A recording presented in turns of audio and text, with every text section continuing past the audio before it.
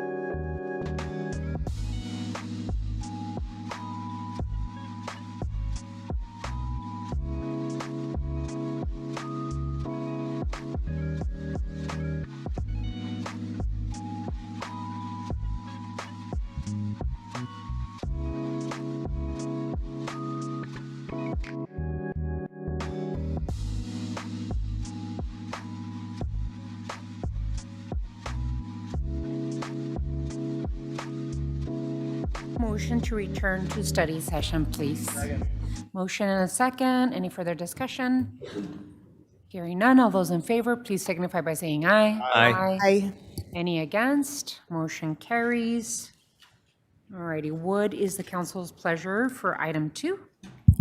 Honorable Mayor, members of council, an appropriate motion would be to proceed as discussed in executive session to authorize the mayor, city attorney, and the city manager to file and/or join comments on the draft Colorado River Environmental Impact Statement, and 2, enter into all negotiations necessary and desirable for 1, an in-state response to the current interstate negotiations and any possible reductions, including in-state mitigation and corresponding compensation, 2, supplementing Central Arizona Project water by contract, and 3, obtaining a state land cap allocation to add to our current contract. Your Honor, I'd like to move this motion and let people know that Tucson leads the way on this stuff. There is a Second. motion, there's a second. Any further discussion? I just want to congratulate the team that has been working on this diligently for many, many years. Our city manager, Tim Tamur, our Tucson Water Director, John Kimmick, Chris Avery on the city attorney side, and many, many, many, many others I know. But thank you so much for your hard work in protecting the water resources of Tucson. So any others? Hearing none, all those in favor of the motion, please signify by saying aye. Aye. Aye. Any against? Motion carries. All righty. Now we move on to the next item, which is item 3. Time has been set aside for an update on the 2026 budget and discussion on the fiscal year 2027 budget. Before I send it over to you, Mr. Manager, I'd like to thank you, Assistant City Manager Rosenberry, for bringing us an update today. Each meeting from now till June, we will be discussing and studying our budget and making decisions for fiscal year 2027. I want to remind everyone, as mayor and council, we did take action in October of this past year to make adjustments from our estimated budget to better reflect the actual budget that we are seeing now. We continue to see our revenues impacted by the federal government, by the Ducey era flat tax and federal tariffs. So having up-to-date information is important. We can have additional discussion after, but Mr. Manager, the floor is yours. Thank you. Honorable Mayor, members of the council, thank you for some time today to bring you Chapter 2 of the FY27 budget. This is not the two towers. I started off with the whole Tolkien, Lord of the Rings thing. I'm probably going to drop that after this meeting because it's probably not holding together. But having said that, we do have a brief presentation for you. Joining me here at the table is our Assistant City Manager and CFO, Anna Rosenberry, and our Director of Business Services, Angel Ozomalam. And we do have the materials we'll cover in the form of the slideshow. So with that, if we can bring up the slideshow, we'll have Anna take us off, and we'll tag team the effort here in just a moment.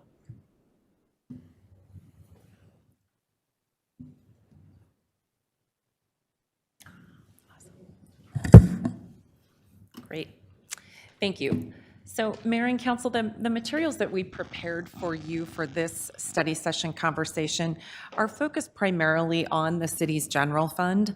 As you recall, we've got a budget of around $2.4 billion, but over 2/3 of that is not flexible general government type of funding. It's money that goes into restricted or special revenue funds that are earmarked for specific efforts. So 1/3 of the city's budget is included or comprised of the general fund, and that's our most flexible general government portion of the budget. And frankly, it's the most difficult portion of our spending plan to put together because there are so many numerous demands on that source of funding within the general fund. So of the $2.4 billion, we're going to focus our conversation on how to develop a balanced plan for about 1/3 of that within the general fund. As the mayor already touched on, and you are well aware, in October of this past year, the city manager presented some spending plan reductions to you because of our need to revise our revenue projections within the current budget, within fiscal '26.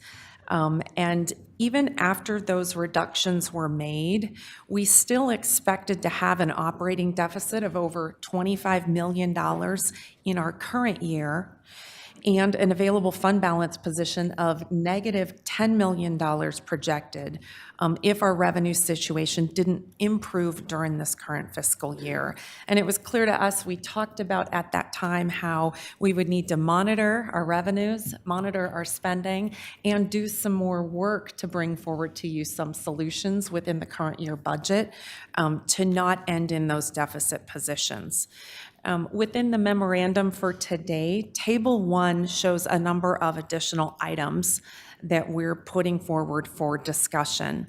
The first two items are items that we haven't incorporated into our 5-year plan here, so they're not in our bottom line yet as we project, but we wanted to present to you as options within our current budget year for spending reductions. Item 1 relates to public safety pension amounts. Our fiscal '26, our current budget includes some pay-ahead amounts that the general fund had planned to transfer into our 115 trust for public safety pensions. This is money that's beyond what's required by the pension system, and we were trying to simply pay ahead on our public safety pension obligations. It's recommended now, in light of our revenue situation within the general fund, that we forego making that extra contribution in fiscal '26, and that would be a spending plan reduction of $7.6 million. Item 2 is from within the manager's office. You have given us updated direction and strategy regarding the public drug use approach and impacts on our city court. We've got a bit more on this item coming on a future slide, but there is a spending reduction of $1.5 million of one-time funds in the fiscal '26 budget that could occur as a result of that revised strategy, new strategy. And so between those two items, we could see spending reductions of a little over $9 million in the current fiscal year that we would like to and recommend incorporating into our future models here as we develop the budget. Item 3 and item 4 are suggestions to put on the table for changes and possible incorporation into the fiscal '27 budget. Number 3 itself, it relates to the workforce development grants. It's a recommendation to not solicit for these 2-year round of grants. That solicitation normally takes place in the springtime. About now, we would be putting out to the public a solicitation for 2 years' worth of grants. If we were to postpone or freeze that program for now, we could achieve savings of $600,000 in fiscal '27 and another $600,000 in fiscal '28. Item 4 is within Housing and Community Development's funding within the general fund. And that's, again, a similar suggestion to forego the general fund portion of the PCHIP grant program in fiscal '27 and '28. There would be savings of $1.4 million in each of those years. Again, the city manager is asking for some feedback from council members on items 3 and 4 as we bring forward a recommended budget for fiscal '27. Another area that we wanted to update mayor and council on, as promised, was information regarding our funding for public safety pensions. There's a number of pages within the memorandum that give you a lot more detail on how the city's police and fire pension works. We fund our pension system with payments to the public safety pension retirement system, as well as contributions into a Tucson 115 trust that is dedicated to public safety pension funding. So we've got those two areas where we have resources available to satisfy our public safety pension requirements. There's two messages that we wanted to give you in particular. On a year-to-year basis, we try to track on how are the investment earnings of the statewide public safety pension system tracking, what investment earnings are being achieved there. This for the end of fiscal 2025, so the year ending this past June 30th, the public safety retirement system had annual returns of 11%, which is really great news. They project that they'll have returns of 7.2% a year, so they achieved earnings beyond what their regular expectation is. That's good news for all of us that participate in that plan. Our own Tucson 115 Trust annual returns were even higher than the state system. We achieved a 12.66% return on what the amounts that we have invested in our 115 Trust. So all of that is really great news as we strive to accumulate dollars to pay current and future pension obligations within these systems. The table that I've included here, Table 3, shows those combined asset amounts as well as the liabilities that we have on the books within those systems.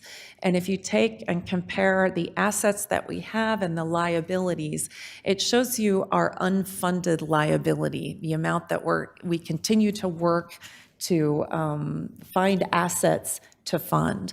And we have a key performance indicator, a KPI that we're tracking on as to how is that funded status improving. And I just wanted to point out to the mayor and council, we established that KPI about this time last year with the work that we did with some actuaries and investment analysts. And that KPI for June 30th was we were trying to hit the 71.4% funded status mark, and we actually achieved a little better than that. So that's great news. We achieved nearly 73% funding status within the program. So it's a good news in a number of different areas in funding our police and fire pensions. Anna, do you have the KPI from 10 years ago? No, I do not. We'll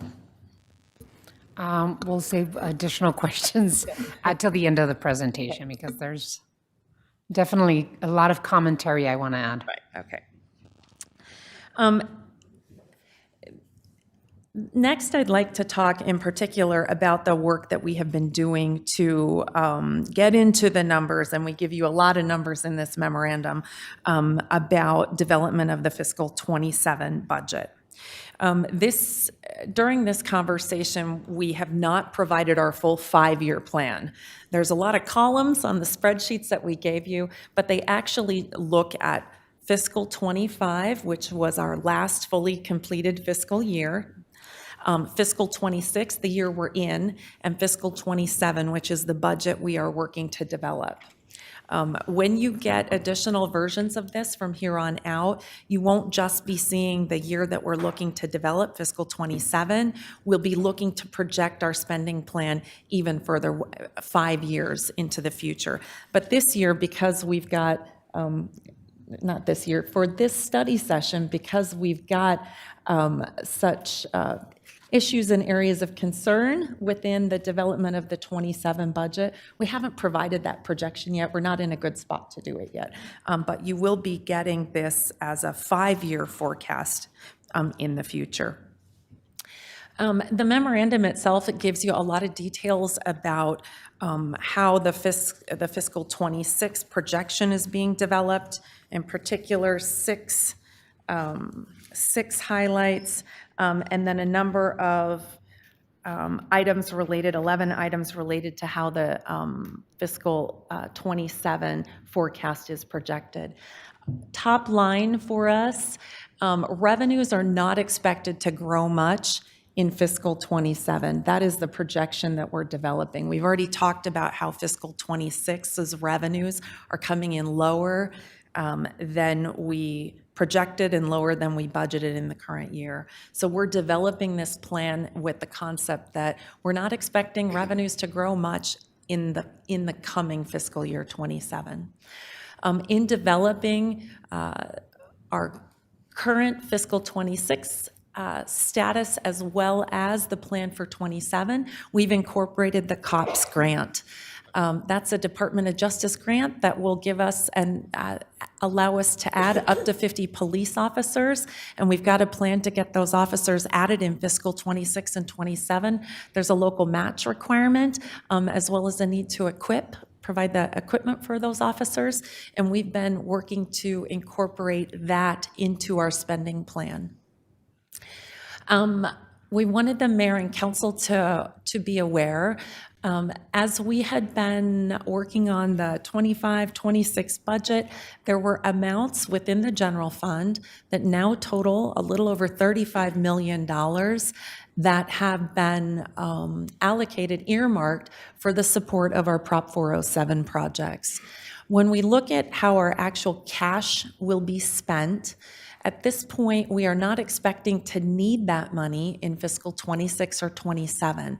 And it's likely that we're actually going to need that cash towards the end of the program in fiscal years 29 through 31.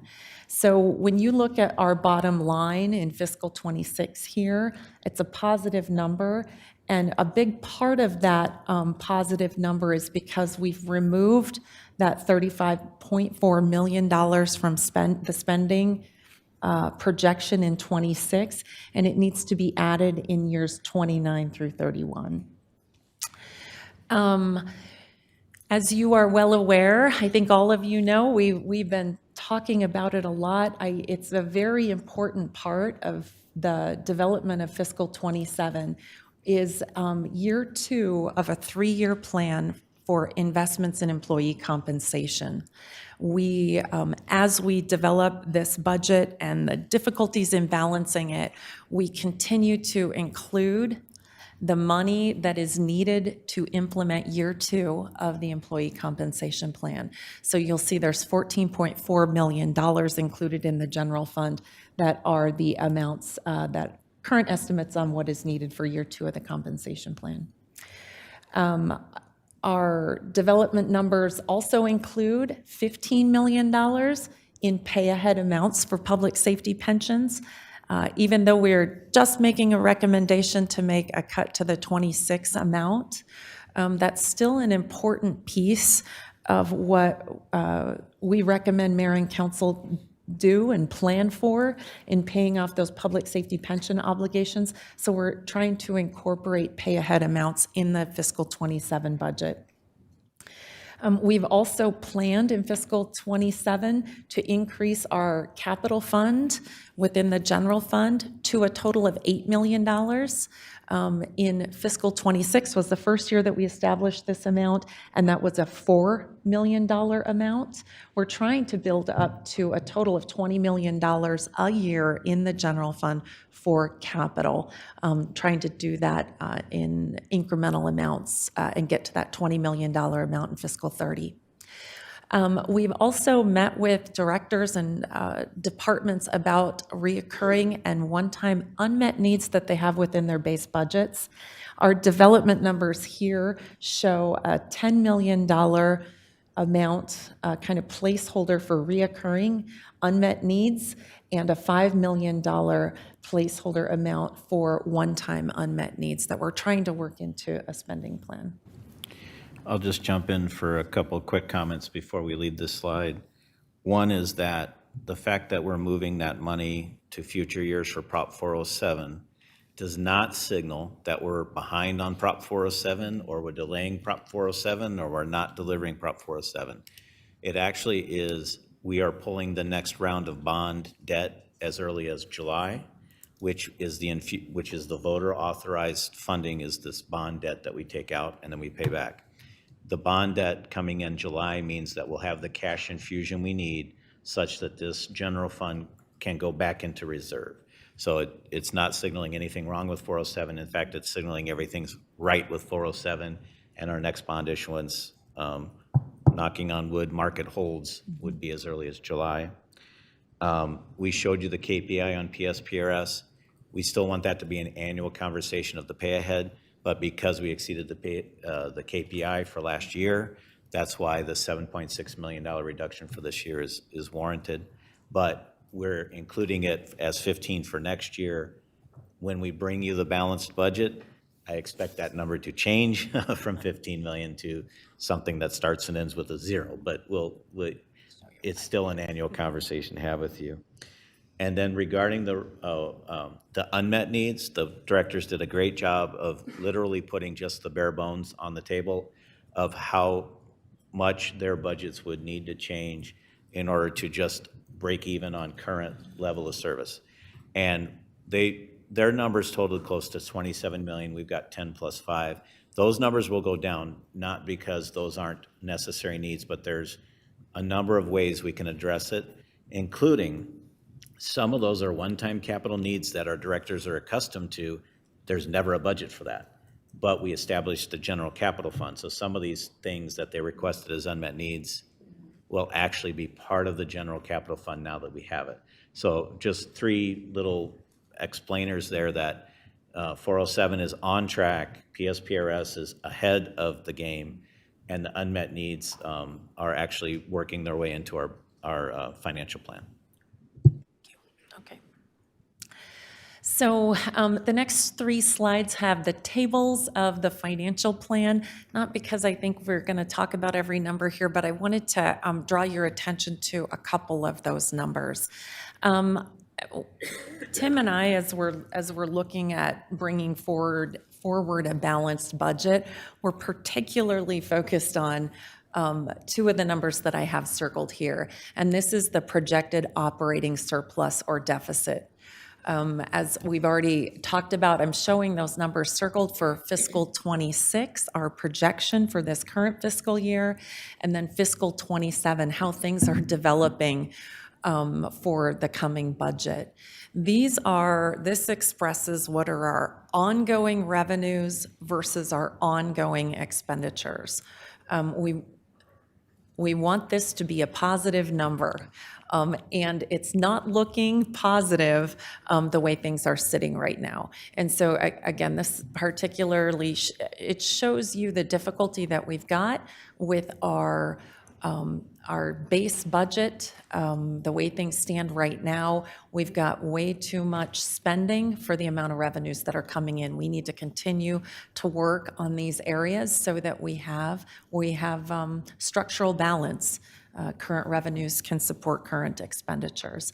The items that come below those operating lines are mostly one-time monies. That's our investment plans, amounts, and then carry forward and one-time dollars. You'll see for the fiscal 27 forecast, we've really reduced the amount of investment plan items. At this point, we've got the voter promises for the Collector Street program and public safety investments, and then transit capital and choice grant matches, so federal matching amounts. But that's basically all the investment plan items that we've worked into the forecast at this point. And then I'll show you one other number. So then when you get to the bottom of this financial plan, bottom right hand is our projected year-end available fund balance. And that number should not be that negative. Right now, everything that we've got on the table, we would be in a negative $67.5 million position for available cash in the general fund. And so we've got, it just indicates that we've got a lot of work to do here in the next couple of months as we look to bring you the recommended budget that is balanced within available resources for presentation to you on April 21st. So we wanted to talk a little bit about some of the details of the Safe City Initiative. Tim, did you want to talk about these?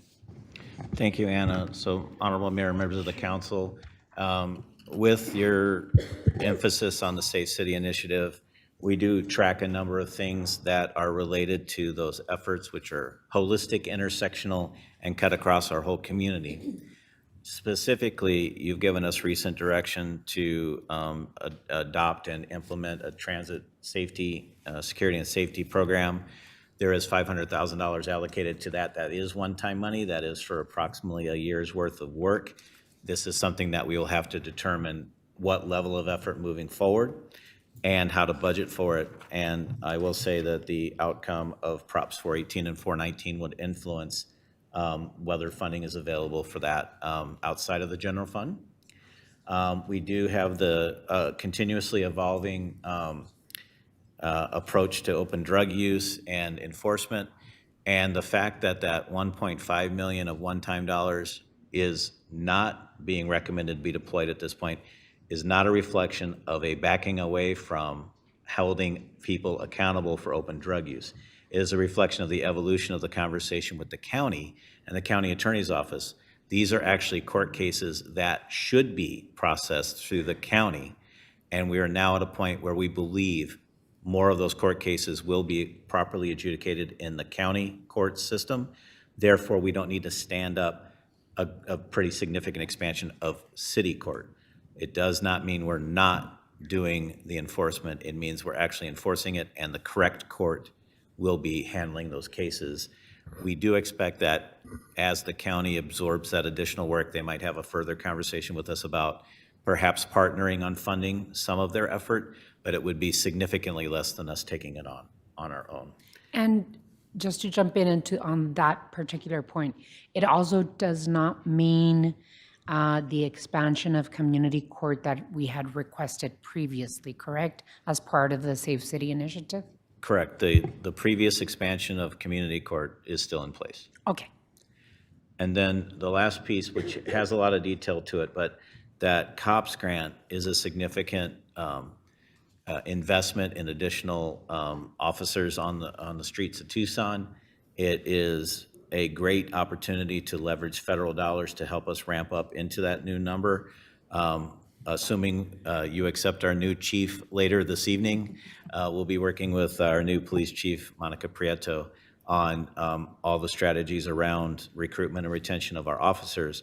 And I will note that we've seen actually higher numbers of applicants and higher numbers of successful applicants in the form of receiving offers from the city for our upcoming academies, at least the next one, if not two, which means that all of the investments you've been making in our employees are paying off in the form of a bit of retention, but also making working for the city continuously to be more and more attractive. So kudos to you all for that. And then I turn it back to you, Anna. Thanks. The last portion of this that we wanted to touch on briefly was the work that we have done on health benefit costs for the upcoming year, and a lot of work in particular being done by the Employee Benefits Committee. We intend to have our next study session be a full recommendation from the committee, well, from the committee to the city manager to the mayor and council. So I won't spend a lot of time on these items.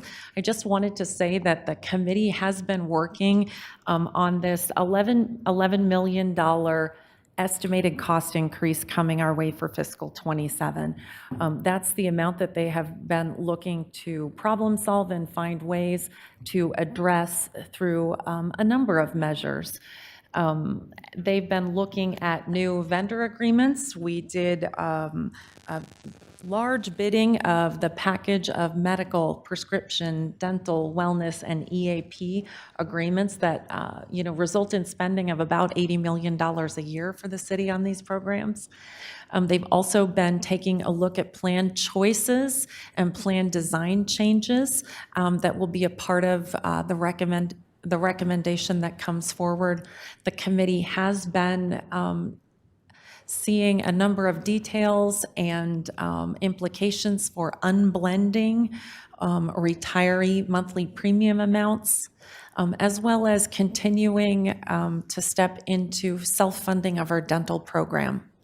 There are two areas that we've talked about multiple times in the past that the committee admittedly hasn't had a lot of time to discuss in a lot of detail, and I think these will be the beginning of the work that they consider after we get through open enrollment here for next year, and that's the creation of a basic health plan, a different plan choice that might be an even lower cost option than options that we have now. That's something we've discussed in the past. We didn't get to make a lot of headway on it this year as we worked on those new vendor agreements, and then continuing to try to identify the lowest cost prescription drug options that we can offer our employees and members of the plan. So we'll continue work in those areas, and again, you'll have a full detailed recommendation for health benefits for our next session.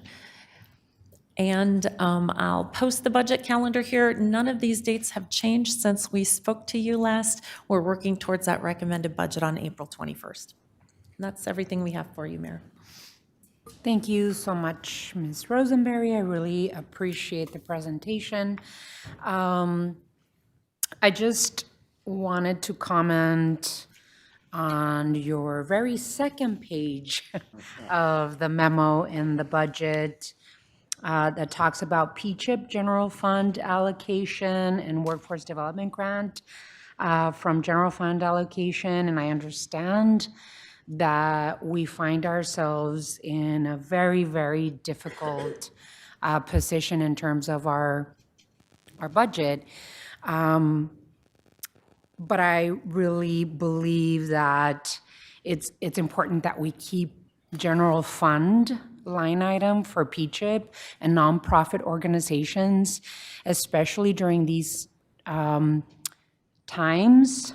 This particular federal administration, the Trump administration, is really going after a lot of the safety net programs that serve our most vulnerable in our community.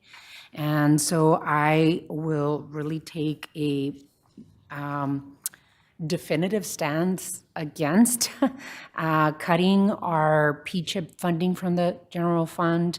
I would love to see a list of the nonprofit organizations that receive funds from PCHIP in our general fund. And I'm just, it's giving me, this conversation is giving me flashbacks of our last economic downturn with a very, very different mayor and council.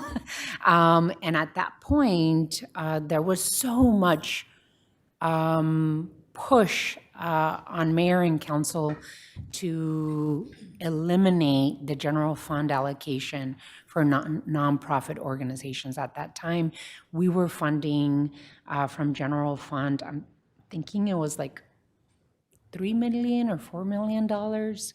And one of the things that we asked to do was to not get rid of the line item. And, you know, it took a cut. It took a devastating cut, but we didn't undo it. And when we were losing $75 million at that time, I think we can hold on to it during this time and try and figure out how we work, you know, to make sure that we preserve these funds. So I just wanted to start off like that. Yeah, I mean, we're going to, of course, make some concessions, but I think it would be a big mistake to remove the PCHIC funding and the workforce development funding from our budget. One question that I have is A few questions. When you talk about Proposition 407 support and moving it to fiscal years 29 to 31, you are talking about selling bonds to fund our parks and recreation and connectivity projects in the city of Tucson, correct? Honorable Mayor, members of the council, that's correct. The Prop 407 is primarily funded through that voter-approved bond program. These dollars are additional dollars set aside by the mayor and council to make sure we have successful delivery, because the overall cost of the program is likely to exceed the authorized bond amount. Because of the costs in construction costs. That's correct, Mayor. Okay. But when you say we're going to sell bonds, it's we're going to the market to purchase bonds, right? I mean, That's correct. We are So that buying we the can- bonds, not selling them. yeah. We're selling them. We are sell issuing bonds, the debts. but they're It's in the issuing, we're purchasing money, basically. Okay. Correct. So when do the 407 bonds expire, the initiative? I believe the current year is 2028 is the length of the program, but we can issue the debt up to that point and then expire, and then use the dollars for at least 3 years after we issue the debt. So we can Okay. borrow up till 2028 and still use it through 2031. So we don't have, it's not as urgent, because I thought it was going to be 2027. So it's not as critical urgent for mayor and council to consider another election for parks improvement to the voters. That is correct, Mayor. The 407 program, while it had a beginning and an end as far as the program itself, there's no urgency to renew it at this point, because there's plenty of work to be done even beyond that date. Okay, so we don't need to go out to sell an initiative to the voters until maybe 28? For the needs of the Parks and Recreation and Connections, that's correct, Mayor. Okay, just wanted to clarify. And then on the 15 million in pay-ahead amounts for public safety pensions, that you still have it in the 27 budget, just wanted to ask, we don't need to absolutely necessarily include that 15 million in pay-ahead for the PSPRS, correct? That is correct, Mayor. That'll be one of the very first refinements we do Yeah. as we move toward a balanced budget. And then in terms of the capital fund, you've budgeted $8 million in 27. Is that a similar issue that we can look at the 8 million, or are you recommending $8 million? I'm just trying to figure out how much exactly we absolutely need on the capital fund. Honorable Mayor, members of the council, currently the recommendation as we build the balanced budget is an $8 million allocation to the general capital fund. We have allocated now projects that consume the $4 million from the current fiscal year, plus some of the unmet needs that I alluded to, and we will show you a full description of all unmet needs. Okay. They are beginning to be allocated to the $8 million, but that if the $8 million is cut back, then those projects would be cut back as well. But we'll show you explicitly everything that's in or out. Yeah, I mean, I want to make sure that we're not, salivating for funds when they're already being put to use. That's why I ask about the 8 million versus could it be less, just based on the needs. I would love to be able to see that list. We've received it before, but I think that it's important that we hear from you all what is absolutely necessary for the expenditure of that capital fund. Okay, and then the other piece that I wanted to ask more of an explanation, I understand it, but I think that it's good for the public to hear, is on the investment plan piece. There is a public safety equipment, vehicle apparatus, and facilities. There's a 24.9, almost $25 million for that one for fiscal year 27. And then there's a $4 million collector street program for fiscal year 27. that is not flexible spending. Can you explain why? Yes, Mayor. The Collector Street and the Public Safety Investment Plan items were amounts that were promises made to the voters at the time that the city was asking the voters to consider Prop 411. So at that time, the mayor and council said to the community, as a part of us or you approving amounts for neighborhood streets, we would have resources available within the general fund to make ongoing 5 years of investments in collector streets, as well as public safety equipment. And those promises were made in what form? The truth in taxation. Honorable Mayor, members of the council, that was in the truth in taxation. So it actually became a mayor and council adopted promise. And when the voters adopted or approved Prop 411, it became as written a commitment to the community, just like the use of the tax dollars. So it's a written commitment that voters approved along with Proposition 411 through the truth and taxation. So the $4 million and almost $25 million for public safety equipment is not flexible. This is something that we have to expend. That's correct. That it is not flexible, and the 28 or the 25 million or whatever becomes the FY27 of the public safety. The actual commitment to voters was 90 million over 5 years. That dollar amount shown gets us to exactly 90 million. And then on the collector street portion, it's 4 million a year plus from the general fund plus 11 million a year of HERF dollars. So it's actually $15 million a year over 5 years is the collector street portion. And so the HERF funds are encumbered in the same way that the general fund is. Okay. All right, I'll open it up for questions. I just wanted to make sure that we clarified some and had some questions. I'll start with the vice mayor. I feel like the mayor covered a lot of what I was kind of thinking, also not zeroing in and these line items for a lot of our nonprofits who we've done a lot of work to get them to address a lot of our unsheltered homelessness needs. And so I also do not want to get rid of that. Let's see, in that same vein about this 5-year investment plan, when is year 5 of that commitment? Honorable Mayor, members of the council, FY27 is essentially year 5.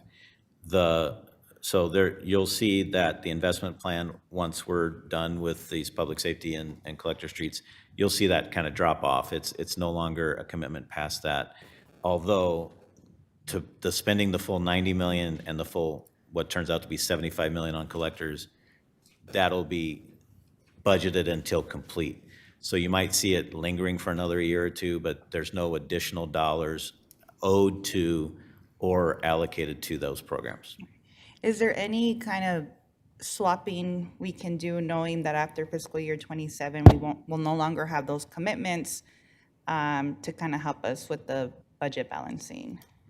Honorable Mayor, Vice Mayor, the answer to that is yes, and I'll explain why in 2 ways. One, on the collector street side, depending on the outcomes of Prop 418 and 419, that could be an additional arterial reconstruction component, could be qualified toward collector streets. And then also, once we no longer have the 4 of general fund plus 11 of HERF, that 11 of HERF, $11 million per year of HERF actually becomes now more flexible in how we'd use it for needs of the community. The other thing is, as we build the general fund capital fund, and if we continue to fund it, that now becomes the funding source that we've traditionally relied on going to the voter every time. Mm-hmm. If we build that capacity, then we actually have a fund we can use flexibly on whatever the general fund capital needs are. Okay, thank you. Any others? Councilwoman Lee? Thank you, Mayor. Well, just as passionately as my colleagues are with P-CHIP funding, I am just as passionate about not jumping to cut the public drug use funding, and here's why. While we did receive the memo from Chief Kazmar on January 20th in lieu of a study session item where he indicated progress with the county attorney's office, I spoke to him before he retired and dug a little deeper in what actually we need to do to keep moving forward, because there is some work that needs to be done. So Kevin, I brought a prop today. It's just paper, but I brought a prop.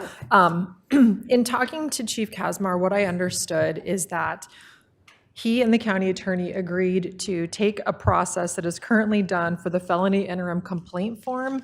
This is currently filled out on a PDF file on a laptop, and then it is attached to an email and it's sent over to the jail. So it's a bit clunky of a process. So what they agreed on as an important next step is to either purchase or create, likely purchase, a system where TPD, as well as other jurisdictions, so this is not just for us to do, it's something I think we need to talk to the county about at our joint meeting, but a system by which our officers can input this directly into a piece of software. It zaps over to the jail automatically, and somehow this is an impediment to the capacity and the ability for these cases, more of these cases, to be charged, prosecuted in the proper court. So this is an actionable item that we're going to need to start working on to understand how to get this done. And this could be a multi-month process.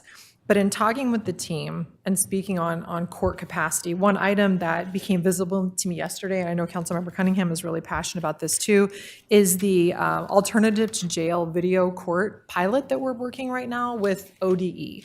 So what I understood from talking to the team yesterday is that there's only about 2 hours a day, Monday through Friday, where this capability is online. And it's not the same time every day. So when our guys and gals are out in the field and they have an opportunity to use this system and quickly get someone in front of a judge for their initial appearance, it might not always be an option. So in order to truly measure whether this pilot is something that we want to continue doing, the recommendation that I would like for us to explore and possibly use some of this funding is to scale court in such a way that there is a judge available during those core hours, Monday through Friday, so that whatever our folks are out in the street and they come across somebody, they have the opportunity to sit them in front of a judge for initial appearance right there. So I think that's an opportunity that will address public drug use and other public safety issues in our community and allow us to really kick the tires on this pilot and see if it's something that we want to do citywide. So I just wanted to put that on the table before we quickly swipe that $1.5 million, because there is still a need. And Mayor, when we talk about agenda for our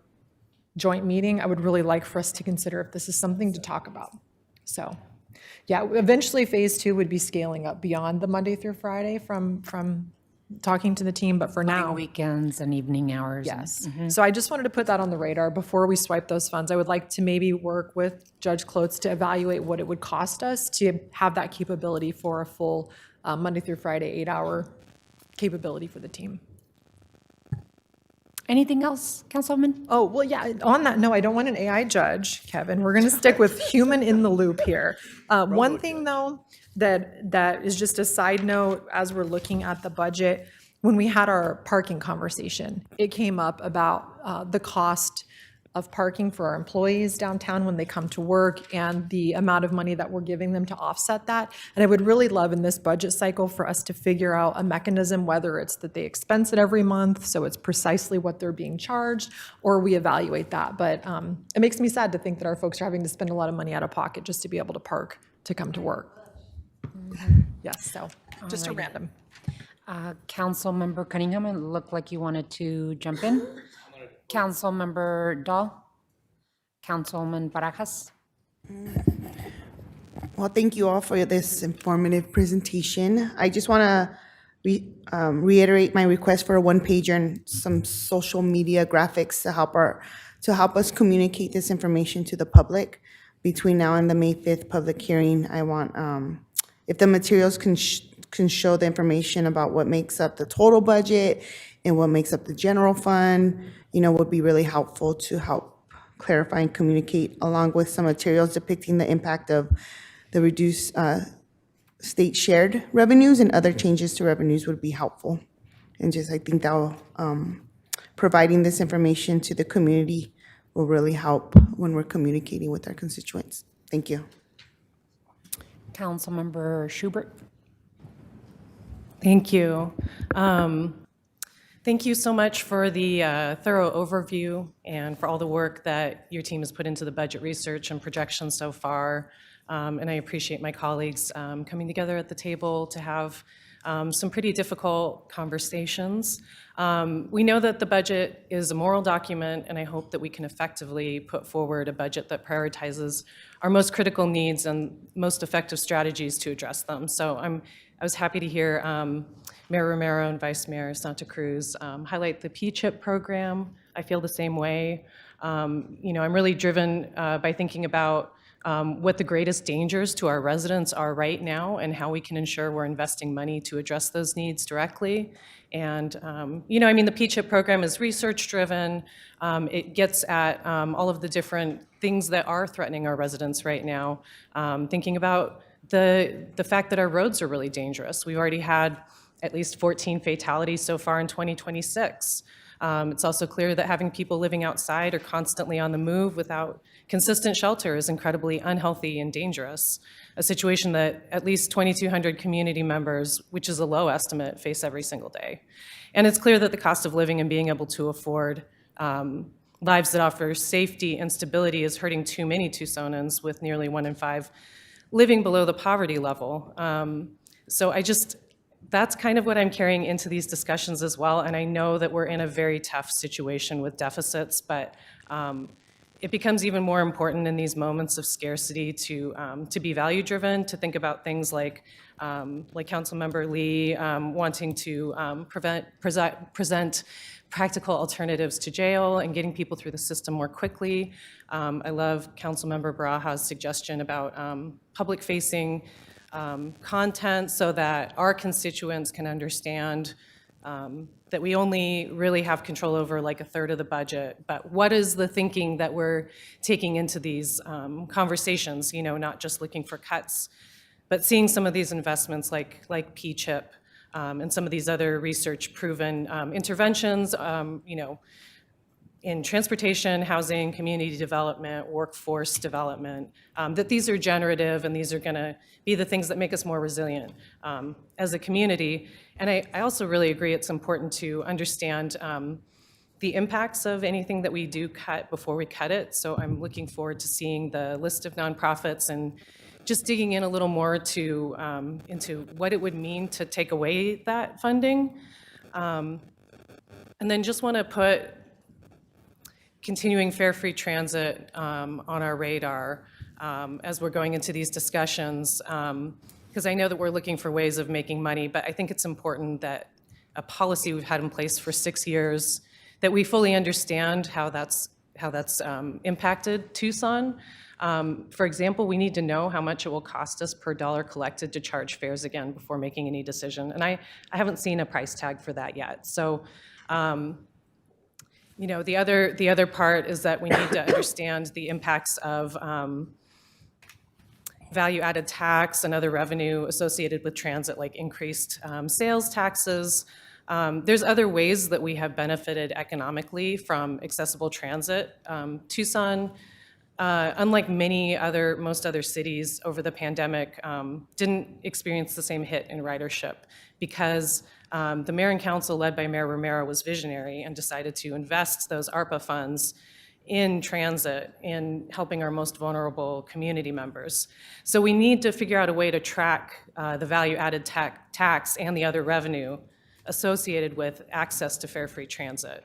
Right now, our cost-benefit ratio in Arizona for transit is 2.21, which means that we're gaining $2.21 in benefits for every dollar invested in our system. I don't want to take something like that away. I can't think of a lot of other things that are doing that for us.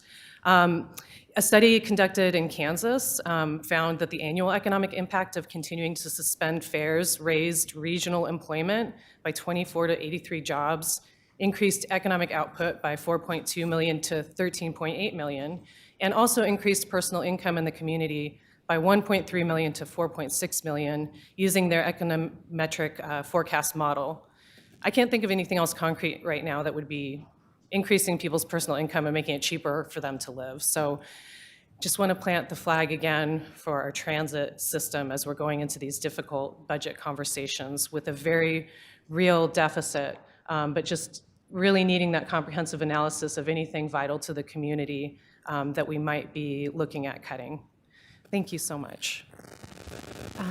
Councilmember Cunningham and then Councilmember Dahl.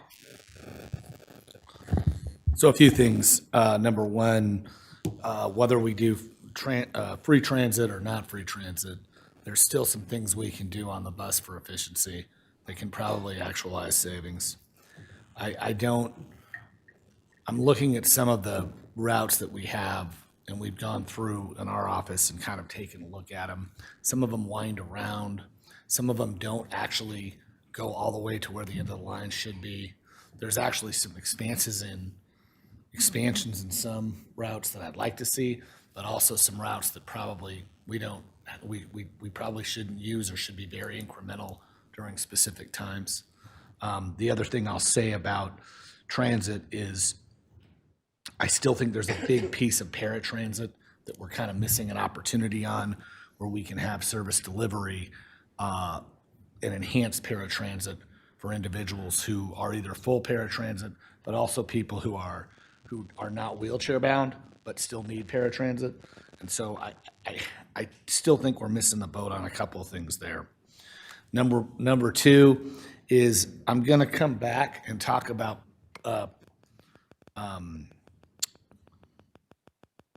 procurement. And I think the procurement office, in meeting with them a couple times, they have the best intentions and best practices in mind, but I think we can be innovative. And I don't really want to do a full audit on every single contract we have, but I think we should definitely be able to evaluate our quality control and what value we're getting through our contractors, our consultants, and through our procurement practices, especially in some of our one-time projects. I think there's some actualized savings, not only in one-time capital money, but also sustainable money that we can forego in. And so those two are pretty low-hanging fruit. We also have some one-time money included into the expenditures in this budget that's part of that $26 million deficit for this year. And I think we can kind of, as you present next time, why don't we back that out? And the reason I say that is that I'm more than happy to drop one-time money for one-time money. I don't want to, really, to me, as I read this, and I'm looking this first glance, we haven't had a private briefing on it, but I think that 26 number is more like a 22 number right now. It looks like we blended some one-times in there. Maybe I'm wrong, but as I see it, I think there's opportunity to back out some of that one-time. And we're really looking at 2021, plus we've got some measures coming in that haven't come to fruition with how we're going to advance some of our new fees that we voted on. All that being, so I have some questions about that. Where is this factoring in whether we change fees for next year? You guys aren't when you guys did these numbers, you didn't make any of those projections yet, did you? Okay. Honorable Mayor, members of the council, the general fund revenues that the mayor and council enacted just a couple of months ago are projected in this projection. About half of it for FY26 because they were enacted mid-year, and about 8 million in next year's projection. So they are factored in. We also have parks going out to look at their fees that hasn't been enacted yet, correct? Anything you've not enacted yet is not in there. Okay, so that brings me to the last part, speaking of, and this is all your fault, Tim, from our meeting yesterday. We have some water and irrigation projects that we spend in parks, and I think there's an opportunity to have some of that cost shared with the Water Enterprise Fund. That'll give us some relief in the general fund and part of this budget. We have multiple capital projects going on with irrigation in the parks through not only 407, but our ongoing upkeep.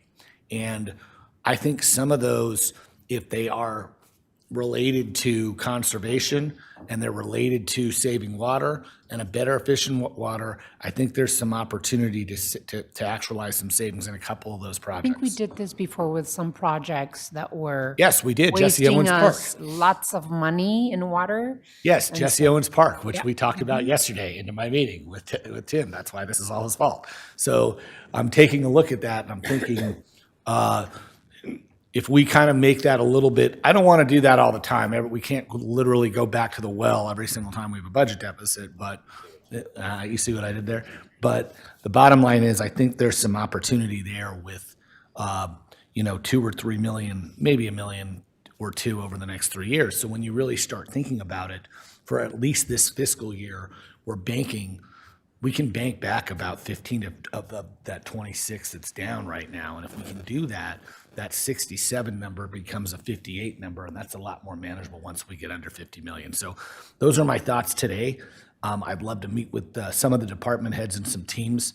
I've also got some things we can take a look at with our shifts and our shift work, where we may be able to, A, provide a better service delivery, but B, maybe even save some money on how we deliver that service. So those are some things off the top of my head. In the meantime, Angel and Anna, you're doing an amazing job as far as keeping us surprised and being very realistic about what we have in store for us. So thank you. I appreciate the solutions-oriented commentary, Councilmember Cunningham. Councilmember Dahl. Thank you, Mayor. Just want to talk a little bit about P-CHIP because it's a different sort of process. There is a list available of who are currently funded, and I think it's important when you look at that list, there's a column that says where that money's coming from. Only some of it is general fund, some of it's CBDG, which is either a nightclub or a funding source. Some of it comes from environmental. There's other sources. It's a 2-year process, and it's a process that involves some stakeholder meetings getting together and making recommendations. When I was first here, the recommendations came right to us. Now there's a little bit of time for us to give our feedback and experience. Some of these are groups that we've supported for a long time, and we kind of need to support them because they're our partners. And I think that's all I wanted to say about P-CHIP is to set the stage. But to emphasize, what's on the list you're seeing is what's currently this year and last year, but it may not necessarily be for the next 2 years. I just wanted to also commend you, Mr. Manager, and your team. And I want to also thank Laurice Walker and the department leaders that led the effort to hold budget town halls this fall. I'd love to be able to hear from Laurice and the team to talk to us about what they heard from, and they did one around, they tried to do one in every ward and across the city. And so I would love to be able to get that input from the budget town halls. I know that we had, my office organized a youth budget town hall. I would love to hear what they also had to say about our budget and their priorities as well. We're about to have a retreat with mayor and council to talk about our priorities and how to establish those priorities into our budgeting process. That's why we wanted to have it early on in the budgeting conversation so that we could try and establish those priorities that we all bring to the table. But I really like to hear what the budget town halls, the conversations, the priorities that our community brought to the table there. So I saw some hands over there. So Councilman Lee, go ahead. Thank you, Mayor. Just a super quick follow-up question to Councilmember Schubert's point on the study that's being done. Tim, on the 11th, 7 days ago, I sent eight questions to the team about that study, what was being done with it, what the estimated time to completion is on that, just so we have it at the table when we talk about this conversation. So I haven't heard anything back. I did ask also that we look at the other side of the coin and any costs associated with retail theft and other issues that the community has been talking about. So we're looking 360 degrees at the economic viability and what we want to do with the transit fare. So do you have any idea on when that's going to be completed so that we actually have that in front of us? Honorable Mayor, members of the council, Councilmember Lee, you'll get the answers to your first 3 questions by the end of the day. We actually had those yesterday. They should have gone out. They'll go out by the end of today. The other questions are in development because they related to the scope of the work. That's in discussion, and we will bring that forward to the full council. Perfect. As soon as we actually have that information to share.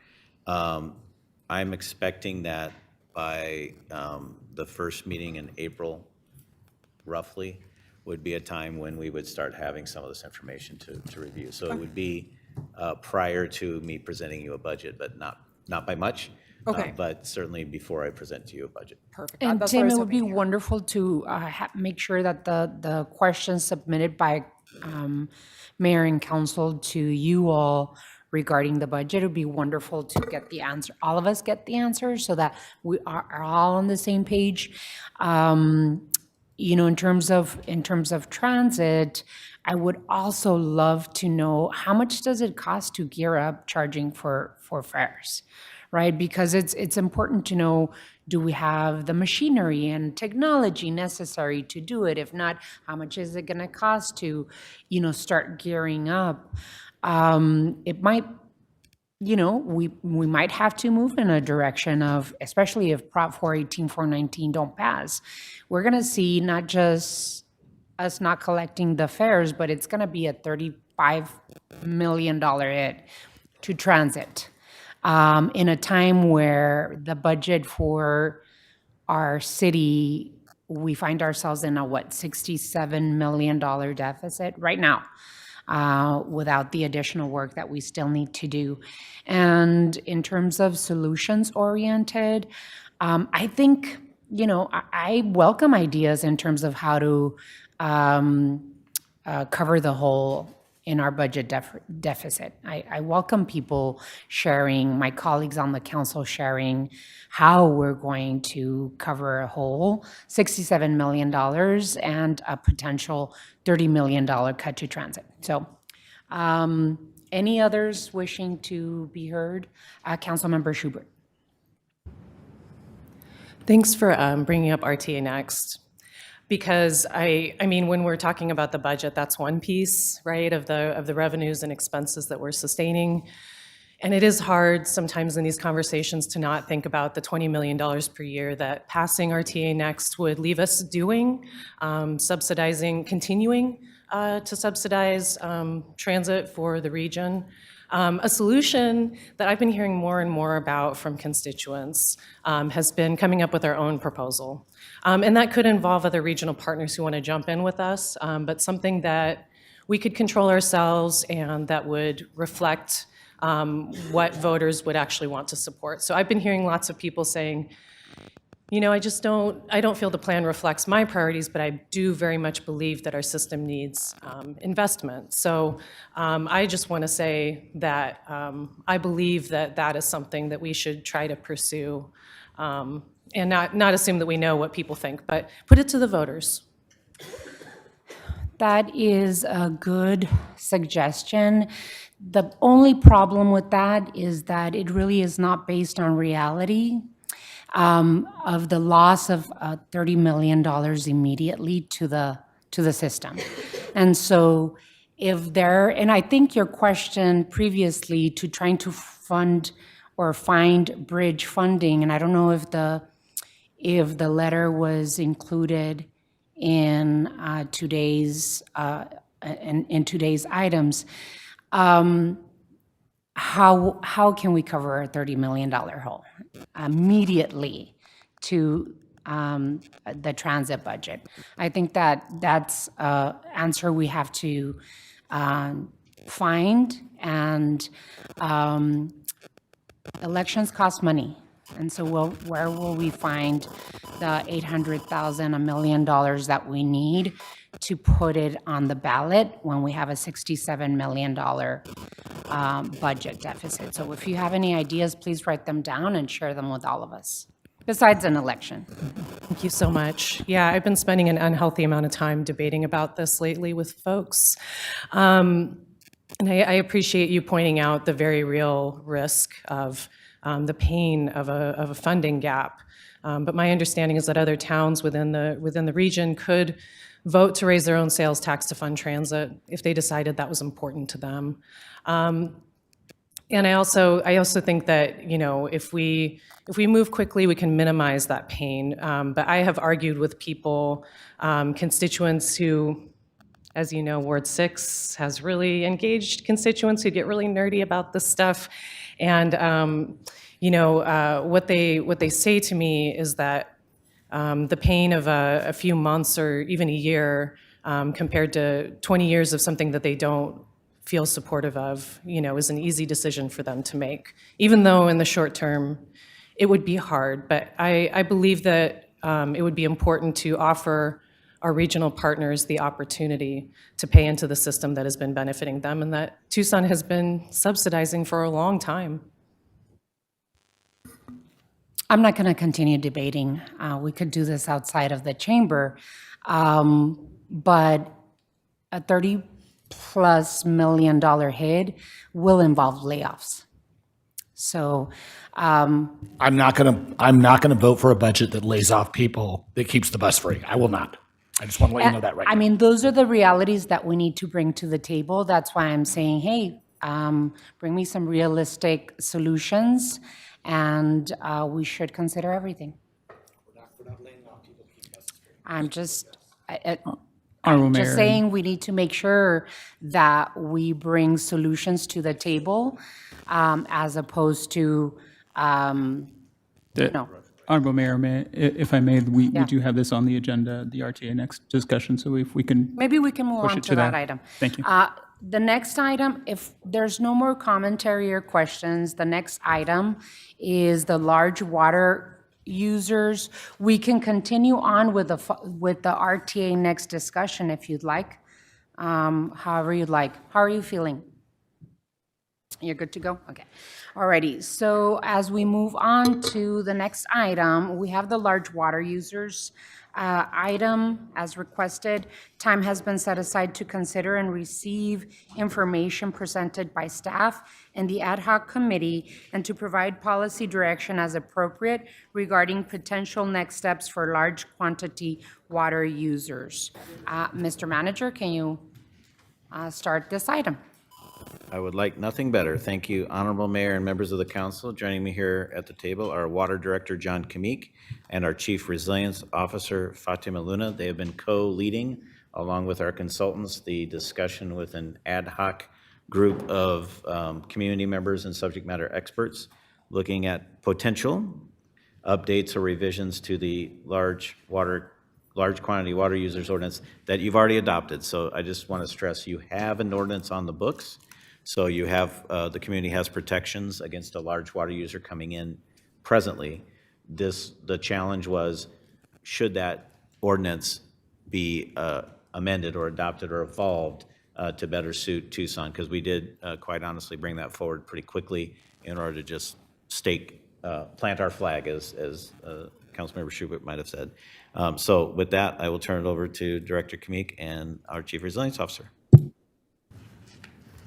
Thank you, Honorable Mayor, members of council. As the managers pointed out, Fatima Luna, our Chief Resiliency Officer, and myself were directed in August of 2025 after the initial adoption of the Large Quantity Water Users Ordinance, Ordinance number 12188, to put together lead an effort of community-wide stakeholders in this area that would be interested in the use of water that may come to the Tucson region and the Tucson water service area that would be considered a large quantity water user, and to look at the ordinance that was adopted in August of 2025 to see, as the manager stated, any potential refinements or revisions that may make sense with the input of our community, and then bringing that forward to council. So between the months of October and December of 2025, Ms. Luna and myself with Southwest Resources, a non-biased facilitator, we ended up having 4 meetings with community stakeholders from a broad spectrum across the community, as well as CWAC members representing your offices were also invited to participate as well. We originally thought it would be done in 2 meetings. It ended up taking 4, but in short, it was all very, very good, healthy discussion. We believe, in discussion of not only the ordinance itself, but how the city of Tucson and Tucson Water are prepared, essentially, in the future to be able to handle potential large quantity water user coming to our area, and now having some guardrails in place to help give the real strong conservation ethic that would be associated with that and the expectations of our community. So of interest, what came out of the process, just to summarize some key policy discussions, is one of the items that was talked about quite often was the threshold level.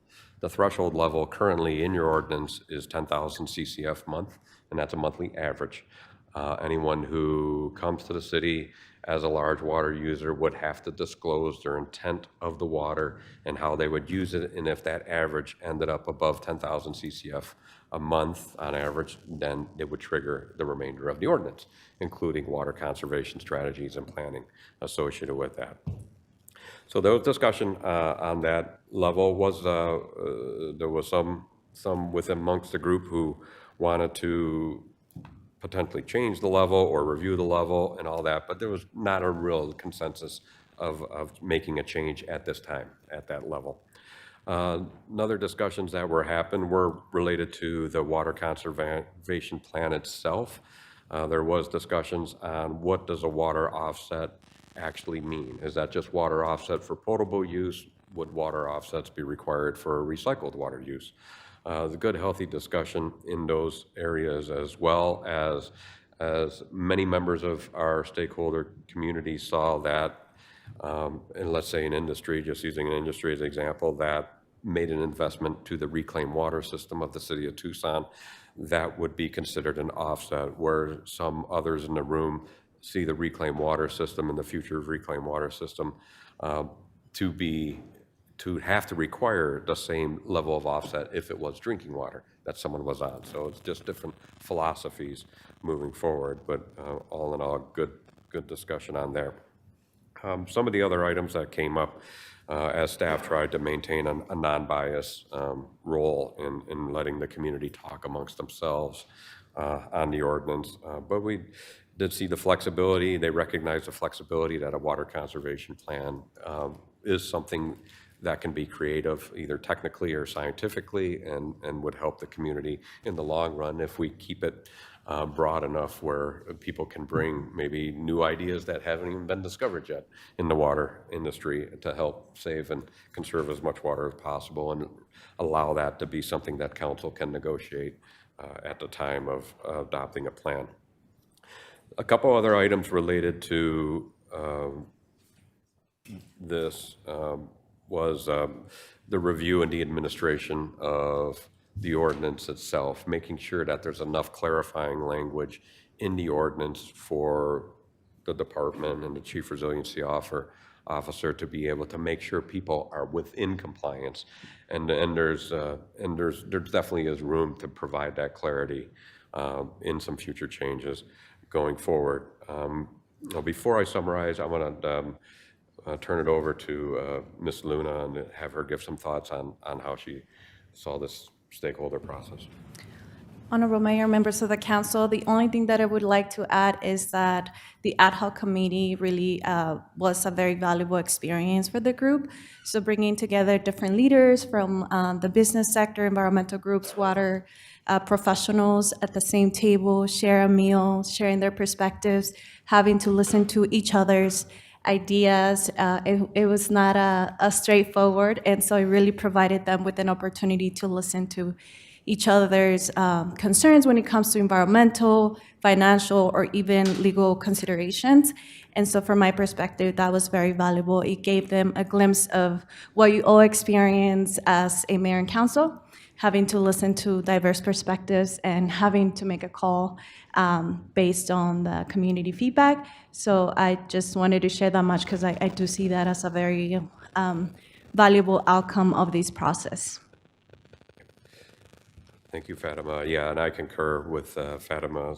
It was very interesting to have these meetings. It was very enlightening to see all the different people at the table having, like Fatima said, having food together and agreeing to disagree and being polite and receptive to hearing different people's views. So it was a very worthwhile experience for multiple reasons to do this.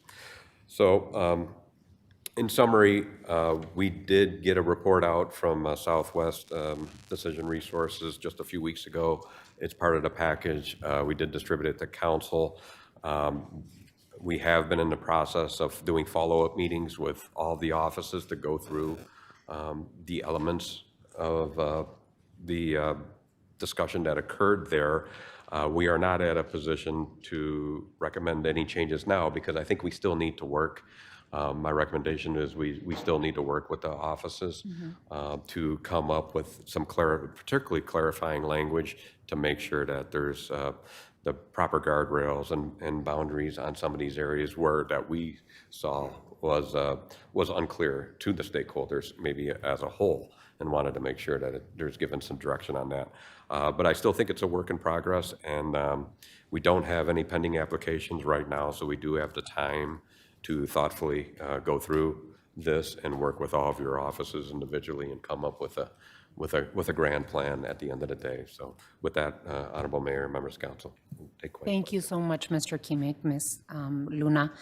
I just wanted to remind all of us, one of the reasons why we adopted the large water users ordinance immediately last summer was because we wanted to create guardrails for the community in terms of large water users.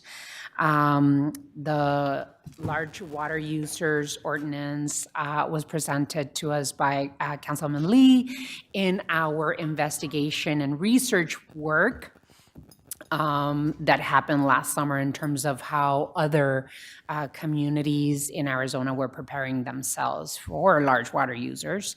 And so I just wanted to thank Councilman Lee. We did a lot of talking to each other and comparing notes and comparing what other cities were doing, a lot of research that we did. And all in all, we all felt, because we passed the large water users ordinance unanimously, that we needed to immediately take action and then refine it. And that's what our community wanted as well. And so we wanted to make sure that, you know, that the different stakeholders in our community provided feedback and input. It's been a, you know, a long process to get different stakeholders to the table, months and months of work that many people really dedicated to coming in, sitting down, speaking with each other. Sometimes, you know, having long conversations with people they didn't agree with at all. But I think it was a good exercise. The community was able to give us input, and in us doing our work as mayor and council and as a Tucson Water in the city of Tucson, we can close a lot of loopholes, clarify requirements, you know, make sure that we have a process for ensuring enforcement, and again, make it a living document as we continue to learn from the needs of our community. But also the previous conversation we had in executive session informs, right, us doubling down on making sure that we have a clear policy for our business community in terms of what we as the city of Tucson and Tucson Water expect in terms of responsible water use. I just want to thank you again, Mr. Kimmick, your team at Tucson Water, Fatima, and your team for investing all of this time. I just want to also add that this ordinance, contrary to what some say is not a barrier to growth. This ordinance is really planning ahead on responsible water use and attach economic development, the right type of economic development to water use in our community. So I want to thank everyone that participated in it. I too believe that there's some additional work that we as a team, mayor and council, need to do to define the ordinance and refine it some more. And so really want to hear from my colleagues on the council. So we'll go with Councilman Lee and then come back with the vice mayor. Thank you, Mayor. You did a wonderful job, Mayor, of opening that up. And again, the idea was how do we protect our water without putting us at an economic disadvantage for creating jobs? So I also want to thank the staff. You guys put an amazing, diverse group of people. It sounds like group therapy when everyone got together, and that is amazing. So really appreciate all of the folks who took time to sit in one or a few or all four of those meetings. And as you said, Mayor, two things are true at the same time. We just had a conversation about the future of the Colorado River and our need to protect our water. And we also know when the Eller College did their economic outlook luncheon earlier this year that the city lost jobs 2 years in a row, and we were the only city amongst our peers to do so. So we have a very real need to create jobs and create the right type of jobs for Tucson residents and find that balance. John has been really gracious with spending a lot of time with me to helping me get smarter on this topic. And so I want to throw an interesting problem/opportunity on the table as we think about this. And John can say this much better than I can. So if I mess up, John, please jump in. But when we look at our overall system and we look at the reclaimed water, we have 14,219 acre feet of water that flow out of our urban system every year past Trico Road. And for normal people, that's 4.5 billion gallons of water a year on average that leave our system. So to me, that's kind of an issue. If we can solve for that and thinking through as we're doing this work with the large water users ordinance, how do we capture that 4.5 billion gallons of water? Obviously, some of it will go to advanced purification in the future recharge projects, but there's still going to be a significant amount of water that is leaving the urban system. So how do we capture that? How do we make it useful? And how do we put that to work to get the best, highest paying, good jobs as possible with those drops of water? So as we think about that, I just wanted to put this on the table for us to consider as part of the conversation. How can we add the right type of customers to our reclaim system? In terms of next steps, John, I sent you several things last night, but the mayor covered a lot of these as well. I won't put them together in a motion, but really a lot of clarification on anti-evasion concerns, clarifying the definition and treatment of offset, strengthening language to ensure reclaimed water is used to the maximum extent feasible, and providing a comparative analysis of peer cities and other dry cities like ours to look at that 10,000 CCF threshold and make sure it aligns and keeps us competitive from an economic development standpoint. And I appreciate that you guys are going to be working with all of our offices to refine that over the next coming months. I think that's really important. So great job to everybody. Vice Mayor? Hi, thank you, Mayor, and also thank you for all the work to staff and putting this together. It sounds, like it, could be challenging at times. I saw that some of the feedback that y'all gave us was the lack of tribal participation as a concern, for committee members, and I think it is challenging when we're talking about just inviting a tribe to participate in a convening like that might not be, the best way. And so maybe having more one-on-one ongoing conversations with them so that we're implementing that feedback as well. Because I think, I was having this conversation with our city manager yesterday that we can't treat the tribes like they're another stakeholder or a nonprofit. We have to treat them like their own sovereign government entity, and we should be communicating with them as such. So I just wanted to kind of, put some focus on that. I also heard, right, that of the members of the committee, it wasn't always consistent, right, on how many people showed up. So it was hard to kind of carry on a reputable knowledge bank, right, to draw conclusions from meeting to meeting.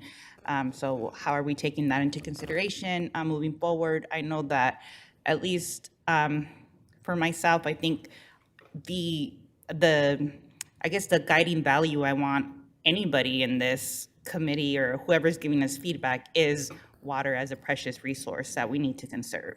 And so if you're already coming into it as like water as a means for just economic development and you're not seeing it as a precious resource, then I don't really care what you have to say.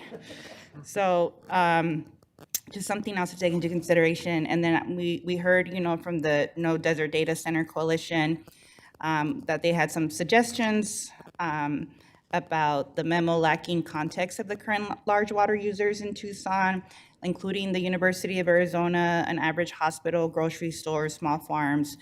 So just having a little more context moving forward. And then finally, just defining, and I think that's kind of what was being shared, total water use that includes potable, reclaimed, and water use for energy generation as well. So just wanted to add that, and thank you for coming to us and saying there's more work that needs to be done instead of, specific language that we need to change at this time. Yep. Councilmember Cunningham? I can't even believe what I'm about to say today because it's so the opposite of what we've been doing for 20 years. I actually want to start with this item. The way you started really concerns me. I want to start with this item and say that this is kind of the impetus of a discussion we've been having for a long time, and it's a little out there, but I think it's important, and we can probably get around it, but unfortunately, there are some entities that use as much as 3.75 million gallons a month, but they don't do it for every month. They do it for like 8 months, and they are recreational water parks, and the city has none. And so in this program, in these guardrails, we don't have a recreational water park in the city of Tucson. And one of the reasons that that's a concern for me is we're a warm weather place that could have a really cool water park, that should have a water park all the time. When I was a kid, we had 3 of them. The other piece is that we have families that literally drive to Phoenix every weekend and abandon our city and don't spend money in our city and don't want to be in our city just so they can go to a water park, whether it's the Wolf Lodge.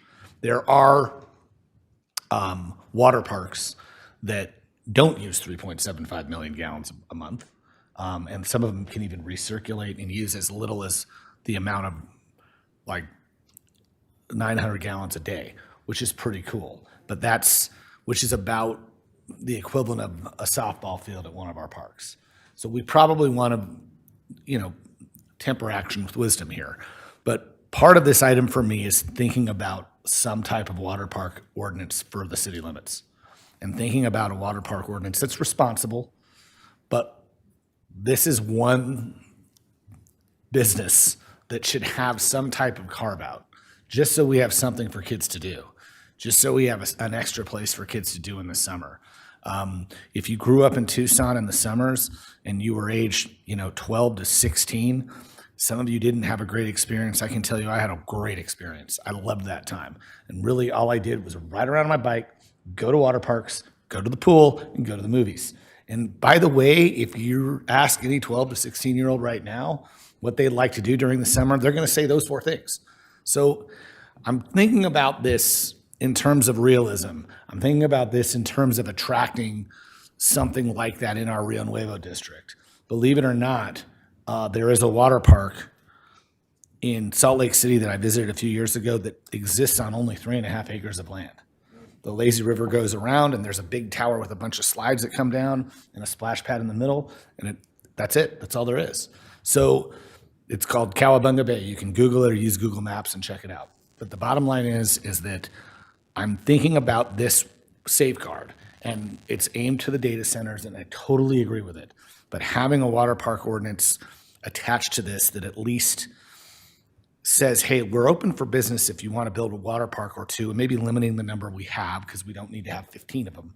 But that would be a really good use of our time. And I see Chris Avery, probably one of the finest water attorneys in the history of mankind, asking to speak. So I invite Chris Avery to the podium. Councilmember Cunningham, Mayor Romero, members of the council. I don't see anything in the current version of the large water users ordinance or in some of the amendments that you discussed today that would prevent a water park operator who conserves water and who is operating sort of state-of-the-art technology for the industry the industry space that they inhabit, from submitting an application to the director of Tucson Water. The director of Tucson Water would then work with the water park owner to verify that indeed the technology that they're proposing to use is state-of-the-art, that the benefits are contained in the application, that the community benefits are contained in the application, that the water is recycled and used as appropriate, that perhaps after it goes to the water park, it goes to replace irrigation use on a park or golf course, right? There are a lot of things that could be done under the terms of the current ordinance that a good, responsible water park order could fit into. The way the ordinance then works is after the water park operator or proposer submits that information to the Tucson Water Director, Tucson Water Director reviews it to see if it is appropriate, asks any questions, try to clear up any concerns, then what's the next step? The next step is that report and that proposal goes directly to you for submission to you to approve or deny. Do they get to customize their rates based on this? So then you get a review of a water park ordinance proposal that comes to you for review that you get to look at in your discretion. And then you get to say, look, this is what we think is appropriate with this. This is how we think this project should work.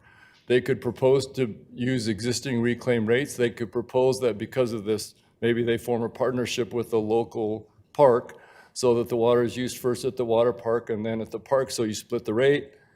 Like, there are some things that you could do under the ordinance as it exists that would be, and that are really cool, and that this ordinance is, when you take a particular example like that and apply it through the mechanism that we have here, you see that it's pretty flexible in terms of you got technology that you think of somewhere here and out of the blue, a water park ordinance here, some other things, but the ordinance is pretty flexible to be able to do that. And that's why I brought this up today, because we don't need to write a whole other water park ordinance. This kind of covers it.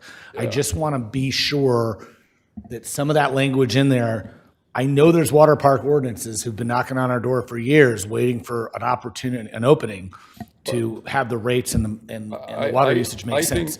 So having that in this, I think, is important. That's all. Yeah, and I think that what this ordinance does is give you space for a responsible water park owner to perhaps meet the criteria and ultimately obtain approval from the mayor and council, and for an irresponsible water park owner to have its irresponsibility apparent to all when that proposal gets here. But the ordinance gives us that protection. The ordinance gives you the... That's why it's important that we take our time and do it well. What the ordinance really does is give you, as a mayor and council, a good set of staff-reviewed, comprehensive criteria and facts before the proposal gets to you, instead of having those, sometimes as we've seen in the past, those proposals get here without all those facts being fully vetted. Yeah, no, I understand. In the interest of time, Paul, I'm going to move on. We have like 10 minutes left, and I really want to make sure I hear from my other colleagues. Councilmember Dahl, and I don't know, Councilwoman Lee, if you wanted to add. If not, we'll move on to Councilmember Barajas. Thank you, Mayor. This is a good start, right track. We do need some more time for us to digest it, talk to each other, and reach out to other people whose voices weren't included yet in the stakeholder process. Water is life. Water is a precious resource, and Tucson has been a good steward of this compared to most any other municipality in the state or nation. We need to keep it up, though. And it was clear when Project Blue came to our community, we heard loud and clear that decisions need to be made about big, large water users, and that's why we took this step. But there's other contexts too. We're reading about the Colorado River. We're knowing that climate change, we're going to need water to keep ourselves cool with climate change, to establish the trees we need. So some very specifics I just want to mention. I don't believe reclaimed water which should be an offset or an in lieu. Reclaimed water is a water resource. It's in our One Water 100-year plan that it's a source of water. And using reclaimed water is expensive in terms of energy.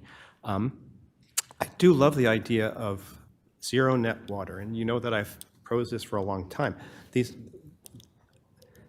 Doing zero net water means our water customers, current customers, are not subsidizing these new users. And the in lieu fees can be great benefit. We know how to do water conservation. We can do it lots of different ways, and we can do it in ways that support our most vulnerable neighbors who don't have the ability to do the water conservation. It would help save their bills. I'm a big proponent of shall, not may in this case, that we need a real penalty, especially against these big folks. We shut water off for poor little people who can't pay their bill. And then we decide to help them if we need to help them. But I like that. It also is part of what we're doing elsewhere with the Bloomberg initiative. We're continuing to think about how do we attract the new businesses, whether they're small or large. Maybe they should use a lot of water like a water park, maybe not. But they create great jobs, and that will be good community members and benefit our community in other ways. It was clear that the data center that came in with their slick hype, their lying and their hiding of information would not be a good neighbor. And I'm so proud to be part of a deliberative body that is taking this step and took that step immediately to prevent that from happening immediately. Thank you.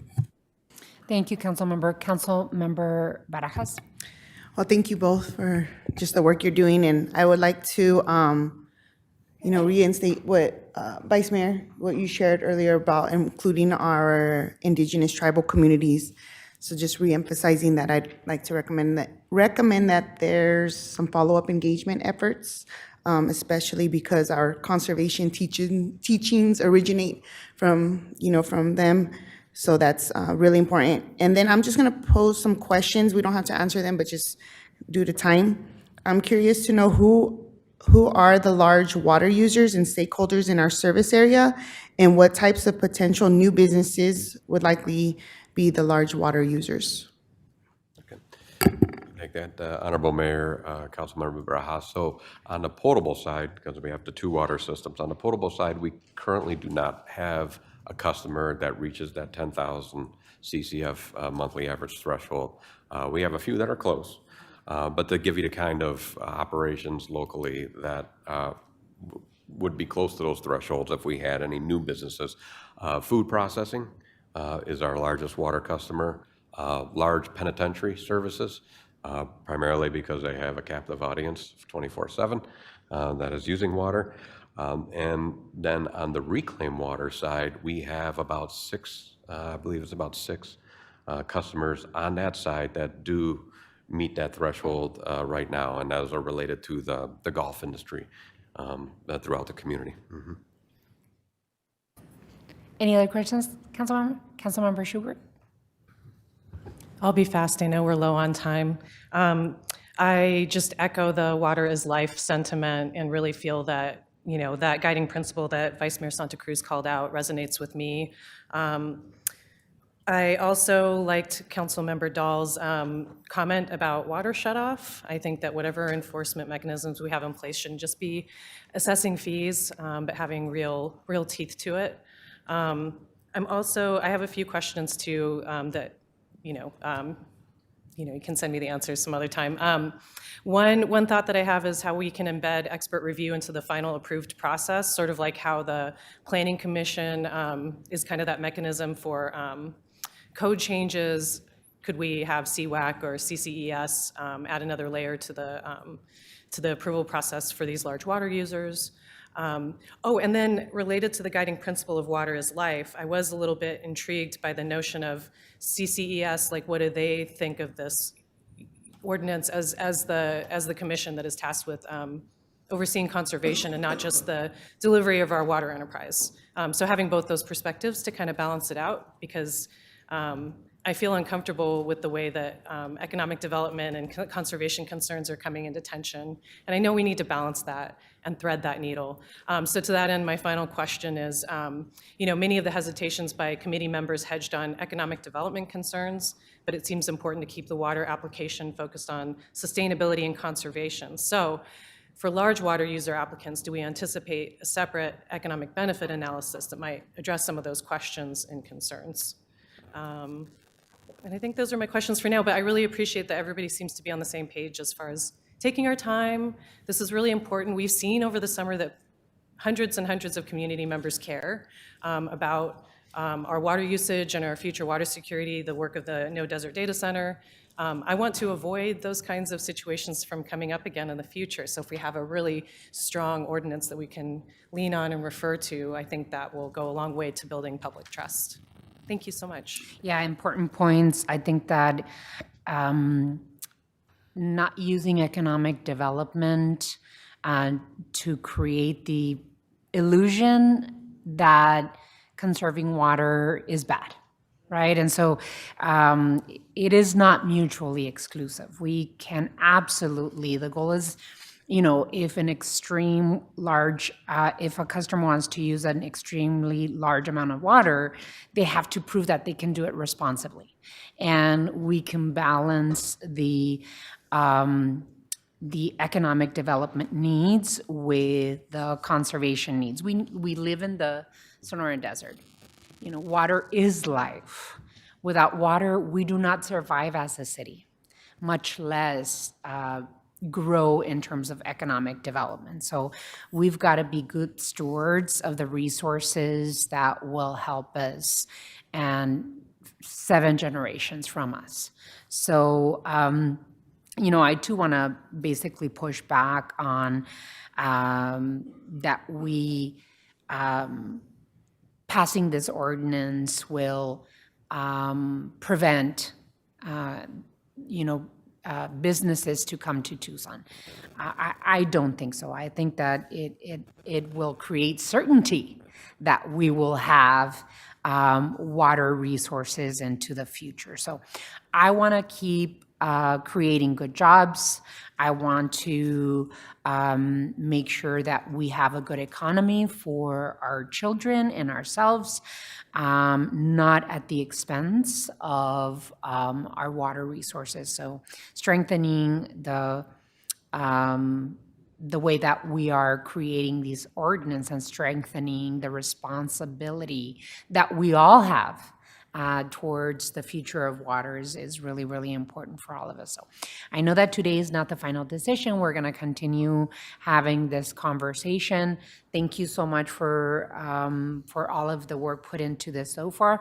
I know that the large quantity water user ordinance also goes hand in hand with the land use code work that we're doing to further protect our water resources. So thank you for the work. This ordinance aligns with our One Water 2100 work that we have and our broader climate adaptation goals that we have. So thank you all. Looking forward to continued dialogue. Alrighty. The next item, I believe, is the PFAS update. So we're going to do the PFAS update, then take a little bit of a break, then come back. So item 5, time has been set aside as requested by Mayor and Council for Tucson Water to provide an update on PFAS for the 4th quarter of 2025. Mr. Manager. Honorable Mayor, members of the council, Director Kamik will give you his quarterly update. Thank you, Mr. Manager. Thank you, Honorable Mayor, members of council. Today, I'll provide you a comprehensive 4th quarter 2025 update on how the city of Tucson is addressing per and polyfluoral substances, commonly known as PFAS, in our water supply. This update reflects regulatory developments, operational actions, capital project progress, and ongoing coordination with our state and federal partners. On the drinking water side, as a reminder to the community, Tucson Water continues to provide drinking water that meets all current regulatory standards. We monitor our system extensively and take protective action whenever necessary to ensure public health remains our highest priority. In May of 2025, the U.S. Environmental Protection Agency announced that it will maintain the national primary drinking water regulations for PFOA and PFOS, while indicating its intent to extend compliance deadlines to 2031 for most community water systems and reconsider regulatory determinations for several other additional PFAS compounds. Regardless of the potential federal extensions, Tucson Water is not waiting to act. We continue to operate under internal operational guidelines that are, in some cases, more stringent than federal standards, including targets of less than 2 parts per trillion for both PFOA and PFOS. Between October 1st and December 31st of 2025, Tucson Water collected and analyzed 449 PFAS samples across our system. All potable water delivered to customers remain within our operational standards. To further protect the system, 24 production wells remain air-gapped and out of active service due to PFAS detections. An additional 8 wells are designated as emergency use only in coordination with the Arizona Department of Environmental Quality, and the 10 TARP wells remain removed from potable use and are currently being used on the recycled water side. On groundwater contamination, several major groundwater remediation and treatment projects continue to move forward. At Randolph Park, initial well drilling and development were completed. However, the yield of the well did not meet the anticipated capacity necessary to support the proposed treatment configuration. Tucson Water is actively working with our design consultants, ADEQ, and the Air Force to evaluate alternative well locations to ensure effective plume containment and long-term treatment. This placement for future wells is to ensure protection of the city's central well field from further impacts. Construction at the TARP AOP PFAS pre-treatment project remains on schedule. The project is approximately 45% complete. Installation of the ion exchange vessels and associated piping is underway, along with construction of new electrical and control building. Substantial completion is anticipated in July of 2026, with final completion in August of 2026. To date, approximately $12.2 million of the state allocated funding has been expended for that project. And we're going to be setting out a save the date card in a not too distant future for a ribbon cutting for when that pretreatment facility is ready, probably late August. In the Northwest Service Area, the Northwest Wellhead Treatment Facility project continues progressing. 1 well has been completed. A second redrill is nearing completion, and a detailed design of the treatment facility and conveyance infrastructure is underway. Based on current production results, Tucson Water may be able to eliminate a 3rd planned well without reducing the system capacity, improving the overall project efficiency. Remedial investigations by the U.S. Air Force at Air Force Plant 44 and by Arizona Air National Guard at Morris Air National Guard Base continue. Pilot treatment systems utilizing ion exchange are operational, and long-term treatment facilities remain in design. Some reporting timelines were affected by the federal government shutdown in late 2025, but are back on track. EPA's emergency administrative order issued in May of 24 remains under discussion between EPA and the Department of Defense. While legal interpretations differ, the Department of Defense has affirmed its commitment to incorporating federal PFAS drinking water standards into its CERCLA cleanup program and prioritizing sites that impact public drinking water supplies. Tucson Water continues to advocate for durable, enforceable, long-term solutions to protect the TARP well field. At the state level, ADEQ remains a strong partner following renewal of its agreement with the Air Force, the Central Tucson PFAS project. This is the project just north of Davis-Monthan. That resumed in operations in October of 2025 with funding secured through May of 27. With respect to the national PFAS litigation, the city has now received 2 settlement payments under the AFFF multi-district litigation. These payments represent approximately 60% of the anticipated allocation, estimated at roughly $30 million from 3M and DuPont's settlement pool. Additional settlement pools and special claims still remain under review. These funds will help offset treatment, monitoring, and capital expenditures already incurred and those anticipated in future years. On community engagement, Tucson Water remains committed to transparency and public communication. Although the Unified Community Advisory Board, or UCAB, meeting scheduled for October 25 was canceled due to the federal shutdown, regular reporting resumed in January of 26. We also continue to update the regional PFAS detection map to reflect current sampling data, not only from ourselves, but from municipal monitoring and private wells across the region. So in conclusion, Tucson Water continues to act proactively and responsibly in addressing PFAS. We are advancing treatment infrastructure, maintaining strict internal operation standards, coordinating closely with regulatory partners, and pursuing financial recovery through litigation. While regional groundwater contamination remains a complex and long-term challenge for our community, our residents can be assured that the water delivered to their homes meets all applicable safety standards and is being managed with vigilance and care. Thank you, Honorable Mayor. Happy to answer any questions. Thank you, John. Really appreciate it. I just want to remind folks, every time we talk about PFAS and you give us an update, I like to remind folks, especially those watching at home, that we have already received some settlement funds from litigation and continue to seek reimbursement from the responsible parties.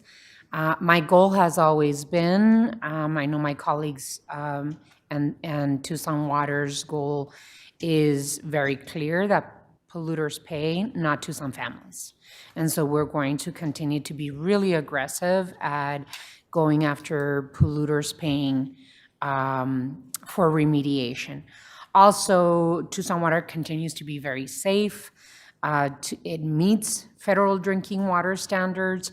In many cases, operates under stricter internal guidelines. We did that with PFAS, with 1,4-dioxane, et cetera, et cetera. So I just want to remind, especially those that are watching at home, that we have removed a lot of wells from service, included, right? If it has standards that do not meet the Tucson Water and what we're used to delivering to our community. So our drinking water is safe, and it's safe to use in your home. And as a matter of personal privilege, I forgot to mention in the last item, the large quantity water users, that I wanted to thank Eddie Garcia from my office. He attended each and every one of the meetings for stakeholders for that item. So I just didn't want to lose the opportunity to thank Eric Garcia from my office on that. Open to any questions, comments? Councilmember Barajas. Thank you, John. My only, I guess, question is, I know UCAP presents itself as that ideal opportunity for the public to listen, to engage, but how are we keeping residents informed, like on a more regular basis, and to reinsure that our drinking water is safe? Because I still get, folks that call our office really concerned if we can work together on that. Thank you. Okay. Thank you, Honorable Mayor, Councilmember Barajas. So Tucson Water continues to update several times a year our water quality outlook in our Water Matters, which is our standard bill insert, where we transmit a lot of information related to that, related to water quality, amongst water resources and other things. So we do have a site that talks about our water quality and talks about what we have done related to PFAS as well, but we continue to look for opportunities to share whenever a customer is unaware, that they're always open to reach out to our water quality concerns email, and we can answer any questions or concerns that they have related to any water quality. Yeah. Any others? Councilmember Schubert. Thanks, John. Just a quick question. I see in the lawsuit that the Air Force and the National Guard have been required to submit the PFAS water treatment plan and other safety measures, but had they been required to stop using PFAS or PFOA? Thanks, Councilmember Schubert. So the PFAS containing AFFF has been removed, my understanding, from service from the military across Department of Defense activities. Now, there may be some still remaining. I don't know if it's remaining in the Tucson area, just because of different sensitivities of operations related to the Defense Department. But all in all, I believe it's all been categorized and at least quantified and mostly removed and replaced with different perfluorinated compounds. All righty. Thank you so much. Thank you, Mr. Kimmick. Really appreciate it. No other questions. We're going to take a quick 5-minute break, and then we're going to finish the study session.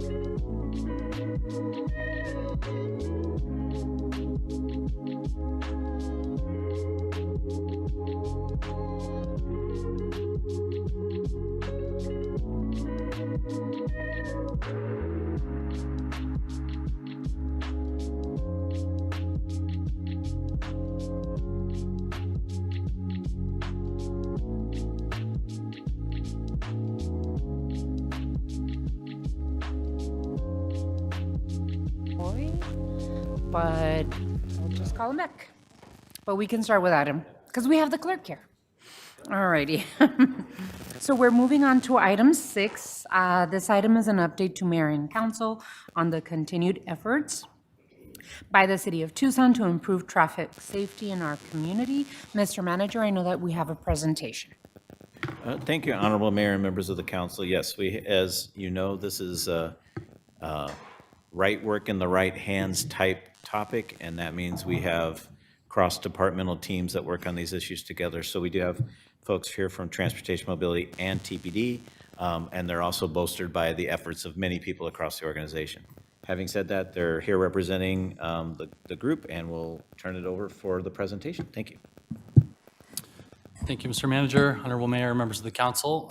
Thank you for having us today. Give an update on our annual update on multimodal traffic safety. And I know we have a lot on the agenda, so I will try and leave plenty of time for discussion. Regrettably, far too many people are killed or severely injured on Tucson streets every year. Last year in 2025, 97 people lost their lives to traffic collisions, including 38 people driving or riding in a motor vehicle, 34 people walking, 21 people using motorcycles, and 4 people riding bicycles. This is tragic and unacceptable loss of life. Notably, people walking make up a disproportionate share of the total traffic deaths on our system. As you can see, the longer-term trend, last slide, almost there, is moving in the wrong direction, again, especially for people walking, for people using motorcycles and driving. There's been about an 80% increase in traffic deaths over the last decade, which, next slide, was mirroring national trends for some time. As you can see, the orange line there is the total traffic fatalities nationwide, the scale on the right-hand side.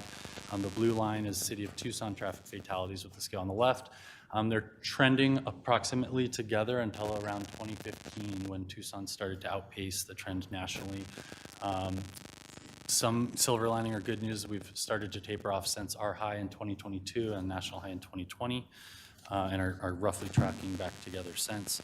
I do want, as we get into this topic, to just take a second to emphasize some foundational principles and approaches to traffic safety.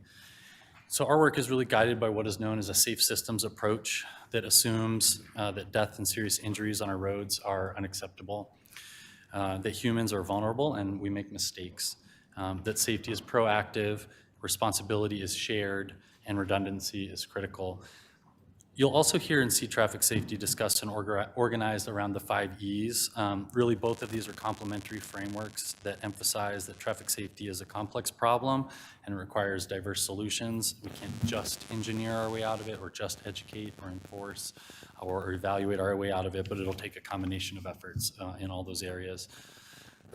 Thanks to leadership from Mayor and Council and the work of a lot of our talented and dedicated staff, we have made meaningful changes to our policy, planning, and design frameworks recently, and beginning with the adoption of the Complete Streets policy in 2019, subsequently developing our first strategic transportation and mobility master plan, Move Tucson, which really prioritized investments. So the project list out of there, extra weighted investments on safety and on social equity considerations. And we've also updated our street design guidance following the safe systems approach to focus roadway design around best practices in traffic safety, especially for our most vulnerable road users. Of course, traffic safety challenge is not limited to the city limits, and I want to draw attention to our regional partnerships and collaboration, especially with the Pima Association of Governments, Pima County, and the U of A Center for Applied Transportation Science. As you all know, we received a federal grant from the Safe Streets and Roads for All program to develop a region-wide traffic safety action plan. That effort is led by Pima County, and we're a partner jurisdiction with others. We expect to have a draft of that action plan at the middle of this year in June. So speaking of funding, so that plan will help guide and target future funding and safety interventions. I'll spend a minute and talk about our funding landscape for traffic safety from an infrastructure and engineering side. We continue to seek all available funds in total, Tucson is actively investing over $850 million in transportation safety infrastructure projects. That includes about $550 million in collaboration with the RTA in the TIP at this time, $240 million from a combination of Props 407, our Parks and Connections bond, and Prop 411, Better Streets, Safe Streets bond program, and $36 million federal grants from the Highway Safety Improvement Program fund. But really, all of our capital projects and our maintenance projects are aimed at improving safety. Even a simple repaving project that gives an opportunity to narrow travel lanes, to add or enhance infrastructure for people walking and biking that wasn't there before. And in terms of how we target those investments and how we evaluate our needs, so we do work with PAG, with our partners at TPD, and with U of A to understand crash trends by location, by type, and by contributing factors. You see here a heat map of all modes, traffic fatalities over a 5-year period in the city, and the frequency of fatal crash types by manner for 2025, so last year. And what you can see there is that pedestrian crashes, left turn crashes, and single vehicle crashes make it the majority of fatal crashes on our network in the last year. I'm going to spend the next couple slides talking about some of the things we're doing to address these particular crash types. So first, looking at pedestrian crashes, we know that over 74% of occurred at night and in dark conditions. So we've been very aggressive in seeking funding to add lighting on our major streets. We have 28 new corridor projects for new lighting from a variety of funding sources that you can see there. We are, as you all know, experiencing a tremendous uptick in copper wire theft, which has hampered our ability to maintain some of the streetlights we do have. We're doing the best we can to get on top of that and implement solutions to prevent that theft from reoccurring, but that is contributing to dark conditions on some of our major streets. 99%, I'm still on pedestrians, a couple more, sorry.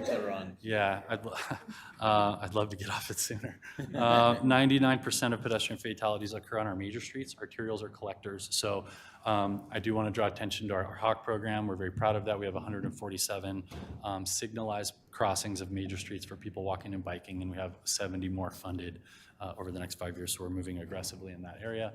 And then Prop 411 has a carve-out of $45 million on top of what I've discussed there for general pedestrian safety improvements.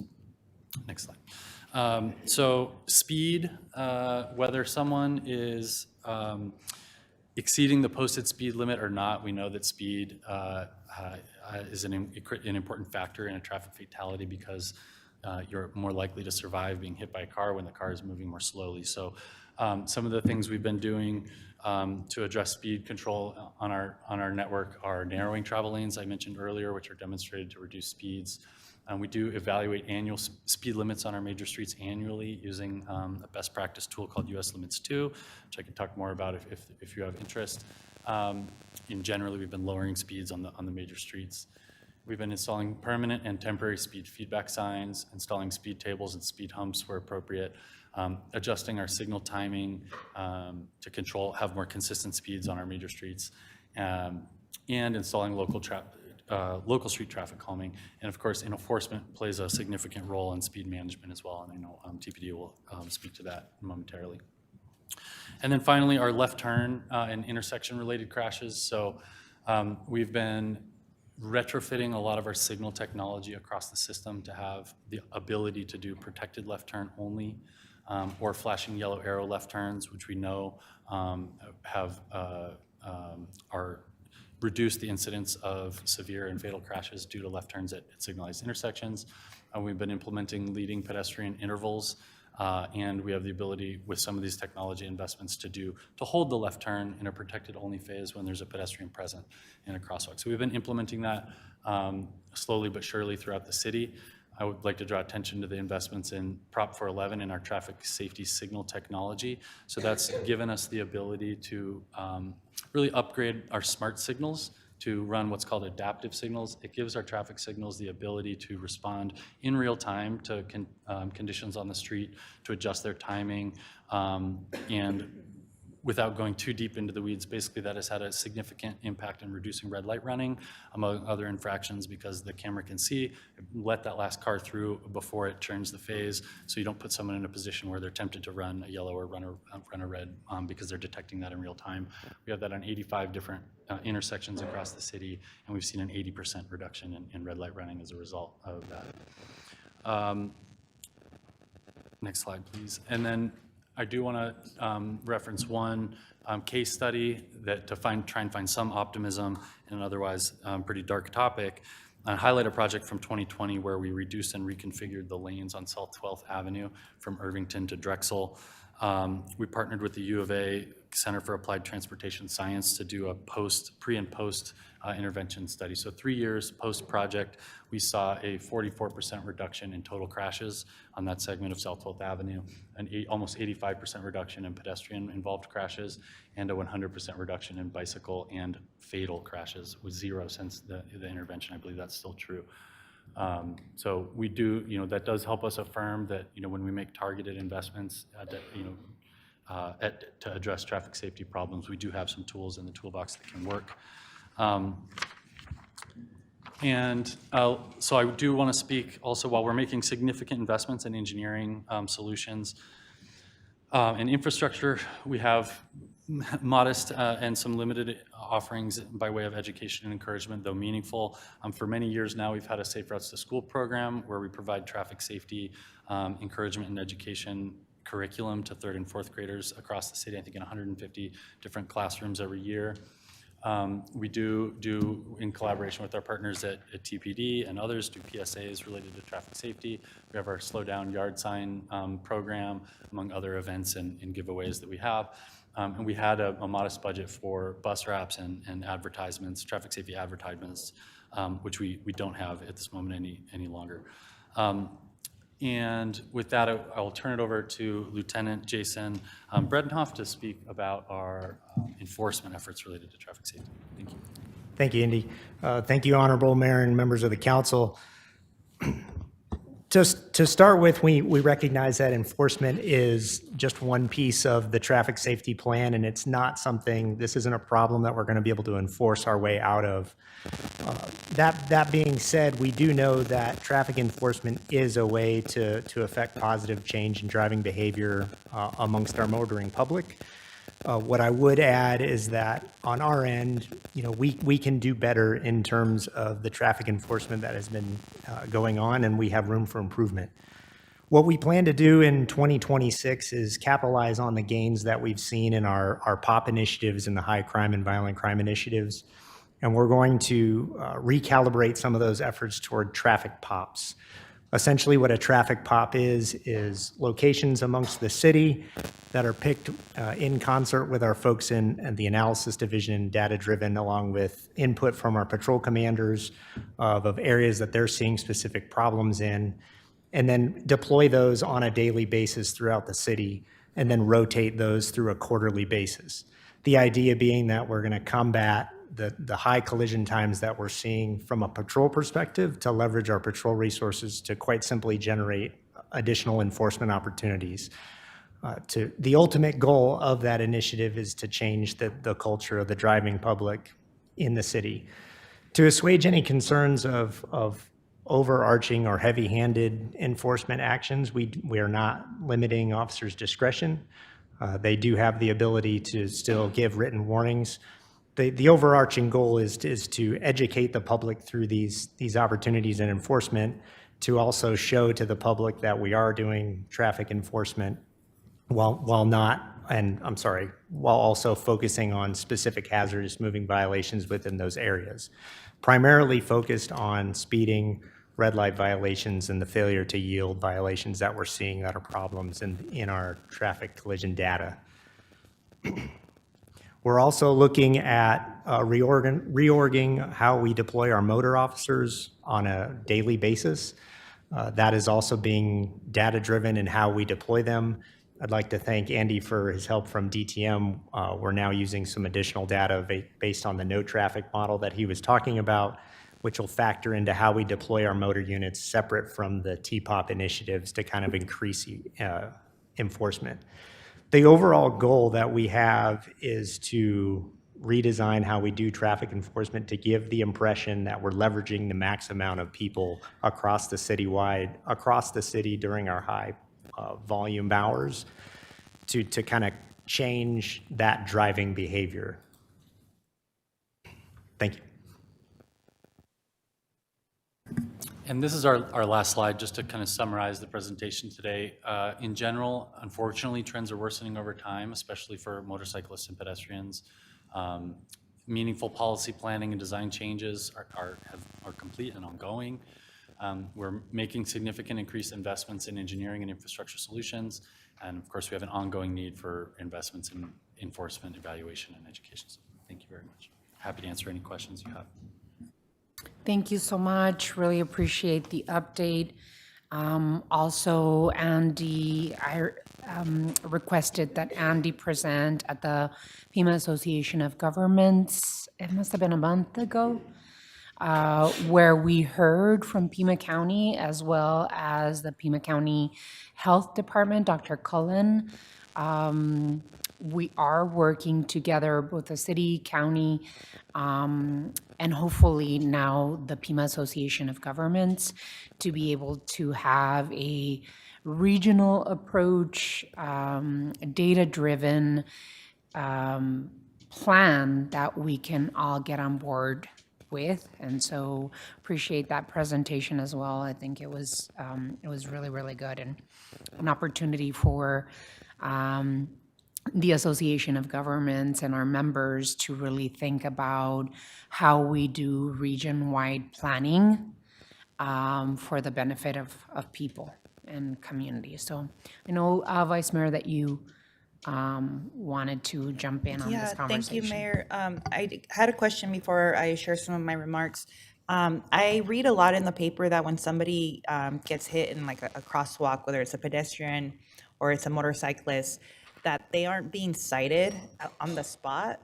Is that because an investigation needs to take place before a citation is given, especially when there is a death? So curious why a citation doesn't happen immediately. Thank you, Honorable Mayor and Vice Mayor, for the question. In short, in fatal and serious collisions, oftentimes what we're waiting on is the tox screening to come back from the drivers that are involved. Right now, depending on where those results or where those test results we're waiting on come from, can be anywhere from 6 months to 12 months. And that'll impact the charging decisions on how we proceed with the case. That's the delay. Okay. I'm just, curious was curious about that. All right, so thank you for the presentation and for the continued cross-department work on traffic safety. We've been asking for a clear and more complete picture of what is happening on our roadways so we can respond with precision and accountability. A couple of months ago, Mayor Romero's Safe City Initiative gave us a citywide framework for addressing quality of life safety issues, and this discussion is an important opportunity for us to zero in on roadway safety across car, bike, pedestrian, and transit travel as a core part of that work. And then the mayor and I were just discussing how we can include a listening session specific to safety on our public roadways to inform policies we need to implement.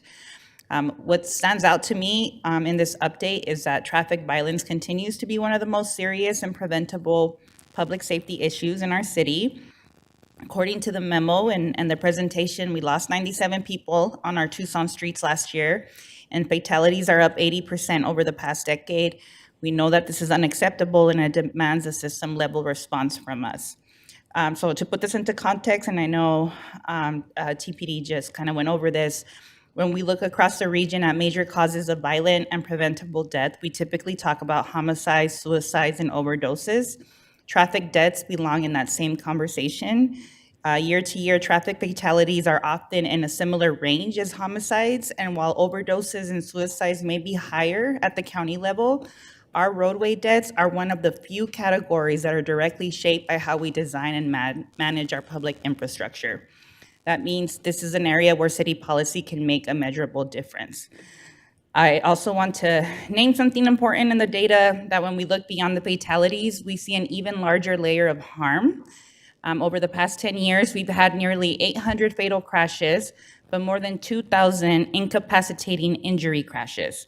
Those are life-changing injuries. It's disability, it's long recovery, loss of income, and instability. And if we're serious about safety, we need to measure and respond to serious injuries, not just deaths.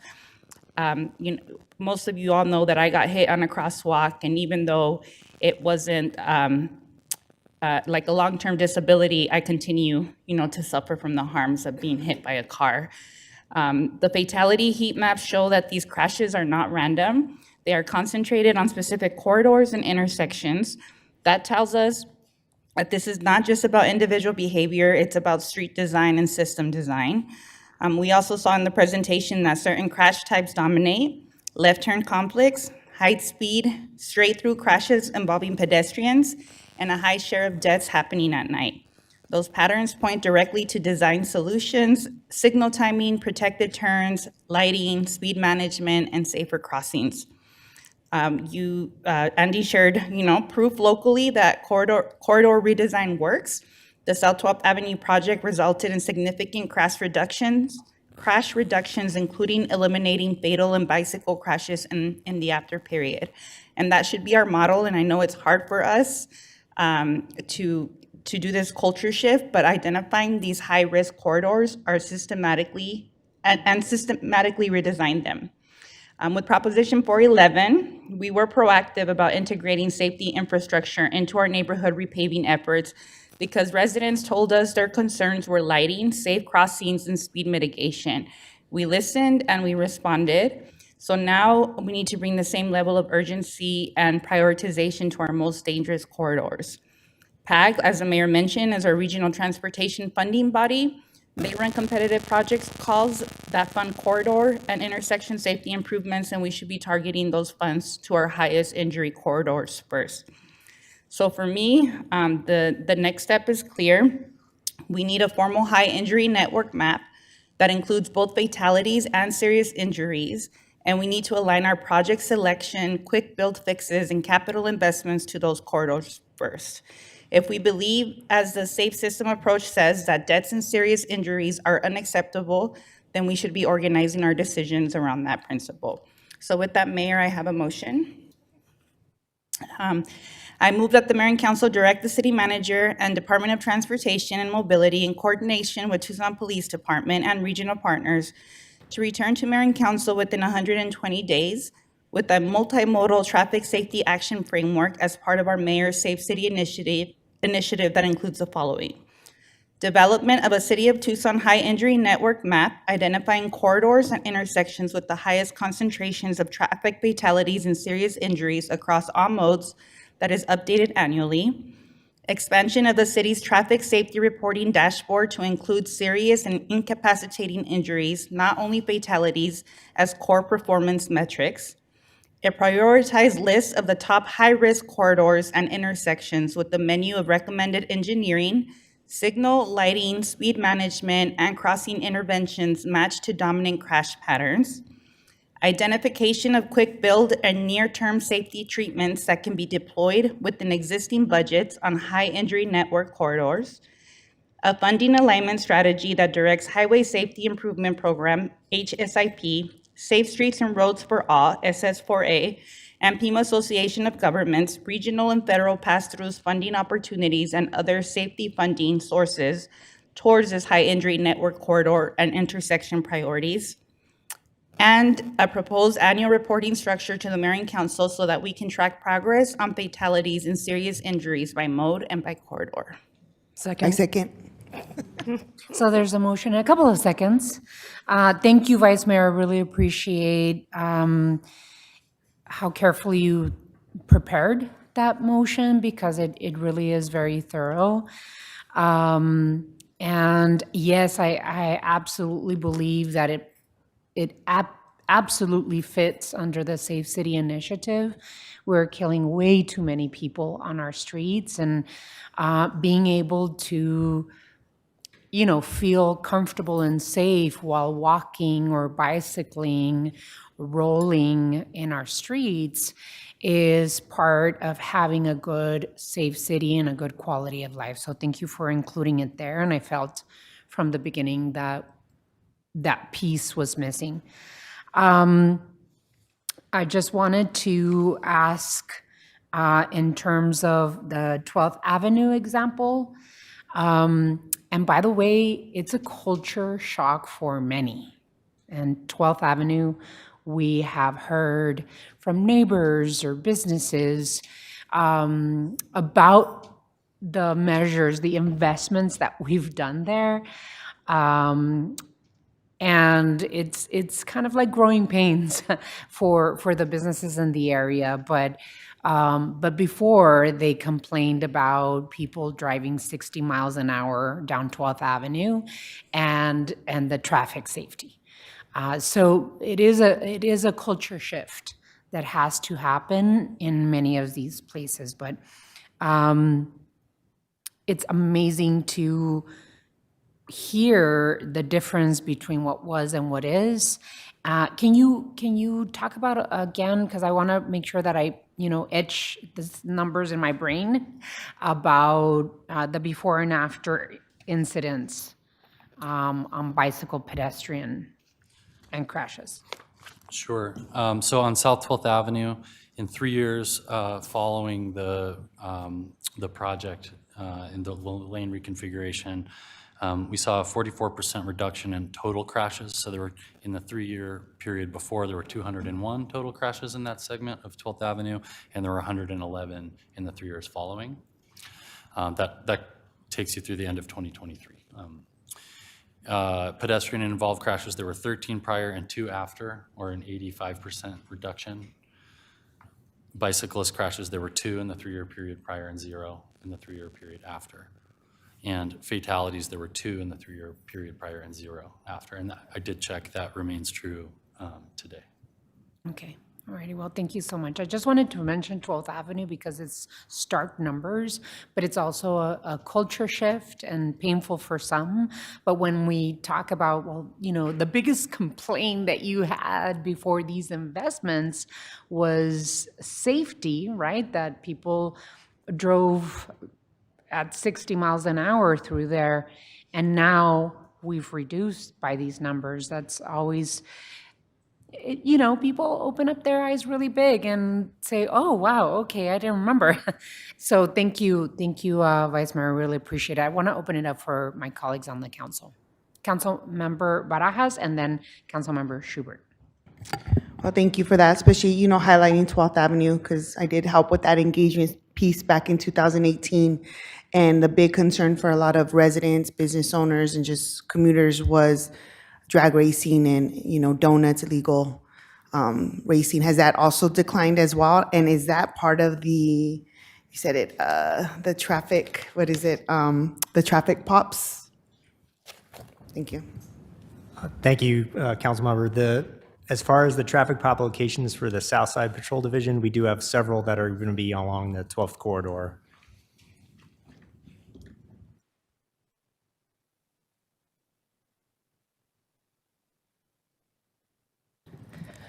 Yeah, I just wanted to chime in about South 12 because I went to go help paint that with Vice Mayor Santa Cruz's office, and I would love to do a community project like that again, where we bring together different community partners and get out there and do it. And it's really heartening to see these numbers. I'm very thankful for the motion that Vice Mayor Santa Cruz put forward because we've got to do this more. We have to do this more throughout the city. I'm sure this kind of quick build, when you factor in the costs and the benefits, it's pretty clear. So I'm excited for what the set of recommendations is going to do, and I'm committed to helping push it forward. Thank you, Councilwoman Lee. Thank you, Mayor. Again, I appreciate the Vice Mayor's motion. I think it's very thorough, and I'm really eager to see what that looks like when that comes back. I think that's exactly the right direction. This is tricky because, as we've talked about, changing behavior, changing mindset of people is really, really challenging. We talked about enforcement, and I just wanted to share an experience that we had recently with the team that did a deployment on Houghton and some of the results that we saw. This was a 5-hour-long deployment. It was comprised of TPD, DPS, UAPD, and Pima County. And during that time, in 5 hours, they did 285 total stops, 242 hazardous citations for speeding in 5 hours, and 209 non-hazardous citations for expired tags, no insurance. And that's just on one road during 5 hours. So we have a very real problem in some of these areas. What was interesting after the deployment, it was kind of mixed. You know, some people were a little more cautious because they knew that people may be lingering around, and some people had no idea it happened and they were still flying down Houghton. So that leads me to this continual conversation about how do we responsibly use technology to assist us in traffic enforcement, because we don't have enough police officers to be everywhere in 240 square miles all the time. So that continues to be something that I'm thinking about.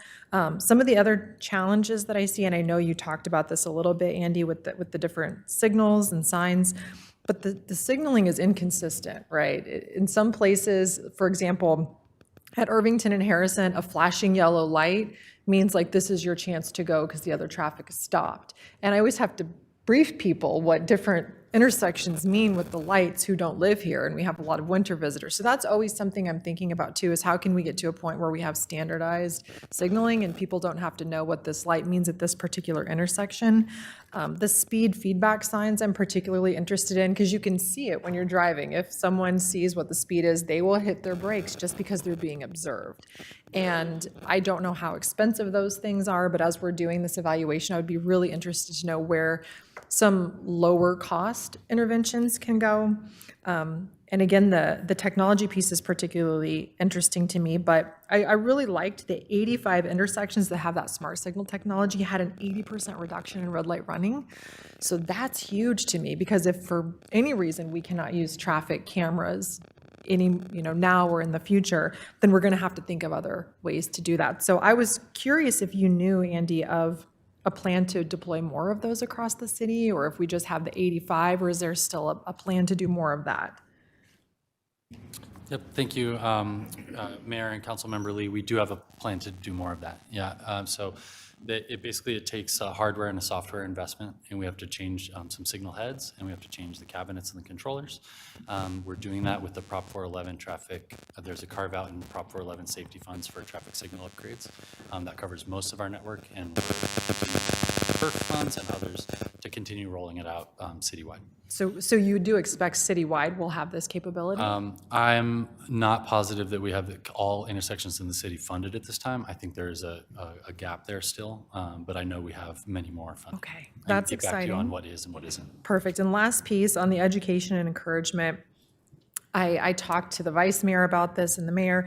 How could we partner with the county, with the state, with the federal government? Because these behaviors we're seeing on the road are everywhere, right? It's not just a Tucson problem, and people drive through our city. So if there are opportunities to partner on educational campaigns, or I shared with the vice mayor recently some really powerful commercials that came out of Ireland and I think New Zealand like 10 years ago that are storytelling that really pull people in to get them to start to think about the impact of their behaviors on the road. That's the type of stuff I'm interested in seeing, what we could partner with other jurisdictions to start to help get people to think a little differently when they get behind the wheel. So the last piece, I promise, is involving both of you all when you do these traffic deployments. And I talked to TPD and DTM separately, but just wanted to put it out here to the group. When we had that deployment on Houghton, we also had an overlap with a lot of potholes. And I was really concerned for the safety of our motorcycle cops out there. I got a picture today. It's not a 5'2" pothole, but it's literally 5 feet by 2.5 feet on Irvington.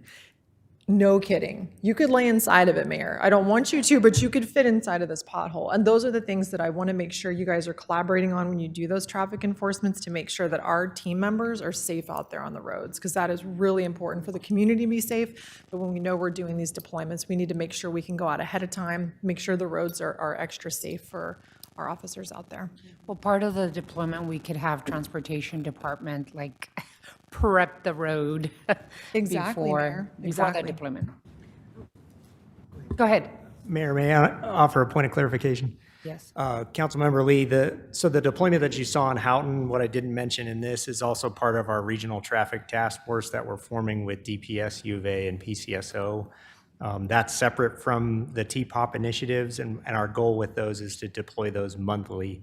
The idea being that, to your point, it is a region behavior that we do see. And by working with those other stakeholders, it leverages our assets. You know, in that case, we had, I think, 35 units out there, which is significant. And being able to do that on peripheral fringes around the U of A area with those other stakeholders gives us a whole lot of ability to leverage our enforcement abilities. As far as DTM goes with that red light camera, or the red light, I shouldn't say red light camera, red light running mitigation, to your point about data-driven policing, that system also catalogs when they do have red light runs. And so what we're using that from the enforcement side is, okay, yes, we did mitigate some red light runs at this intersection, but we also saw this many that still ran the red lights. So what we're doing with our motor officers is saying, okay, we have data to show what intersections are pinging high numbers and sending them to go do enforcement at those locations. That's excellent. That's great to know. Also related to your comments, Councilwoman Lee, and your motion, Vice Mayor, the funding alignment strategy that directs Highway Safety Improvement Program, Safe Streets and Roads for All, from the Pima Association of Governments. That's going to be really important as we do this regionally, because we have to make sure that we are funding the areas that are most problematic. And so being able to be on the same page, and the work that TPD is doing with other law enforcement agencies is equally important. And we have to make sure that those maps are, they're data-driven, they're fact-based, and that's where investments have to happen. Councilmember Barajas. And to carry on that notion, and thank you, Vice Mayor, for bringing this to our attention and bringing up the motion, because looking at the pedestrians will really help with the prevention work. I want to see, because you stated that a lot of these accidents are occurring at night and due to street lighting. Is there a way that we could also, I would like to recommend if there's a way we could put almost like a audit of our street lights to see what lights are working, what lights aren't, so that way we could focus and prioritize some of the corridors that don't have ample lighting, because that also goes hand in hand with, probably that concentration of the map of the areas that we see most, in need. Thank you. Yep, thank you, Mayor and Councilmember Barajas. We are generally aware of where the lights are working and where they're not. We have some remote ability to detect that, and when that system isn't functioning, which it has some issues, we do go out and inspect and when we receive complaints. I should mention that whether wire theft related or not wire theft related, we prioritize sending our crews and our contractors. So we have a significant outsourced effort to catch up to the problem of replacing damaged streetlights. We are prioritizing those based on safety, so we do look at prioritizing major street corridors first, if they're on our high injury network, or in major crash corridors, if the outages are near pedestrian crossings or bus stops or major pedestrian attractors or generators. That's where we're trying to prioritize the fixes first, because we do have a large backlog. That's why I'm sure you're hearing from many folks in the neighborhoods, hey, my streetlight's been out, I requested this a long time ago. Some of those local street lighting issues have necessarily slipped towards the back as we prioritize the major streets. We do try and, if we're the crews in the area and they can get to it and we're aware, we try and go fix those two. But just so you know, we are absolutely using safety data to try and prioritize our lighting investments, both for repairs and new lighting. Honorable Mayor, if I could add to that just real briefly, in the FY26 budget that you adopted last year, there was a $1.2 million supplemental request out of HERF to address copper wire theft, which was thought to be enough to kind of catch us up. We have another unmet need of the same amount for FY27. Because that's in the HERF side of the equation, I'm expecting we should be able to put that into the mix. But I just wanted to let you know that it's also being backed up by significant funding on the copper wire theft piece. Oh, good. Alrighty, if we're going to have to move on, but we do have to vote first. A continued discussion for sure. I mean, this is really important for all of us. Thank you, Vice Mayor, for the motion. All those in favor of the motion, please signify by saying aye. Aye. Aye. Any against? Motion carries. Thank you so much, really appreciate it. We're moving on to item 7. Item 7, time has been set aside for an update on activities regarding PAG RTA on the delivery of the 2006 RTA program and RTA next, Mr. Manager. Honorable Mayor, members of the council, because there's no regional council / RTA board meeting this particular month, traditionally we're looking for guidance and things that the mayor then carries forward into those meetings. We don't have that facing us this particular meeting, but we did provide some update on general activities around RTA Next. Mr. Bemis, do you have anything you want to add? Certainly. Thank you, Mayor. Tim. We have included in your materials a summary of the activities at the last RTA board meeting in the PAG Regional Council. I think would like to call your attention to the request that was made at one of your last meetings and that we forwarded in writing to the RTA Executive Director and their General Counsel to inquire about the feasibility or eligibility of using RTA 1 dollars to continue funding transit operations beyond the end of FY26. So we've included that exchange, including their response in your materials. In short, the answer was they don't anticipate that being an eligible expenditure of RTA 1 dollars. There was an update on the status of the remaining RTA 1 projects, and I think that was the extent of the significant updates at the most recent meeting. The next meeting, I believe, was scheduled for March 19th. I think that may be being rescheduled now, but sometime in late March, if I'm not mistaken. End of March, yeah. Thank you, that's all. Also, I want to thank Supervisor Hines for bringing the discussion about high-speed transit in Mexico to the board, to the Pima Association of Governments Board, hearing from our colleagues about the plan that President Sheinbaum administration has is exciting, especially the high-speed train to Nogales, Sonora, and the possibility of thinking about a vision for high-speed transit for Arizona, from Nogales to Tucson, and then Tucson to Phoenix was very, very exciting to be able to hear from government officials from Mexico really thinking ahead and really making multi-billion-dollar investments in high-capacity transit was just really wonderful to hear. So I think that's exactly what the Pima Association of Governments should be doing and should have been doing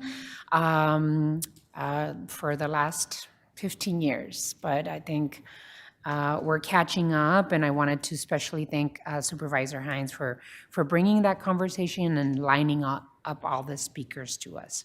Other than that, that's all the report I had for the Pima Association of Governments. I'd be more than happy to open it up for questions from the colleagues on the council. Councilmember Dahl. Yeah, I'm intrigued by the high-speed train. Is that the new line from Hermosillo to Nogales? President Manuel Lopez Obrador started the Tren Maya, which kind of opened up high-speed a rail from Mexico City to other cities close. This one is from continuing some of that line all the way to Nogales, Sonora. So it really was an exciting presentation, and we had, I think, the Subsecretary of Transportation and Transit and from the president's cabinet present to us. It was really very exciting and something I think that we have to talk about, but also make sure that the governor and state legislature is hearing about the advancements in transit happening on the Mexican side of the border. So, if they can do it, maybe we could do it. Absolutely, absolutely. Any other comments, questions, input, observations? All righty, so other than that, anything else, Andy? All righty, thank you so much. We're moving on to item 8. Let me call the item. Item 8, I've requested that this item for mayor and council to receive an update on the efforts to support the unsheltered homeless crisis in our region. And I know that we have an update from Brandy Champion. Thank you all so much for the update and putting this together. Ms. Champion. Honorable Mayor and members of the council, I am happy to give you this update today. I want to start by saying that we are continuing to take a balanced approach to everything that we're doing, right? Specifically, our enforcement, our outreach, our housing pathways for folks. We're working all together through the Safe City Initiative to do these things. The goal here isn't just to clear people out, move people along, and just cause a whack-a-mole effect, right? The idea of this is to get people into the services they so desperately need, aligning them with services that'll get them to a place of stability, and keeping our communities and our neighborhoods safe, right? Before I go on, because I have a lot to cover in a very short amount of time, I would like to give my colleagues a chance to come to the podium and give you an update about some things that they're doing. So I'd like to call on Kat Davis with Tucson Pima Collaboration to End Homelessness, and Justin Hamilton, who is our multi-agency resource coordinator. Honorable Mayor and Council, thank you so much for having me here today. I want to highlight some new data that was submitted from TPCH to Housing and Urban Development. This is our longitudinal system analysis data, which is a picture of our system performance over the whole last fiscal year. So this covers FY25, and the overall number of people served by the whole system increased from FY24 to FY25 to 5,974 individuals. This is about a 9% increase over the FY24 numbers. Approximately 80% of the individuals served are single adults. The other remaining 20% are either multiple adult households or households with children. One indicator of the demand of our homeless response system is the number of people, unique individuals, who complete a housing questionnaire each year. This housing questionnaire is what can prioritize and match people to housing. It's kind of the first step into the homeless response system. And so the number of people who completed a housing questionnaire decreased from FY24 to FY25 to 6,949 individuals. This is about a 6% decrease from the year before. So overall, decreased demand on the system and increased number of people served is a positive indicator overall. There was also a significant decrease in the number of average number of days homeless for people. So in FY24, that was 106 days, and that dropped in FY24 to 89 days. So this is over 2 weeks of time where people are no longer on the streets, reducing harm, trauma, stress, etc. So this is a really great indication of our system performance.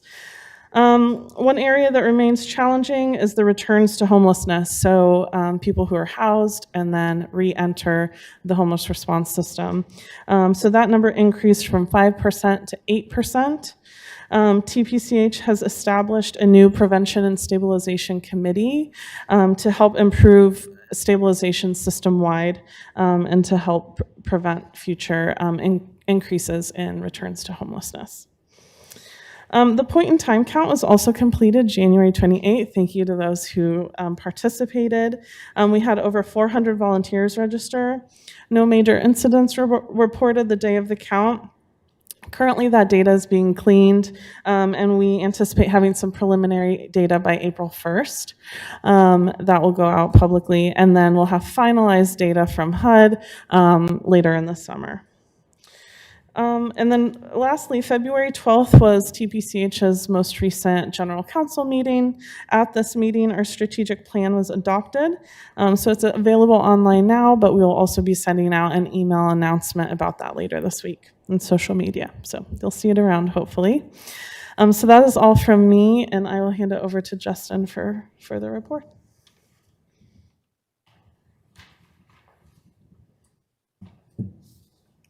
Thank you, Kat. Thank you, Brandy. Honorable Mayor, council members, let me get this microphone where I need it.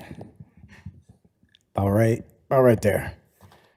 I'd like to give a brief update on our Operation Clear Path, our safe city deployments that we've done since December and January this year. We did have 3 deployments that resulted in 54 direct contacts. We had 1 deployment December 10th at 12th and Irvington, 1 on December 17th at 6th and I-10, and 1 on January 21st at the 22nd Street corridor from Craycroft heading east. Out of these 3 deployments and the 54 direct contacts, 27 people accepted services. That brings us to a 50% acceptance rate of services. And I just want to stop there and just differ briefly for a moment and talk about when I started my career with the city, providing outreach to the unsheltered was very, very challenging. On any given week, 1 out of every 10 folks that you engage with would accept services. The burnout was real. The struggle was real for each outreach worker trying to sit on the side of the road and try to call shelters and available service providers. With our deployments now, that's not happening. Everybody's working as a cohesive team. All of our partners are really enjoying our deployments. It just makes us feel like we're not alone out here doing our job, that we are a one team helping our community together. So I just wanted to touch on that real briefly before I hit everybody with all the numbers. So out of those 3 deployments we had 50% acceptance rate. We were able to remove 2.5 tons of debris from these deployments from these areas, also improving the accessibility of these spaces for everybody and the quality of life in these spaces. Like I said, we've had longstanding challenges over and over again with service acceptances. And I believe, and I've personally witnessed this with our deployments, the trust that we've built with our clients has improved too. Our clients are actually listening to us and trusting us and believing in us. So, I mean, not only are we building trust in the community, we're also building trust with our clients by our follow through and our consistency through our deployments. So also, I do have one that did not make it on here. We had a decommissioning yesterday in collaboration with the state of Arizona. Los Realos state land between Alvernon and Swan on Valencia. We did a decommissioning in collaboration with the state yesterday. 35 structures were removed from the site with 60 tons of debris, 21 RVs, and we were successful in getting 6 people into the Safer Center right off the bat, right at the beginning of the operation. So, and that's all I have, and I'm here to answer some questions if anybody has any. Wow. Kat and Justin, thank you so much for the update. It's incredible the work that our teams are doing in collaboration with other nonprofit groups and organizations, as well as with our police department.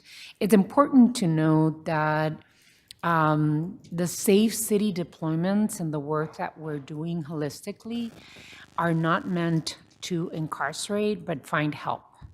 Right? They're very specifically to make sure that we're connecting individuals that need the help to the services that they need. And so just hearing you, Justin, and really looking at the memo that the service acceptance increasing means that there are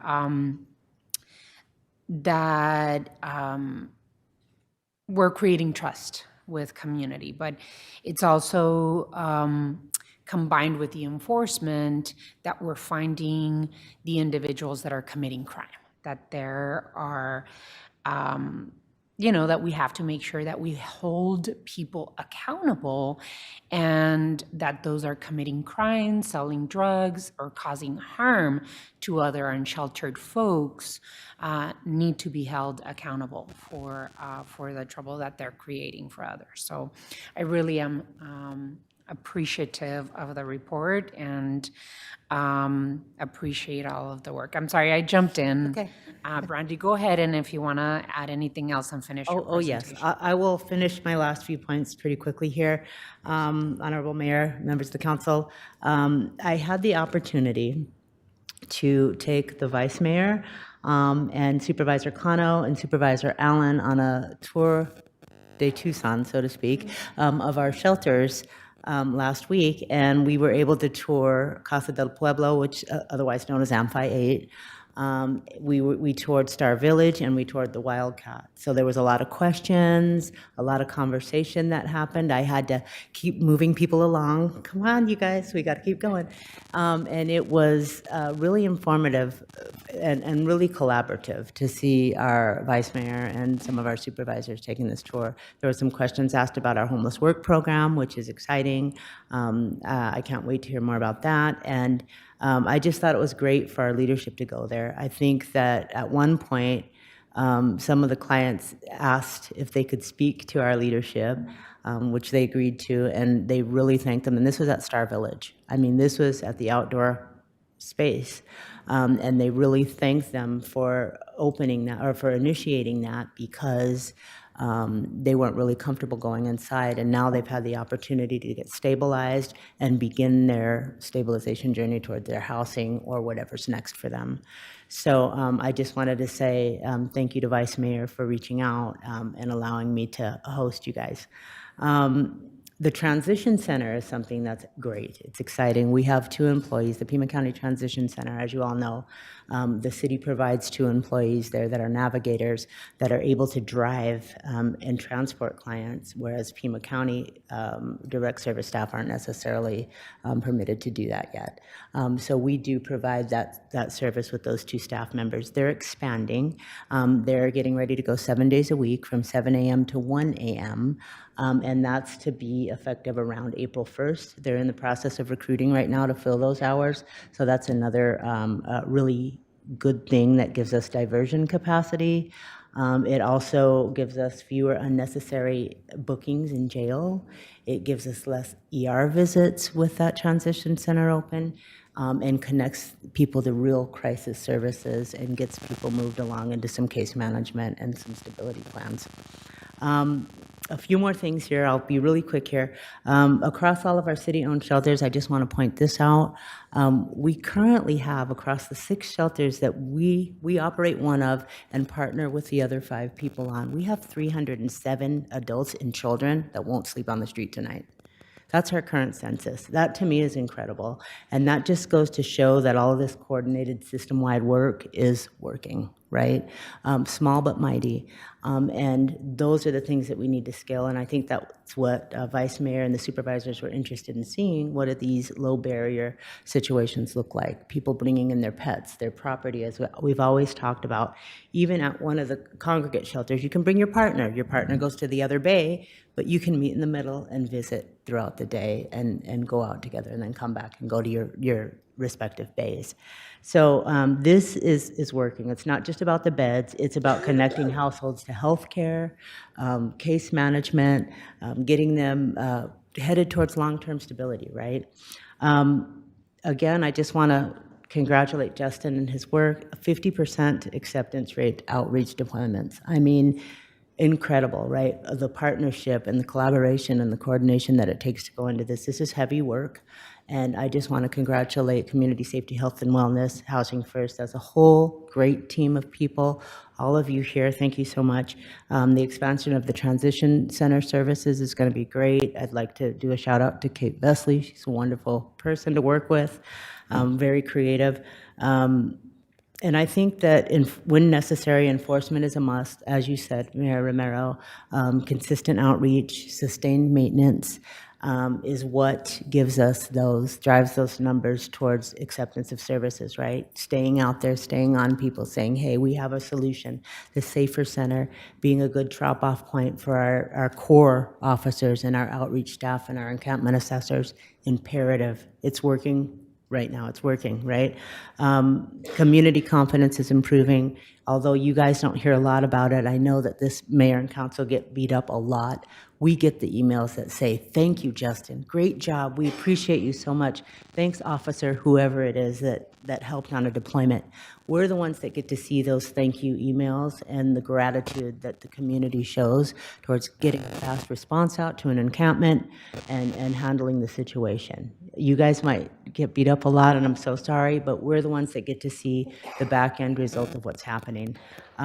Public safety and humanitarian efforts are not separate things. They're united, and I just want to, again, thank you all for being able to give us our autonomy to work in this space and to pilot things and try them and then pivot and try another thing and scale that.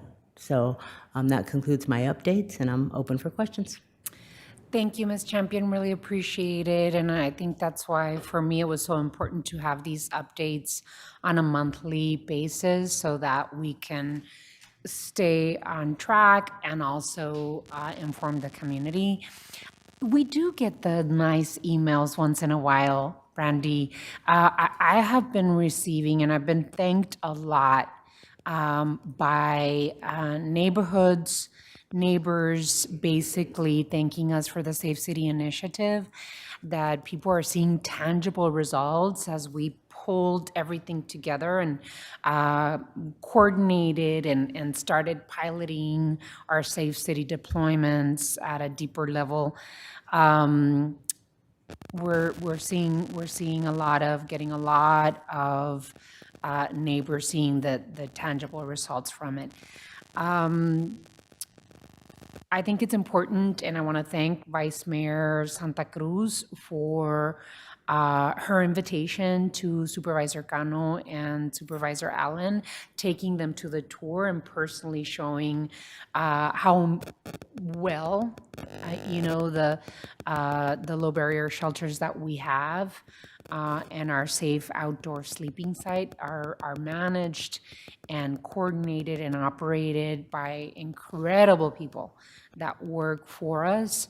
I think that especially during these times where we're seeing federal funds dry up, specifically for the work that we're doing, it's going to be very important that we continue working with Pima County so that we could continue delivering the services that are important for both the community, but the unsheltered people that we're serving and that we're finding solutions for. So I really thank you for that. And, and they'll be prepared to have a conversation in our very near future joint meeting. And then lastly, I just wanted to talk about Star Village, and I received a couple of questions from the media about it closing.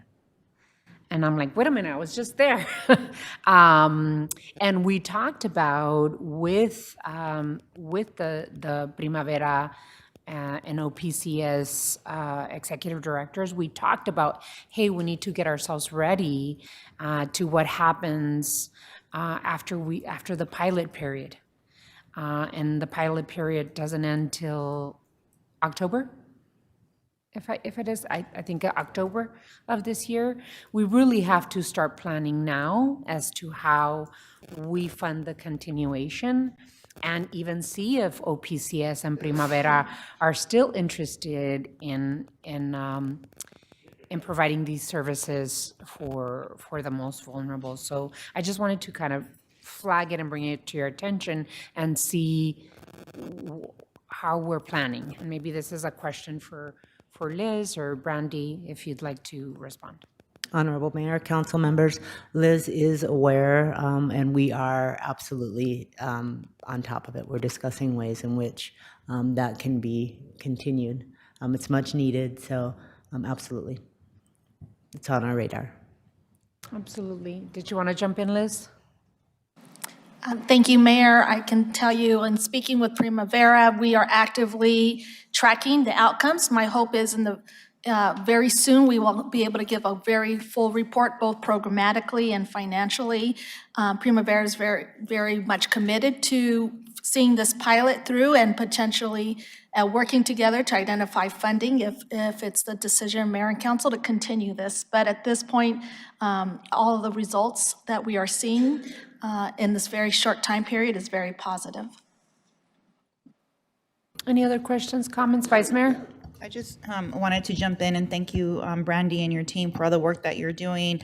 It just makes me feel so proud of not only the work of this mayor and council and staff, but your team and how just like not only the passion they have, but the integrity and care into all the work. And so thank you for putting that team together. And I know a lot of it is because they have lived experience and know how challenging it is to make that transition and the support that's needed.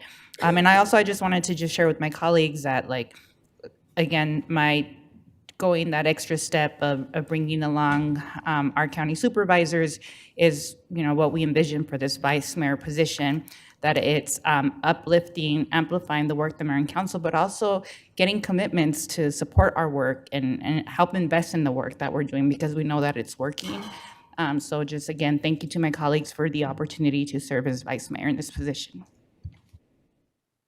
Any others? All righty. Well, thank you so much for the update. Really appreciate it. And appreciate the entire team for your work. All righty, so we are moving to item 9. All righty. So item 9, time has been set aside for discussion and direction relating to matters pending in front of the Pima County Board of Supervisors and other regional jurisdictions and joint meetings. Mr. Manager. Honorable Mayor, members of the council, you'll see a little bit of a shift of how we're handling the next 2 items. We've got the band back together here, so we have Stephanie Zamora rejoining us at the table, working closely with Laura Dent. Because there's a lot, Jackie Vega did a great job of setting up our process by tracking local jurisdictions, and she is still engaged in that. Stephanie's now taking it kind of to the next level. So for these 2 items moving forward, you'll see both Laura and Stephanie at the table whenever possible, and they'll sort of tag team our way through the next 2 items so you can see the synergies there. So with that, we're local in Pima County, so Stephanie, take it away. Good afternoon, Honorable Mayor, members of the council. I prepared and submitted a report overviewing some recent actions from Pima County Board of Supervisors and other regional jurisdictions. At the county level, this included both a regular meeting as well as a retreat where several topics were discussed, such as special taxing districts. The county took a look at their budget and fiscal outlook for the next year. And they also, just yesterday, had a meeting regarding different immigration policy updates. If you have questions about that, I'm very happy to answer them. Otherwise, in other jurisdictions, Marana approved a rezoning for a proposed large-scale data center project, and right now they're going through referendum petitions that have been submitted, seeking to refer that rezoning to voters. So if significant amount of signatures are validated, that rezoning approval would be suspended pending election results. And we also have a little bit of an update from Rio Nuevo, again, included in that report. Pretty short today, so if anyone, including Mayor and Council, have any questions, I'm happy to answer them. Stephanie, what I was just leaning over and talking to our clerk about was the joint meeting with the Pima County Board of Supervisors. I think we're targeting March 3rd to make that happen. And I was asking her, I think we need to have you all submit topic priorities to speak with the Board of Supervisors about. The first meeting that we had was highly focused on unsheltered homeless and the opioid settlement funds. So I think, Councilwoman, you had brought up an issue that we should touch base with them. If you can choose like the top 3 issues that you'd like to talk about, it's important for us to hear from you so that we can know what to focus on in our joint meeting. Other than that, I don't know if you had any questions on for Stephanie on the Pima County Board of Supervisors. Mayor, I would just ask that you send me those 3 top items that you want to put on the agenda by at least Tuesday of next week, because I do have to work with Pima County Board of Supervisors to get that agenda prepared and posted in time for the March 3rd meeting. Yeah, you have to work with the clerk. The potential meeting spot is going to continue being the Pima Association of Governments. That worked out well the first time we met. I think we all fit in the table plus presenters. So we're going to be using that space as well. And then the plan is having our study session and then a break meeting with the Board of Supervisors. Lunch, I think it's going to be provided by Pima County or PAG. Pima County's this time around. And then we'll have the meeting with the joint meeting with the Board of Supervisors. Am I missing anything? Okay. All righty. Other than that, any questions about that? Councilmember Barajas. If I can add my 2 now, so I don't forget. Thank you for presenting. I would love if we could add the Safe Streets for All Pima County Safety Action Plan to provide an update. And then also the Pima County Regional Housing Strategy and Tucson HCD's P-CHIP Plan Regional Housing Needs Assessment. Alrighty, we're going to still ask you to write that down so that we can, I know you're trying to get out of that. We're gonna still ask you so that we can kind of coordinate it well. Other than that, we're gonna move on to item 10, which is an update on state national legislation. Time has been set aside for mayor and council to receive an update on the state and national legislation and regional committees, executive orders, and direction to any associated litigation. Mr. Manager, did you want to kick us off? We can go straight to Laura Dent on this. Okay, thank you. Thank you, Honorable Mayor, members of the council. I'll go ahead and start with a state update. We do have a new election schedule. Governor Hobbs signed HB 2022 into law this month, which pushes the primary elections date for the state forward 2 weeks. So elections are now on July 21st. That also bumps up candidate signature gathering deadlines to March 23rd. So if you see lawmakers out there in the streets, their timeline just got shorter. This bill was accelerated to make sure that elections administrators and candidates and voter education work could happen promptly. So that is why that moved so quickly. I did want to give you a brief update on revenue bills. There are a handful of revenue bills that undercut local control that are moving forward at the legislature. There were a couple in committee this week. I'll just highlight 2. The first is SB 1745, which would limit a city or town with a population of 550,000 or more to an excise tax rate of no more than 2.5% unless voters approve a higher rate. So that is an explicit carve out for our 2 largest cities in the state. And then another one that was heard in committee this week, a pair of companion bills, is HCR 2052 and HB 30. This bill would prohibit counties and municipalities from increasing fees, transaction privilege tax rates, surcharges, or utility rates for 5 years. So think Ramada fees, water rates, bed tax, all the things would be on a hiatus for 5 years. The particular threat around the HCR is that it would essentially, if approved, bypass the governor's veto or signature and go directly to the ballot. So we're working hard with peer stakeholders. It was a robust conversation, I'm understanding, in committee today. So we'll keep you posted. Relatedly, next week is crossover week, so bills that start in the House go to the Senate, start in the Senate, go to the House. So we are going to see, this week is also the last week that bills can be heard in committee. So we're going to see the universe narrow, and that will also help inform some of the updates that we're providing you here, since there's just so many bills out there. We're going to get a better sense of what's moving in the next couple of days. Moving into our federal update, we are in a... Laura, before you move on to the federal update, my brain is burning right now. Because HCR 2052 is veto-proof, correct? Or no? Correct, Mayor Romero. It would go directly to the voters via referral.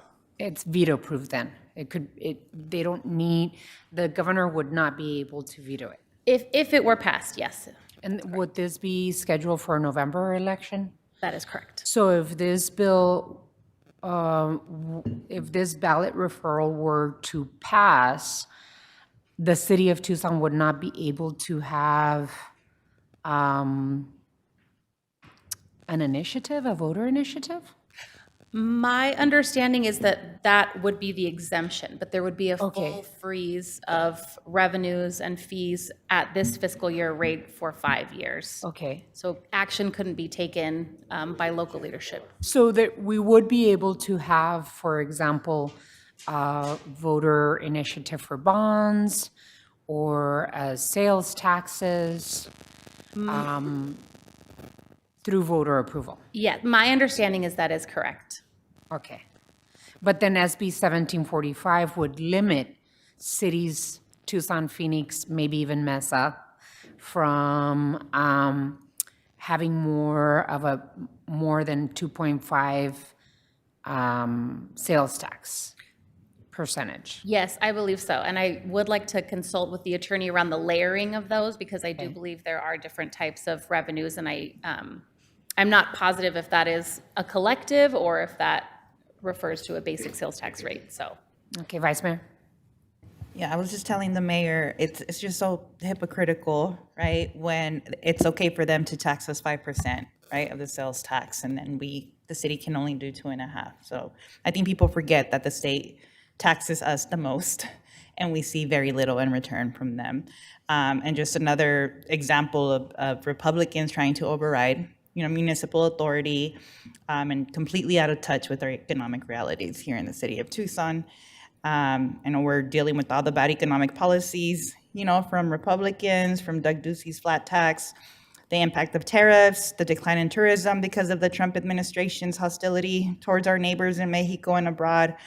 And we are tightening our belts across all the departments. So if these bills become law, they would create even more restrictions for Tucson's right to raise its own revenue and provide valuable city services for our residents, and then getting people throughout the state to weigh in on how larger cities, kind of operate. It's ridiculous. Well, this is on top of the Doug Ducey flat tax that the state legislature passed that really has taken millions of dollars from the budgets of cities and towns throughout Arizona. It is, as I said, my brain is still burning. My hair will be on fire if these bills pass. Councilmember Cunningham and then Councilmember Barajas. The maneuver by the state legislature is nothing new. It still amazes me that we're probably one of the only cities in the country whose state government seems to actively work against success. I guess my question is why? The legislature is supposed to serve the state of Arizona. It is not supposed to serve the fictional place called the state of Maricopa. This is not unexpected. It is still getting old. We have a couple of pieces to this, and that is that I guess part of my question about some of these are how many of these bills treat Maricopa County towns and cities different than Pima County towns and cities. And I'd like to pose that question whenever we bring these up, because a lot of times there's some nuances in this, and you go, why would we even do this? The league should have already kind of stopped this. And a lot of times they single out Tucson or try to single out Pima County. Some of you found out recently that Santan Valley is the newest town or municipality in the state of Arizona. That's no secret. And it's not a surprise considering that Pinal County recently met the threshold on the penalized tax basis. This goes back to the discussion of that we're hurting ourselves by not having incorporated areas. People who live in Catalina Foothills, Vail, or Green Valley, who probably never watched this meeting, should understand why Santan Valley Incorporated. And it relates to our previous item. We're struggling behind a lot of different pieces. Our property taxes and making Tucson affordable are hurt because we're providing those municipal services to areas that should be getting state share revenues and charging their own sales taxes. So these discussions have to keep evolving. We have to keep bringing them up. We're never going to get respect from the legislature until we play their game as well. So I'll be visiting the legislature tomorrow. I think my first visit to the floor in about 16 years. The first time I visited the floor was in 1994. And I know that seems, even I seem a little young for that, but I visited the floor actually in 1993 or 1993, and was introduced on the floor by my father, who was serving in the legislature. So I'll be at the legislature tomorrow, and I'll be met with some great folks who understand Arizona, but sometimes they don't understand Tucson. It's our job to get them there. In the meantime, that's really my big question, is how are they treating us differently? And what can we work with other cities on? And what can we work with other counties and cities on that are just outliers, where when we have a bill that's Maricopa County centric, we have to fight it with all the other counties. Doesn't matter what party they are. There are a lot of people in La Paz County that would oppose this bill, even though they're on the opposite political spectrum as me. And we've got to appeal to their paternal instincts. All right, that's it. Thank you, Councilmember Cunningham. I think the SB 1745 limits a city or town with a population of 550,000 or more. I think that targets Tucson and Phoenix very directly. I think Phoenix just passed, and they didn't have to go to their voters. They can pass it by a majority of their mayor and council, half-cent sales tax. Very similar to the one that 414, the one that we put in front of voters, funding very, very similar issues. Would that remove, because that went up, their sales tax went up, would that basically say no, like kind of go back on what the Phoenix City Council just did? I wonder if it's retroactive. Yeah, I think it's probably best, Mayor, to do some diligence around whether that would have retroactive impacts or just be moving forward. Okay. All righty. And maybe Mesa might be at 550 now. I'm not sure. Maybe 520. Anyway, but it's very obvious that it's targeting both Tucson and Phoenix. And targeting those of us that run the city, which is horrible. I agree with you, Councilmember Cunningham. I mean, maybe other cities around the country have to face similar attacks by their own state. I hear from my fellow mayors. I know that there is an alliance being formed right now. It's blue cities in red states. I think it's just going to be more of a therapy group. I'm just kidding. But I'll bring some information to all of you just to keep you informed on how other cities interact, blue cities interact with their very Republican state legislatures. Go ahead, Laura. Sorry for interrupting. Not at all. Thank you, Mayor, members of the council. So moving into our federal update, we are currently in a partial shutdown that is affecting the Department of Homeland Security, including FEMA, TSA, Coast Guard, Secret Service, ICE, and cybersecurity operations. Essential personnel are still working. This is a fight over ICE policy conditions. ICE has received prior supplemental funding, so their operations are less immediately affected. But Congress is out this week, so there's no near-term resolution expected, but we should see that pick up when they return. And the House did pass on the housing front bipartisan funding via the 21st Century Act last week. Housing for the 21st Century Act, and it supports, this bill focuses on speeding up home building, expanding affordable and manufactured housing production, broadening CDBG eligibility for housing. The Senate currently has the Road to Housing Act that they're going to bring to the floor again, and so we'll see negotiations between those two bills to find a resolution. So that concludes my report. Thank you, Mayor.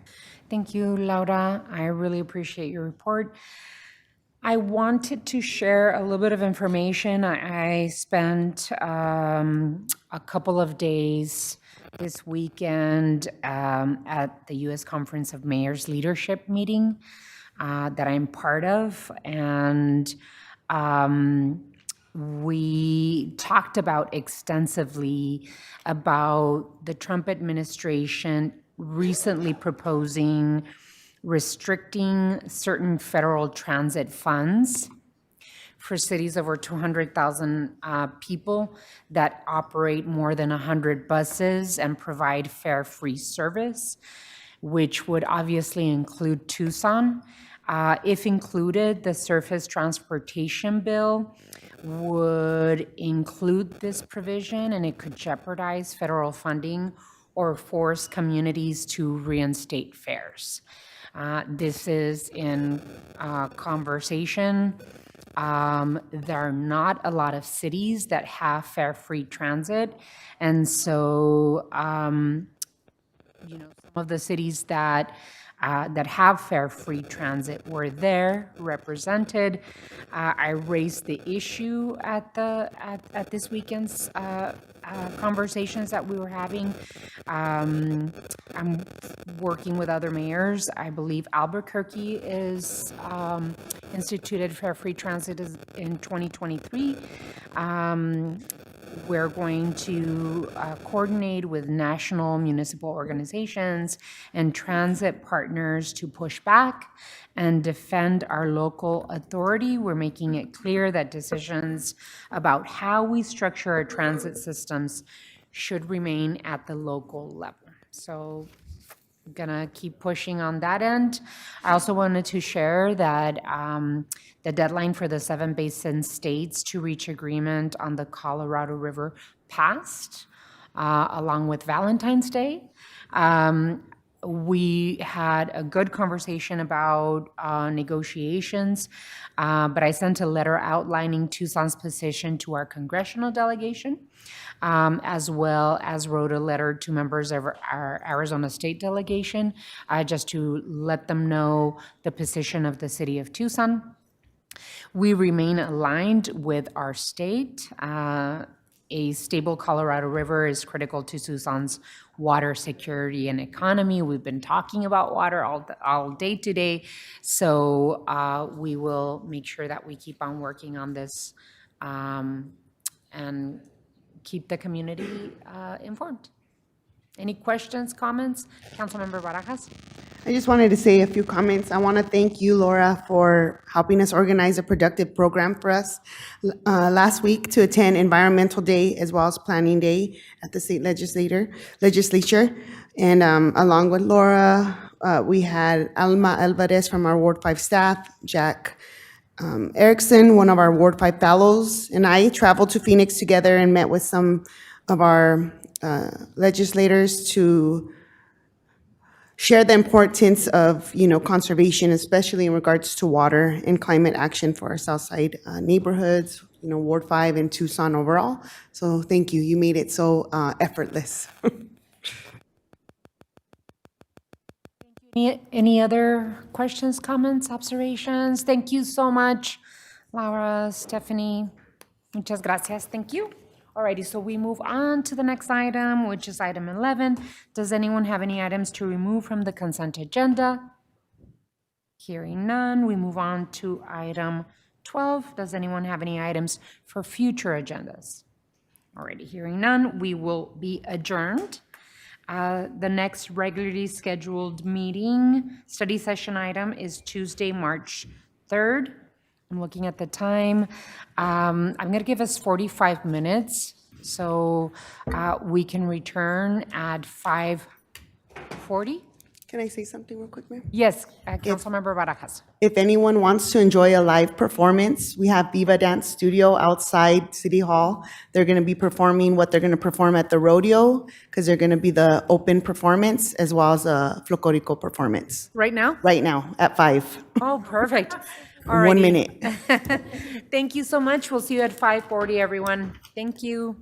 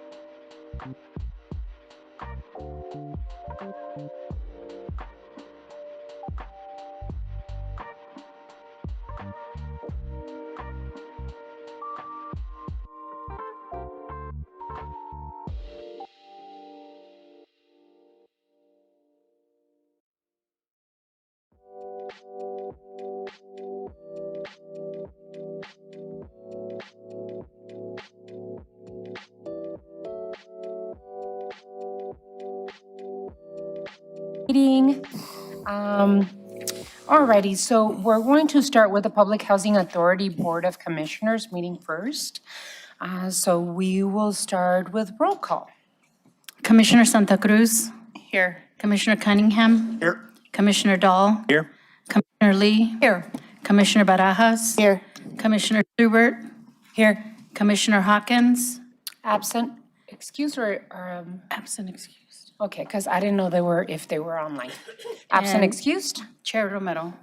Here. Alrighty, we move on to item 2. Revised FY 2026 payment standards. City Manager's PHA Communication Number 2, dated February 18th, is received into and made part of the record. Ms. Clerk, you are requested to read Resolution PHA 2026-49 by number and title only. Resolution number PHA 2026-49 relating to housing and community development, approving the revised fiscal year 2026 FY 26 payment standards in response to and is required by the U.S. Department of Housing and Urban Development HUD and setting an effective date. Do we have a presentation? No? Alrighty. What is the board's pleasure? Mayor, I move to pass and adopt Resolution PHA 2026-49. There's a motion and a second. Any further discussion? I did want to include some commentary here. The Board of Commissioners for our Public Housing Authority continues to address many changes coming from this administration federally designed to disrupt. This item returns to us following our December vote in response to formal guidance from the U.S. Department of Housing and Urban Development. The letter from HUD makes it clear that housing authorities across the country are being instructed to reduce costs now in anticipation of possible funding shortfalls in 2026. When policies change at the national level, the impact is felt immediately by our residents. Our Housing Choice Voucher Program is essential for so many Tucsonans to achieve housing stability and safety. Demand for assistance continues to outpace supply. As of January 1st, our public housing and housing choice voucher waitlists were closed, with approximately 60,000 residents waiting for access to these programs. That number alone demonstrates the scale of need in our community. Our responsibility is to balance compliance with federal requirements while protecting housing stability for Tucson residents. We will continue working with our housing authority to manage and monitor how these changes impact housing stability, and we will also continue advocating for federal resources to come to our community. With that, we need to go to roll call. Commissioner Lee. Aye. Commissioner Cunningham. Aye. Commissioner Schubert. Aye. Commissioner Dahl. Aye. Commissioner Barajas. Aye. Commissioner Santa Cruz. Aye. Chair Romero. Aye. The motion is approved with a vote of 7-0. Resolution PHA 2026-49. Item 3. PHA Calendar Year 2025 Review and Calendar Year 2026 Housing Reinvestment Strategy. City Manager's PHA Communication Number 3, dated February 18th, is received into and made part of the record. Time has been set aside for review of calendar year 2025 Public Housing Authority activities and accomplishments. Does staff have a presentation for this item? Jason Thorpe will be presenting. Thank you, Chair Romero. Thank you, Commissioners.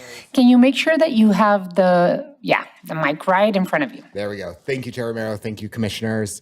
I'm pleased to provide this update. During this presentation, I will provide an update on PHA activities and accomplishments during calendar year 2025, as well as outline our plans to reinvest in city-owned housing using federal, city framework, and state funds in calendar year 2026.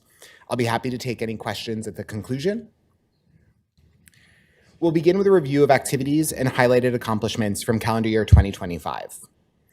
Despite challenges with federal funding, the Housing Choice Voucher Program continues to make an incredible impact with the local community. More than 6,000 extremely low-income families received assistance through the program in calendar year 2025, the majority of whom included persons exiting homelessness, disabled and older adults, and families with children. In addition to making a meaningful impact in the lives of our low-income neighbors, the program infuses more than $52 million annually into the local economy through payments to property owners for rental assistance.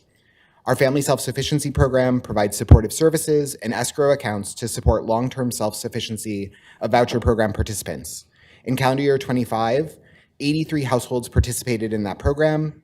We're also very proud to share that the HCD has launched a federally approved voucher homeownership program through which voucher program participants are able to purchase homes and continue to receive voucher assistance in the form of mortgage payments. The program maintains the same shared contributions as traditional rental assistance, with the household paying 30% of their adjusted gross income toward the mortgage and federal voucher funds paying the difference. Last year, the first family participated in this program. This working family established savings and connection to financial counseling and down payment assistance coordinated through the Family Self-Sufficiency Program and was able to purchase their first home. Through their hard work and commitment to building a better life for themselves and their children, they are now proud homeowners. We look forward to continuing to support homeownership through this program going forward. Like the Housing Choice Voucher Program, the public housing program is experiencing significant need that outweighs available federal resources, as Chair Romero pointed out. At the close of December 2025, more than 41,000 low-income families were on the waiting list for public housing alone. In the last year, we provided 2,069 families with housing assistance through public and city-owned housing. The majority of these households included one or more disabled or older adults, and several entered the program after experiences of homelessness. Through our Tucson House Resident Services and Resident Opportunities for Self-Sufficiency programs, we've provided comprehensive case management and service coordination for over 350 public housing participant families this year. We provided more than $100,000 in eviction prevention assistance using federal funds to prevent housing loss among participant households who are experiencing short-term strain on financial resources necessary to pay their rental contributions. While these numbers provide insight into the scope of our public and city-owned housing programs, the real impact is demonstrated in the lives of the folks who are supported through these critical programs. I'd like to share an example of two program participants who today are pursuing homeownership as a result of their participation in the public housing program. The cohort of families graduating the Family Self-Sufficiency Program in 2025 included two families which are well on their path to homeownership. Together, these families earned a combined escrow disbursement of more than $35,000, supporting down payment costs. Both participants achieved all of their service goals and, as a result of participation, maintained gainful employment. Their accomplishments demonstrate significant personal growth and continued progress toward long-term stability. We look forward to supporting their homeownership journey through that program in 2026. Participants in these programs don't just obtain assistance from us, however. They're actively giving back to their communities. For example, a group of seniors from our Martin Luther King Apartments multifamily housing site located downtown recently partnered with the city's multidisciplinary outreach team to pack 300 backpacks with essential supplies and food items that were distributed to people experiencing homelessness at the November 2025 Hope in the Park event. As you can see, the public and city-owned housing programs are providing stable housing, pathways to self-sufficiency, and opportunities for meaningful community involvement to better the lives of our participants and of Tucson as a whole. Thanks to the investment of federal funds, city framework funds allocated by Tucson Mayor and Council, and State Water Infrastructure Finance Authority funding, HCD was able to make considerable improvements to 512 city-owned housing units in calendar year 2025. These included water conservation and plumbing improvements, HVAC, chiller, and furnace improvements, flood restoration activities, storm damage repairs as well. These improvements included critical upgrades at several multifamily housing communities, including our Tucson House, Landers Gardens, Posadas, South Park, Dodge, and Silver Bell sites.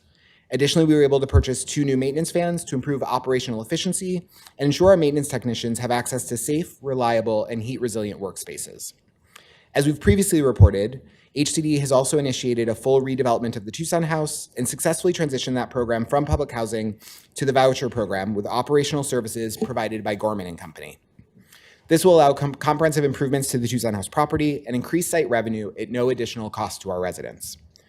Lastly, as we will continue to report on progress, HCD is actively working on converting 216 public housing units from to the Housing Choice Voucher Program and completing a full modernization of our Craycroft Towers multifamily housing site.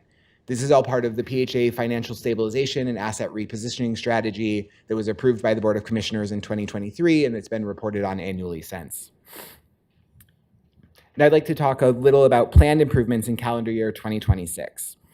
In 2026, HCD will use federal funds, city framework funds invested by mayor and council, and state funds to continue to improve our public and city-owned housing portfolio. These improvements will occur throughout the city, including all wards, with specific concentration on improving some of our dated multifamily sites located in wards 1, 3, and 6. Specifically this year, we anticipate improving 420 housing units and making community site improvements at 6 multifamily housing communities.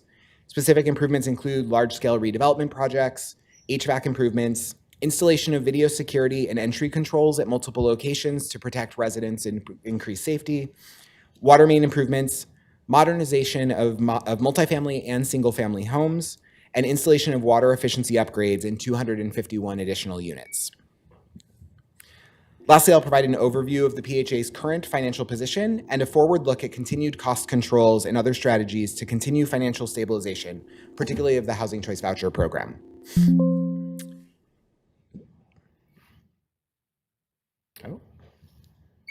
Some of my slides are missing. FY 2025 marked a significant milestone for the authority, with public housing closing the year in the black for the first time since 2020. At present, the program is operating with a healthy surplus, reflecting improved financial management and stabilization efforts. This provides a critical buffer against anticipated federal cuts to the public housing operating subsidy and capital fund programs, which provide the primary funding to support public housing. The recently approved Transportation, Housing, and Urban Development, or THUD appropriations bill, included a reduction in federal funding for these programs. While the exact local impact is not yet known, we estimate that this will result in a net reduction of at least $1 million in federal funds annually. The existing surplus will ensure that we are able to maintain fiscal stability despite the reduction in the current fiscal year. In the event that the local impact of the federal reduction is less significant than we anticipate, HCD intends to strategically reinvest available surplus into critical housing capital needs and vehicle replacements to protect assets, improve service delivery, and increase occupancy. The Housing Choice Voucher Program continues to operate within HUD's administrative fee allocations, demonstrating disciplined cost control on the administrative side. Despite administrative stability, the available budget for tenant rent and utility payments remains overspent due to increased market rent pressures. To address this shortfall, and in response to HUD's guidance, HCD has taken several cost control measures, including suspending the issuance of new vouchers, reducing rental payment standards on new rentals, pausing new project-based voucher allocations, excluding those projects that are associated with asset repositioning, and suspending voucher transfers known as port-ins from other communities in which our public housing authority must absorb the participants' rent and utility expense. Despite these, in addition to these challenges, we continue to work to increase funding from the federal government, and we'll be submitting an application for supplemental federal housing assistance payment funding to address those current and projected over expenditures. This is a standard HUD mechanism used by public housing authorities experiencing market-driven cost pressures and is intended to stabilize the voucher program while longer-term funding uncertainties are resolved. As we discussed on the prior slides, HCD has implemented comprehensive cost-saving strategies to reduce our voucher expenditures. These measures are designed to responsibly manage program costs while maintaining compliance with HUD requirements and minimizing disruption to participating households. To strengthen the authority's long-term financial position, HCD continues to actively pursue asset repositioning for approximately 950 of the prior 1,505 public housing units. This work is focused on improving financial stability, reducing structural operating deficits, and positioning the public housing portfolio for long-term stability in an increasingly constrained federal funding environment. With that, I'm happy to take any questions that you may have. Thank you, Mr. Thorpe. Really appreciate the presentation, really informational. I just want to recognize our housing authority, our housing community development team, Director Anchaneka, yourself as Deputy Director, and all of the people in housing community development that do yeoman's work in being able to provide services to our community, and very specifically housing. Last year alone, the PHA assisted 6,313 families through the Housing Choice Voucher Program and 2,069 households through the Public Housing Program. That means seniors and families with children and individuals with disabilities and individuals that are moving out of unsheltered homelessness were helped because of this program. I know that you mentioned $52 million in housing assistance payments were made to local property owners last year alone in support of our local economy and our housing market. That's $52 million that goes directly back to, landlords, many of them local landlords. And so I just wanted to bring attention to that. My concern is with the changes that are happening in the federal government and the state resources dwindling down. How are we communicating the federal changes to voucher holders and public housing residents? Sure. So there have been some specific changes that we have been sort of actively communicating to households that we believe to be most impacted by some of those changes. Many of the changes that we're seeing right now relate to funding specifically and are able to be addressed administratively. And so because we're making those administrative adjustments, we don't, at this point, foresee that we would need to be removing people from programs. And so haven't been communicating that maybe as deliberately as could be done. And part of that, honestly, is wanting to avoid creating alarm for folks who are in financially precarious positions when we don't believe at this point that we will have to exit anyone from the program. If we were to see more drastic funding cuts coming forward, and there was certainly risk of that in the current budget process at the federal level, then we would have needed to begin to have conversations with our residents about how we would make decisions as to who would need to come off of assistance, and we'd have some really tough decisions as a municipality and a housing authority to make in that case. I do think because of the level of funding that was enacted by Congress this year, we are in a position where we should be able to continue to support the households currently enrolled, but at least for the time being, will not be able to enroll new households. Thank you so much. What is the board's pleasure on this item? Mayor, I move to approve the items as submitted. Second. There's a motion and a second. Any further discussion? All those in favor of the motion, please signify by saying aye. Aye. Any against? Motion carries. All righty. We move on to item 4. Approval of minutes. The city manager's PHA communication number 1, dated February 18th, is received into and made part of the record. Is there a motion to approve the minutes of December 16th, 2025? So moved. Second. There is a motion and a second. Any further discussion?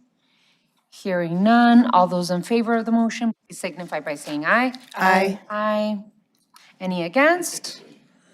The motion to approve the minutes of the December 16, 2025 meeting passes by a vote of 7-0.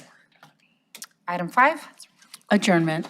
The meeting of the Board of Commissioners is adjourned. The mayor and council will now convene our regular meeting. It's a problem. There you go. No one can compete with you, Kevin.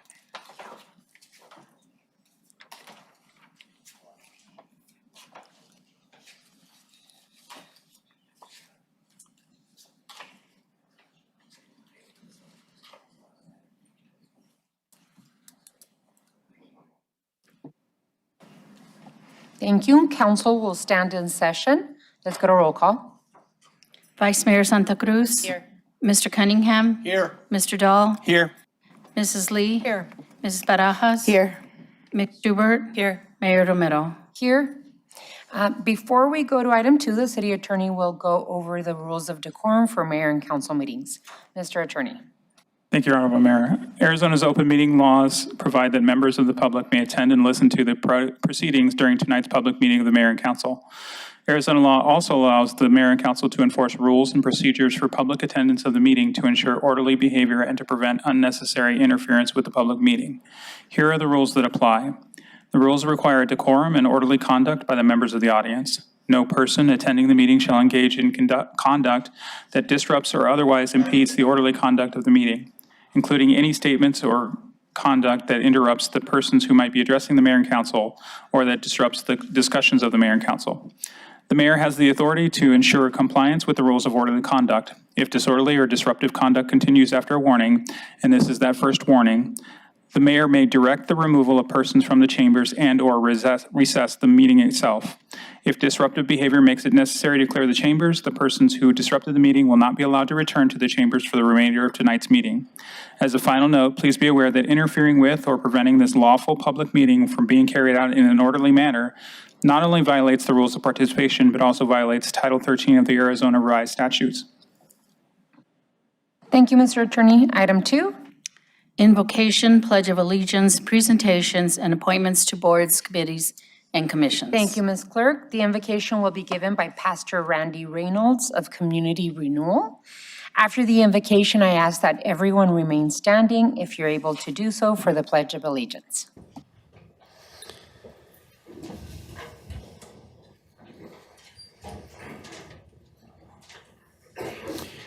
Lord, you have encouraged us to pray for our leaders, so we want to pray and lift them up, that you would grant them wisdom and grace, that you would give your wisdom so their decisions are blessed. We pray that you would guide them in all that they do, grant them the wisdom they need to fulfill their calling, help them to be strong and not accept criticisms that would hamper their performance as public servants. Let them serve with compassion and wisdom. Allow them to work together with their differences without internalizing their differences.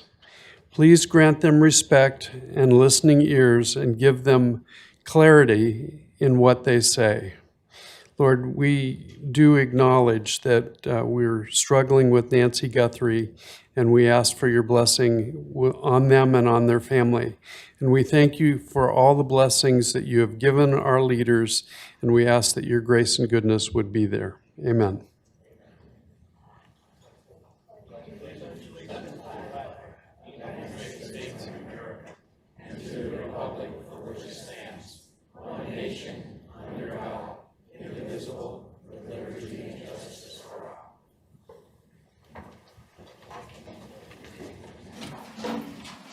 Thank you, Pastor Reynolds, for gracing us with your presence.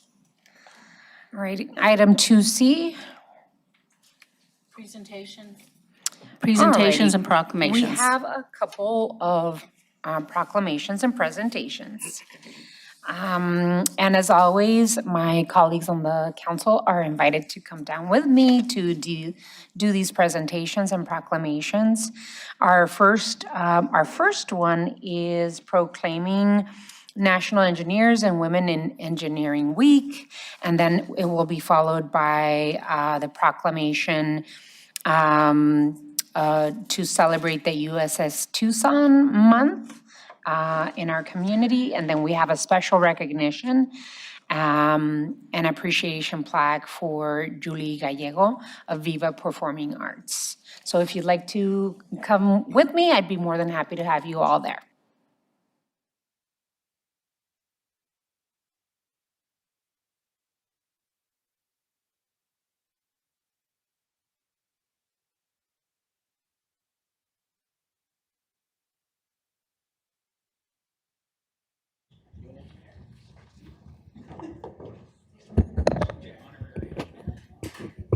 Alrighty, this is, our first one's going to be National Engineers and Women in Engineering Week, as we welcomed the Lunar New Year, the year of the fire horse.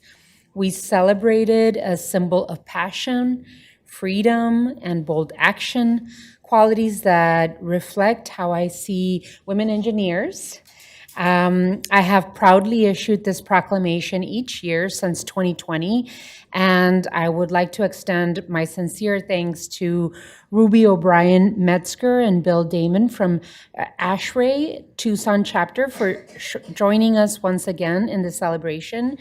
We also have present some of our very own engineers here in the city of Tucson, Elizabeth Macias and Amairani Garcia, engineers at Tucson Department of Transportation, and Frank Bonillas, engineer at Environmental Services, and of course our engineers at Tucson Water, John Van Winkle, Cad Gerber, Richard Sardi, Kevin Miller, Kristen Amante, Garrett Wright, Kevin Jin, Scott Sladweiler, who's the Deputy Director of Tucson Water, and honorable mentions go to Carlos de la Torre and our very own Assistant City Manager, Christina Swallow, and our City Manager, Tim Tamir. All of those that I've mentioned, if you are in the chamber, please join us over here. And a big old round of applause. Someone started it. Let's do it. Join us, please.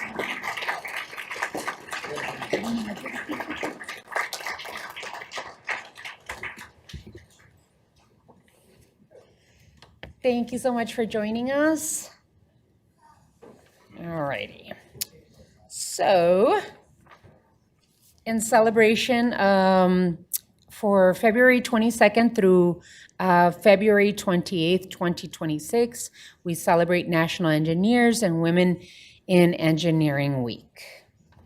Alrighty, so whereas engineers use their scientific skills and specialized knowledge and skills in creative and innovative ways to fulfill society's needs, and whereas engineers help solve major technological challenges of our time, from designing efficient building systems to rebuilding towns devastated by natural disasters.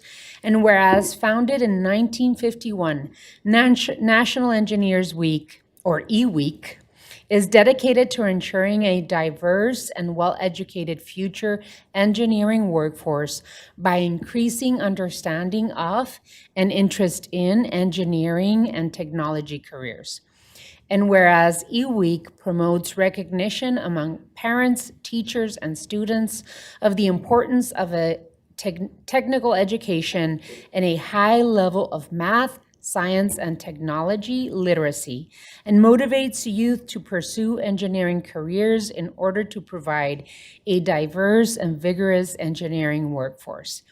And whereas 16% of engineers in the United States are women, we recognize the women engineers who also make significant advancements in every discipline of engineering, including mechanical, civil, chemical, biomedical, and electrical engineering.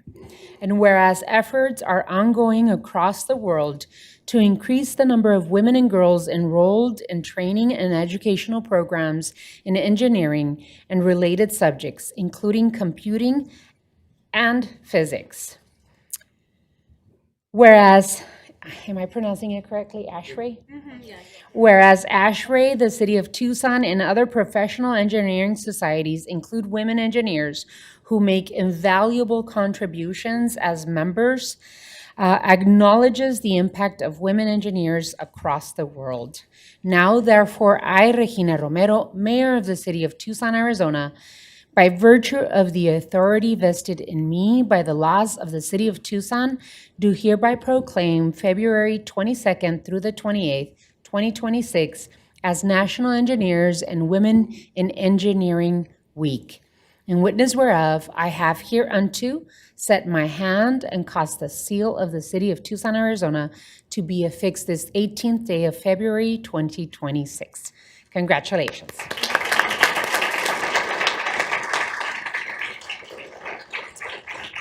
And very, very typical of engineers, you guys are standing perfectly like a foot from each other. You can squish and get closer. Any one of you or want to add anything? Anyone? Anyone? We'll be engineers. All right. Come on, get closer. Don't be afraid of proximity. All righty. Well, let's take a picture then. Let's do a picture.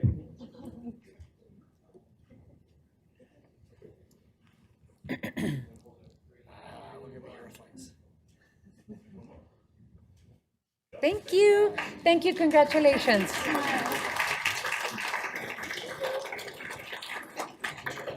Everybody looked up from their shoes.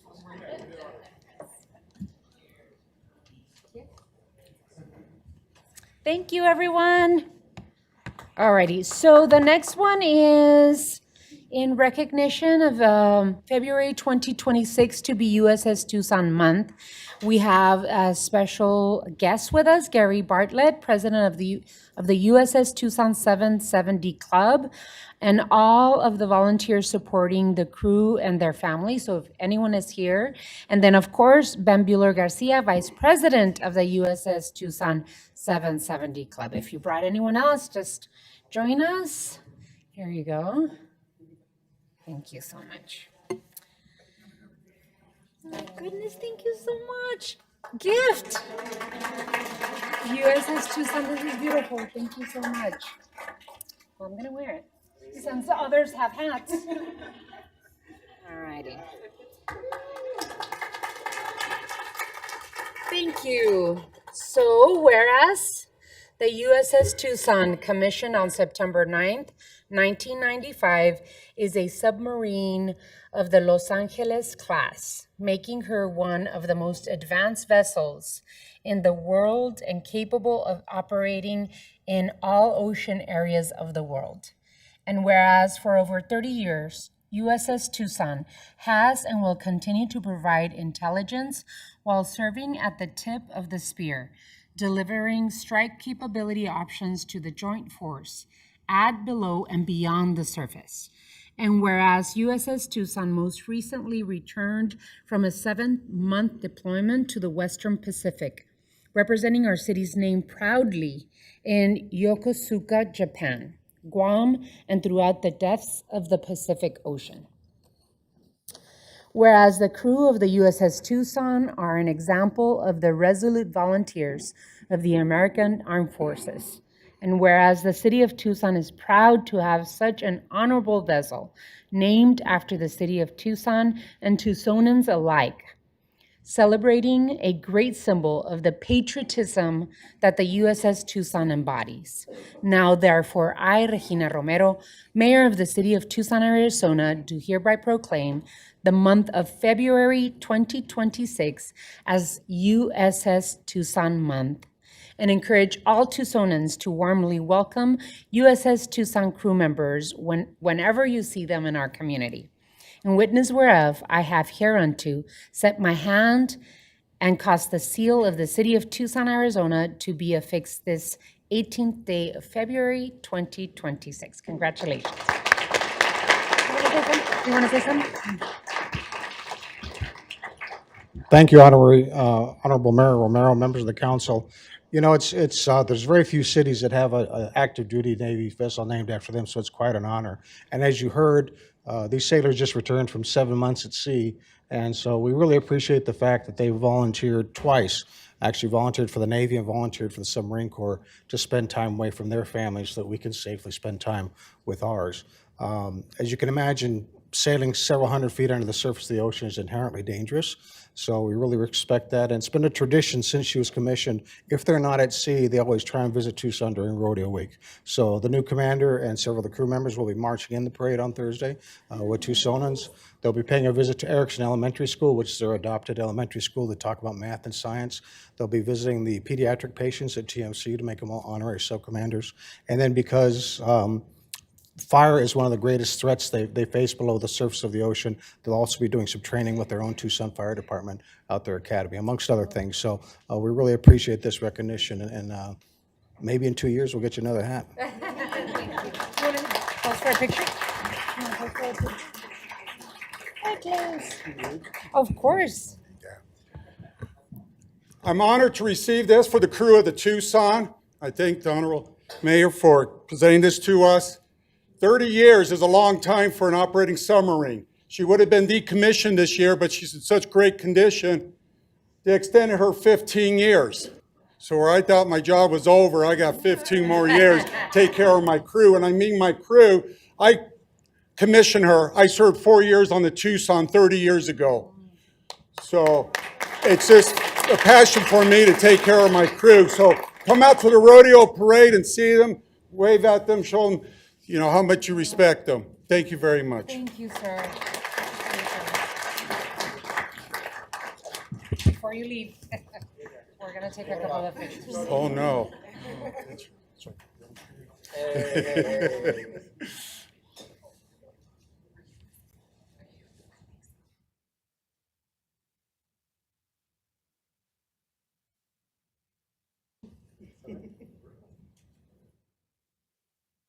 Thank you.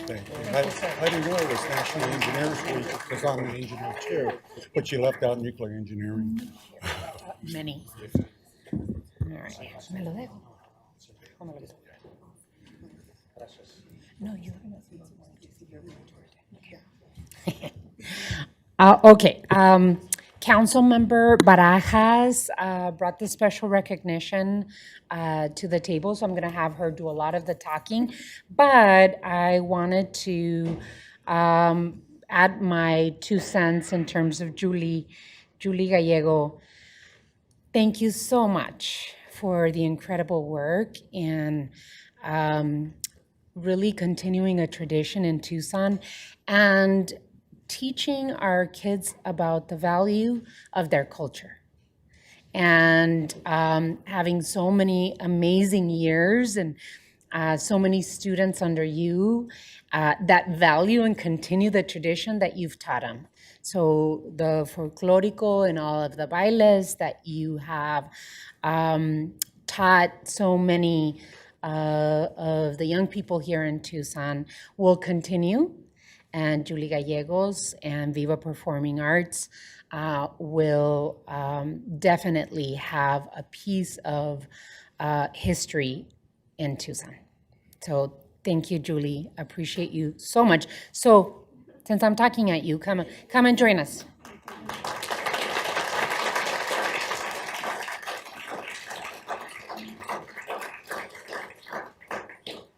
So we proudly recognize a true gem of Tucson, of Tucson arts scene, and Southsider, right, at heart, with her beautiful Performing Arts Center right there in the middle of our South Side. Julie has been a dedicated leader, bringing dance, arts, culture to our community and inspiring generations of young people.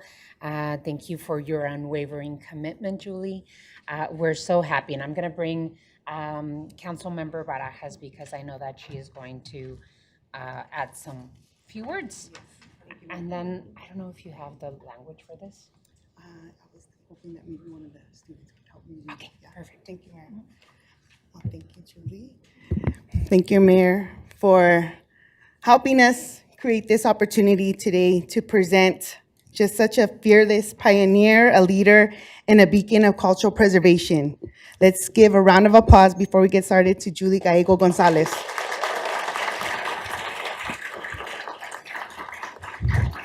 On behalf of Tucson, thank you for your service, your energy, and your heart. We are so lucky to have you. I want to take a moment to recognize and thank you for all the good work you've done here in Tucson. I wish I was a little Viva dancer growing up, so this is like my daughter's dancing for you is healing my inner child. But, you know, through the art of dance, from Mexican folklorico to hip hop to modern dance, Julie has dedicated herself to our youth, many that are here in this room, to our families, and to our neighborhoods. They even dance outside for us today.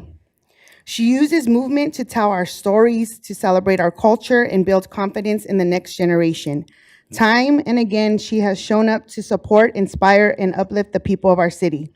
As we look ahead to one of my favorite weeks, next week, La Fiesta de los Vaqueros, I can't help but think of our families, your families, all the families here with us. Generations who gather, celebrate, and pass down the traditions that make Tucson so special. Julie embodies that spirit. She is deeply rooted here in Tucson, and through dance, she bridges tradition and innovation. From the vibrant skirts and rhythms of Mexican folklorico to the energy of hip hop and the expression of modern dance, she ensures our culture is both honored and evolving. Whether on stage or in the rodeo parade, she proudly showcases the rich history and vibrant heritage we carry together. For nearly 16 years, the studio was down the street from our ward, Ward 5 on Park Avenue, serving as a home where young people found discipline, creativity, and joy. Today, Julie's daughters are here with us. Julie's daughter Chanel and her niece Pilar are carrying on that tradition at their new location on Ajo Way at the Santa Cruz Plaza, continuing to create a space where every child can find their rhythm and their voice. Julie, your legacy continues to flourish. Your commitment and passion have made a lasting difference, mentoring our youth, strengthening our families, and enriching Tucson's cultural heartbeat through dance in all forms. Thank you for being a pioneer, a leader, and a beacon of cultural preservation and artistic expression. On behalf of Tucson, thank you for all your service, your energy, and your heart. We are blessed to have you. Now, if I could have maybe one of your grandbabies or one of the dancers to help me read a special plaque that we have.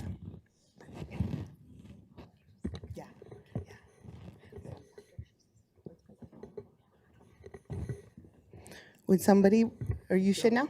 Ready? Okay, yay. Can you help me read this? The truth is we can't read it ourselves. Okay. On behalf of Mayor Regina Romeo and the residents of City of Tucson, we proudly recognize Julie Gallego Gonzalez for over 40 years of extraordinary dedication to preserving, uplifting, and advancing the legacy, culture, and artistry of dance and music through Viva Dance Company. Through your passion, leadership, and commitment, you have opened doors for generations of children, youth, and families to see themselves on stage, to move with pride, honor their heritage, and connect deeply to culture and community. Your impact reaches far beyond the stage, shaping lives, strengthening our culture heritage, and enriching Tucson year after year. Viva Dance Company has been more than a place to learn dance. It has been a home and a lasting source of celebration and belonging for countless Tucsonians. In appreciation for your lasting contributions, we honor you and celebrate your remarkable service to your community, to our community. We hereby proclaim this day, February 18, 2026, as Julie Gallego Gonzalez Day in City of Tucson. Given under my hand and seal of the City of Tucson, Arizona, this day, 18th of February, 2026.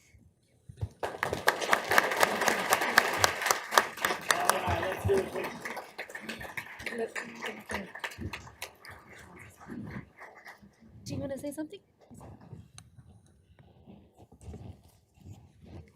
First of all, I want to thank the Honorable Regina Romero. Thank you so much. You know, I've seen her since so many years just do such wonderful things. So proud of you, so proud of you.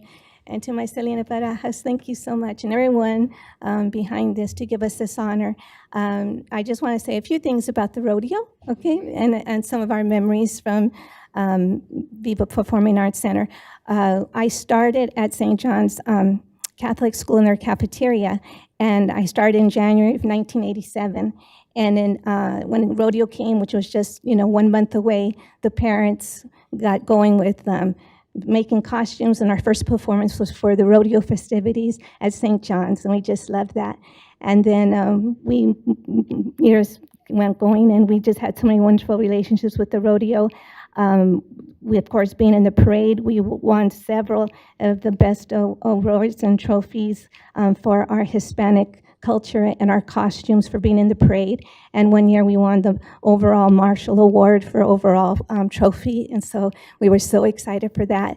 And then when we had our new studio on Park Avenue, the rodeo let us dance in the streets before the parade started, and then they announced from our dance studio all the entries, so that was an honor for us. And when I sold my building, I think the parents were so sad because we weren't going to be able to do the rodeo anymore. And then we found out they moved the route. It's not going to pass our studio. So we were relieved. We were relieved. Now they have to get it through Ajo to our new dance studio. They have to change the route for us. And then, these are just some of the few wonderful memories. when we did Viva Arizona, that was the whole history of Tucson. We started with Father Kino to the Presidio, through music and dance, all the way to present time, teaching the history of our beautiful city of Tucson. And we did that during Rodeo Week because we were proud of our heritage here in Tucson. So those are just some of the few memories in the 40 years that we have been together. And what I love about it right now with all my students that are here is all the opportunities, because we've traveled internationally, we traveled throughout the United States. But every time my students go out and they see like the city council and they are getting inspired, they wouldn't be here without this type of recognition and giving them the opportunity to be here and see our wonderful leaders.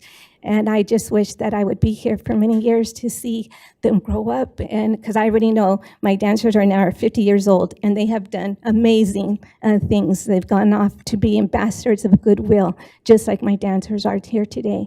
And I couldn't have done it without, of course, my husband, my partner, and everything, Tony, my husband, my children, my parents, my mother, and then all the wonderful parents that are here today, my instructors that give their heart out to all of our students. We're just so blessed. And I know I'm taking a long time, but this means very much to me and to all our families at Viva. And we thank you so, so very much. Thank you. I was gonna say, today's Julie Gallego Gonzalez Day, so you can take as much time as you want. But if we want to get some of the close family to take pictures, a couple, yes, and the dancers in the audience. Yeah, all of the dancers, please join us over here so we could take a picture. I see so many familiar faces. And of course, the family, por favor, join us. And I also, Chanel, can you come up to the front with me? Just right here? Okay. I want to recognize, well, let all my dancers come up. And there's, yeah. No, we'll take over though. The moms are great. Okay, you're gonna have to, everyone look that way. Cameras out there. Yeah. If you all want to see these dancers perform, they're going to open up for the parade on Thursday. And I just wanted to recognize my daughter Chanel here, Tolentino. She will be continuing the legacy of Viva Performing Arts Center, and I pray that the Lord continues to be with our company and that we go for another 40 years and for all the other children in the future.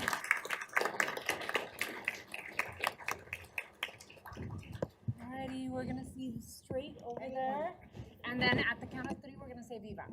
1, 2, 3, Viva! Okay, we're gonna say Viva Julie, okay, at the count of 3. 1, 2, 3, Viva Julie! Okay, how about a round of applause?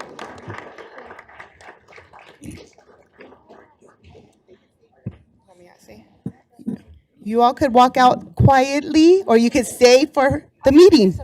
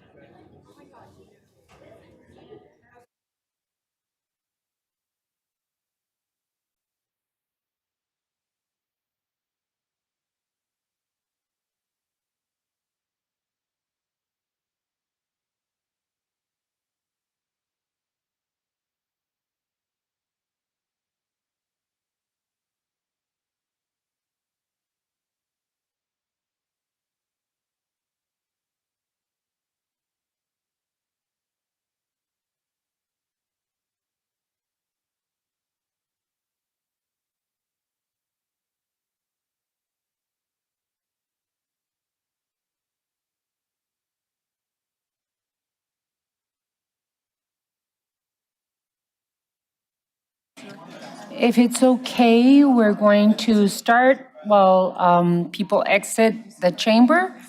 We're going to move to item 2D. Appointments to boards, committees, and commissions. City Manager's Communication Number 46, dated February 18th, is received into and made part of the record. May I have a motion to approve the appointments in the report, please? So moved, Mayor. Second. There's a motion and a second, and the motion means that we're moving to approve appointments of Jan Mudler to the Armory Park Historic Zone Advisory Board and the appointments of Cecilia Chavez and Paul Rust to the West University Historic Zone Advisory Board. Any further discussion on this item? I do have a little bit of a reminder, and I'm really contribute to this issue myself. There are a lot of boards, committees, and commissions that need our appointments in there. I am really bad about staying updated as to who's dropping off. There's term limits in some of the boards, committees, and commissions. So I would highly, highly, highly encourage all of us, including myself, to get an update on your appointments to boards, committees, and commissions, and please make a really big effort in appointing to those committees to make sure that we make quorum, and then the work of our citizen advisors can continue. With that, if there's no other discussions, are all those in favor signify by saying aye. Aye.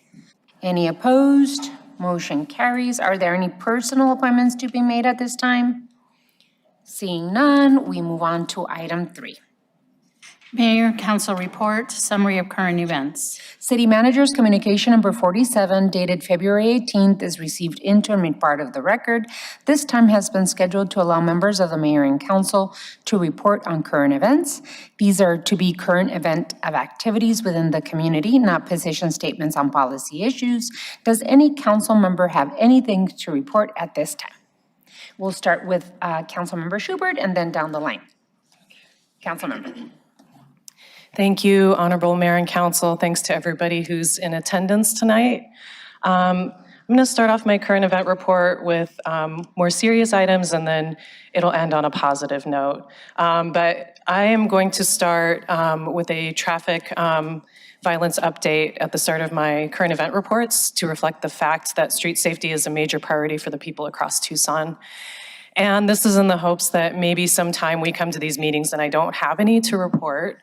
And I just went back to everything that had happened since the last mayor and council meeting. So as recently as this Monday, there was a head-on crash in the county that happened at the intersection of Sahuarita Road and Ocotillo that injured at least one person.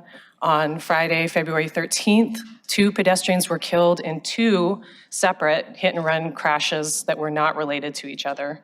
There was also a 3-car crash on February 7th. On February 6th, a 34-year-old was hit by an SUV and died from his injuries. On February 5th, there was a deadly crash involving a pedestrian who passed away at the scene. And early on February 3rd, 2 vehicle accidents sent a school bus crashing into a Tucson apartment complex when a small SUV failed to yield while making a left turn in front of the bus. So just to highlight that these things are happening all the time, and I think that we need to keep it at the forefront of our minds as we're making decisions about how we're investing in safety in our communities. Research shows that increasing vehicle speeds from 20 to 40 miles per hour increases the likelihood of a pedestrian death when hit from 10% up to 80%. So that 20 miles per hour increases the likelihood someone's going to die by 70%. So we got to slow cars down. We need to take a look at the data that shows us that 90% of crashes occur on 11% of our roads. And we had a really productive discussion about traffic safety during study session. So I encourage folks to go back and listen to that if you weren't here. Okay, on to other current events. On January 9th, I was really fortunate to make it to the Spaces for Solidarity event honoring Lorraine Lee. It was a community panel on campus at the Lotus Lounge. incredibly moving to hear about Lorraine Lee's legacy, especially her impact on my colleague, Councilmember Barajas. Lorraine was actually the person that inspired her to pursue urban planning. And we also had food at the event from Feng Feng of the Chinese Chorizo Festival. And just want to let you all know that there's a commemorative hike in honor of Lorraine Lee happening on Saturday, February 21st. And then I wanted to highlight that on Tuesday, February 24th, from 12 to 2, at the Coalition Space, that's the historic 4th Avenue Coalition Space at 311 East 7th Street, we're going to have an in-person listening session to collect additional feedback about Park Tucson rate changes. So that flyer is circulating on social media. We'll have it in our newsletter as well. But this is so that we can revisit this item and have more information from the community about how this might impact you. So again, that's Tuesday, February 24th. And then finally, thank you to everybody who made it to our first ever Ward 6 open house event last night, celebrating the Lunar New Year. We had over 200 attendees, including Vice Mayor Santa Cruz and the Ward 1 team and Council Member Selena Barajas, along with the Ward 5 crew. So just want to wish you all happy Year of the Fire Horse, and that concludes my current event report. Thank you. Councilmember Barajas. Well, thank you. Well, first, I want to thank the Mayor's Office and the Ward 5 team for helping us with that special presentation we just experienced. It has been a powerful few weeks in Ward 5, filled with moments that reflect the heart of our community, honoring legacy, investing in our youth, strengthening climate resilience, and expanding care for those who need it the most. I too was especially honored to serve as a panelist for Spaces for Solidarity, honoring Lorraine Lee. It was awesome panel discussion, and it was hosted by a new community building initiative launching in spring of 2026 through the University of Arizona Student Culture and Engagement Hub in partnership with faculty from Asian Pacific American Studies. This program connects students to the outdoors and to Tucson's rich history of environmental and social justice organizing. And yes, it was a very special honor for me because it does uplift my mentor and somebody that I still think about every single day, Lorraine Lee, an environmentalist, activist, and community champion. And I too want to invite you all to attend the hike that's going to be happening this Saturday alongside Reinas Who Hike and the University of Arizona Campus Community Connections. We are starting, I believe, at 10 a.m. and we are meeting at the Lorraine Lee Hidden Canyon Trail, located at 3800 West Star Pass Boulevard. It will be a meaningful opportunity to gather outdoors, share stories, and honor her lasting impact. Our Vice Mayor will also serve as one of our hike leaders. So we'll follow different leaders on that trail. And our Ward 5 office attended the 3rd annual Southern Arizona Heat Summit and continued those conversations at Environmental Day. We met with community leaders of all ages at the Arizona State Capitol, researchers and advocates to address urgent challenges facing our region, especially extreme heat, and figuring out solutions on how we could continue to protect our water for future generations. Last week, I had the privilege of spending the morning with high school students at the SheTech Explorer Day at the University of Arizona.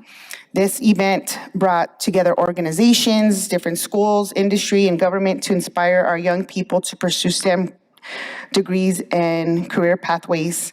It was especially meaningful for me to see so many students from our Ward 5 schools, such as Desert View and Sunnyside High School, in attendance, and their talent and leadership give me hope for our future in this field. And on Monday, I had the honor, alongside our mayor, celebrating the completed expansion of Sister Jose Women's Center, which is located in Ward 5. This expansion means more women can access shelter, receive daily meals, and now connect to on-site medical and behavioral health services. This is an important investment that focuses on dignity, stability, and care for women in our community, our neighbors. And I would like to wish Chad Kazmar best of luck on his next endeavor, and congrats to our new Tucson Chief of Police, Monica Prieto, a Desert View grad, which is in Ward 5 as well. And many of us are observing holidays. So yesterday was Lunar New Year. We had so much fun at the Ward 6 office and just meeting all your team and the community. Last night, Ramadan began, and today is Ash Wednesday. So I see some of you all with your ashes. Also, with the passing of Reverend Jesse Jackson, we are all feeling the loss of one of the country's foremost civil rights leaders. And in this month, Black History Month, I want to just honor him. And our holy days, traditions, remembrances make us reflect and connect to our greater purposes.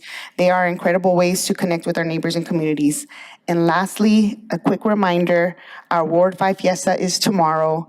I hope to see you all anytime between 4 and 8 p.m. I'm truly looking forward to gathering with you all, our neighbors, our communities, and please don't forget to wear your rodeo attire. Thank you. Thank you, Councilmember. Councilwoman Lee? No announcements, Mayor. Councilmember Dahl? Thank you, Mayor. I do have a prop. Saturday is an event to celebrate that we have signed the Tucson Urban Bird Treaty, and our mayor is going to do a signing. And there'll be all sorts of other events at the Sweetwater Wetlands. There'll be guided bird walks, kids scavenger hunt, live raptors, and a pop-up nature shop. It goes from 7:30 to 11. I think you sign, what, 10 o'clock? At 8:30. Nearby, the same day, Saturday from 10 to 11:30, starting at Danny Lopez Park, Friends of Danny Lopez and the River Run Network are sponsoring a creek walk. There's incredible riparian vegetation along the Santa Cruz River there because there's outflow from the treatment center. And there's also a lake where, until very recently, an immature bald eagle had been sighted, but all sorts of other good birds. So this Saturday, come enjoy the birds because in many ways, Tucson is for the birds. Birds the movie or the Birds the movie or just kidding. Councilmember Cunningham? Congrats to Monica Prieto. We're going to name her. I don't want to Don't jinx it. jinx it, but no one's more deserving of this, and it's a great selection. We also attended the farewell to Chief Kazmar last week, and wish him the best in his future endeavors. He's going to be nearby, and he's still going to be part of building some of the things we need in Tucson. Just want to let people know that you can drop off your ballot at 7820 East Broadway for the RTA vote. I also want to thank the RTA staff for hosting the February 9th town hall.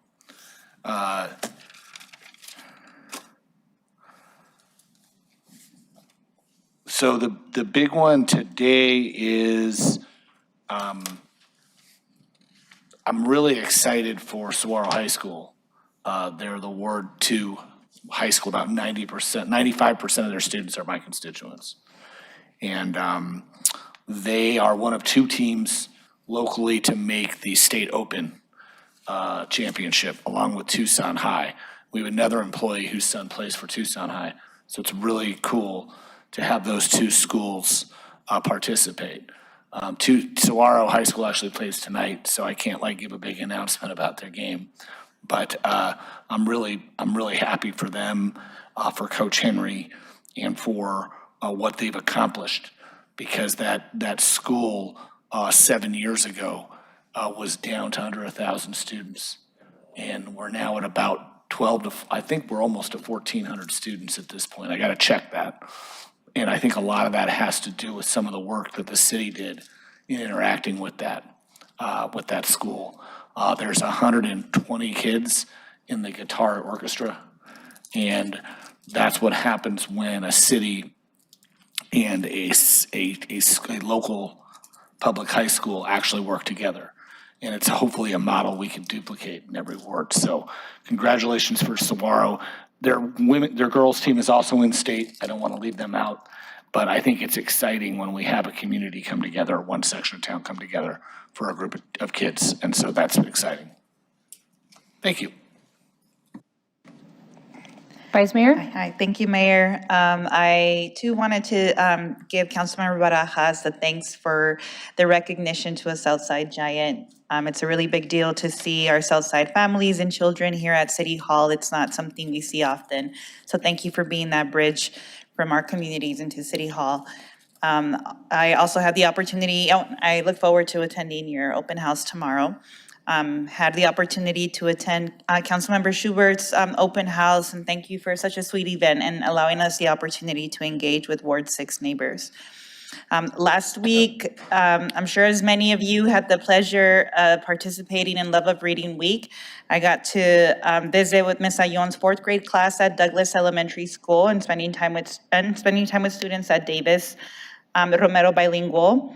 Ms. Ayon's class enjoyed connecting with the students. They had a lot of questions about what it means to be on the city council and what does my day look like, so that was a lot of fun. They also didn't know who Frida Kahlo was, so I made sure that was one of the books that I read to them.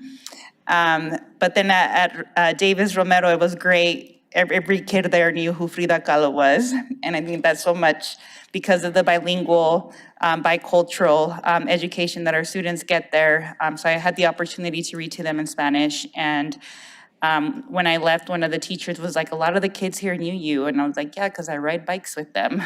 So that was fun to see young kids in a different context. So I want to just thank the teachers and all the staff that always reach out to our offices to come out and read to the kids, because I think it's one of my favorite things about this job. I also had the opportunity to attend Chief Casmar's retirement celebration last week with TPD, and it was incredible to see, all the colleagues, community members, and friends and family that showed up to recognize his service. His leadership and dedication to our city will truly be missed, and the turnout spoke volumes to the respect and appreciation people have for him and his years of commitment to public safety in Tucson. So look forward to the continued relationship with him with the Pima County. All right, so for our upcoming events, as Councilmember Barajas mentioned, Saturday, February 21st, we're doing the commemorative hike for Lorraine Lee, and I was asked to help lead the hike. And Councilmember Barajas was giving me a hard time that I need to bring a first aid kit with me. I'm gonna try to pace myself because I get really excited when I'm out on trails. But it's a meaningful opportunity to pause, connect with the community, and reflect outdoors together. And I'm really thankful for the work being done by Reinas who hike, who are making these trails accessible to our community members. And especially, with the work of Lorraine Lee, and I know our late Supervisor Richard Elias played a big role in trying to name that trail after her. And just the way that Lorraine Lee inspired Selena's work in public planning, she inspired my work in activism and working with young people. So I'm looking forward to that, and that'll be at 3800 West Star Pass Boulevard. And then on Saturday, February 28th from 9 to 11, join us for Save Our Saguaro's Biodiversity Fiesta as part of the Santa Cruz Watershed Day of Connection. Come enjoy a morning of service, nature, and community as we work together to protect and celebrate our local biodiversity. It's an opportunity to connect with neighbors while caring for the watershed that sustains us. We'll be meeting at Paseo de Iglesias Las Milpitas Community Farm at 2405 South Cottonwood Lane. Come prepared with comfortable shoes, a hat, and a water bottle. That's it, Mayor. Thank you, Vice Mayor. And I don't have any announcements today, so we are going to move on to item 4. City Manager's Communication number 48, dated February 18th, is received into and made part of the record. This time has been scheduled to allow the City Manager to report on current events. Mr. Manager. Thank you, Mayor. A couple things for tonight. First of all, I'm pleased to announce that work is underway for the installation of a bicycle and pedestrian signalized toucan crossing at the intersection of Euclid and 2nd Street. It's toucan because two can cross at the same time, both bikes and pedestrians. This is the site where 3 U of A students were tragically struck and killed during a hit and run incident last October. This work is scheduled to be completed by May. And I want to also indicate that this, through a combination of local, regional, state, and federal funding sources, the City of Tucson will be installing more than 60 bicycle and pedestrian signalized crossings over the next several years to help improve safety. Secondly, the City of Tucson invites community members to participate in public meetings to provide input on proposed new regulations for large-scale data centers. These meetings are intended to present considerations for a potential amendment to the Unified Development Code, or UDC, to establish standards and regulations for this land use. 4 public meetings will be offered for the community to learn more about the proposed regulatory framework and to share feedback. The first meeting will be held tomorrow, February 19th, from 6 to 8 p.m. at Pueblo Go Warriors High School at 3500 South 12th Ave.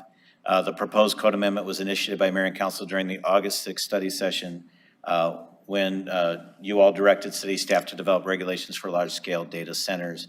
And people can find out more at about the meetings at TucsonAZ.gov. And I will close with off the script. After tonight, whenever somebody says Chief Kazmar, my response will be Chief who? So anyway, I close with that. Thank you, Mr. Manager. Item 5. Liquor license applications. City Manager's communication number 50 dated February 18th is received into and made part of the record.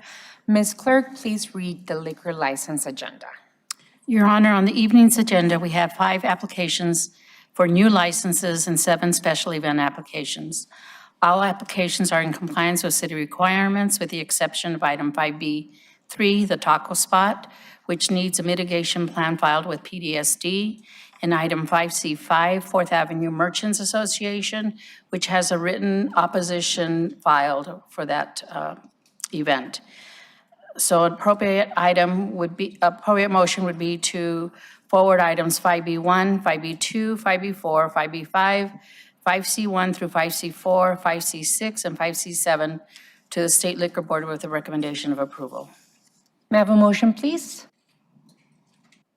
So moved. There's a motion. Second. There's a motion and a second. Any further discussion on the motion? Hearing none, all those in favor, please signify by saying aye. Aye. Any against? Motion carries, and then we have to consider The 2 items Two are items in separately. Ward 6. The first one is the taco spot.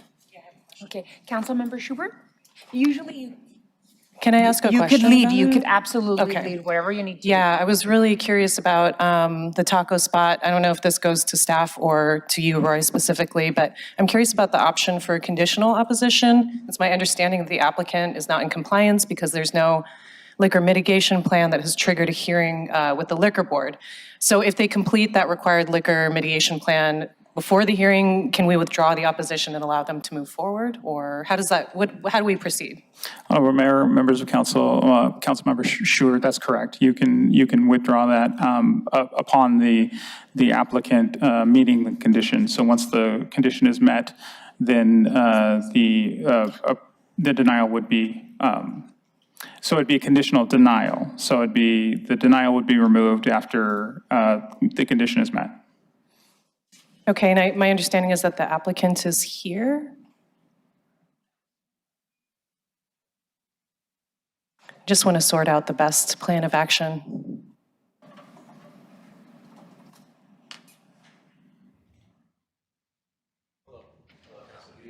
Can you go to the tall mic and Yeah, introduce thank you. yourselves for the record?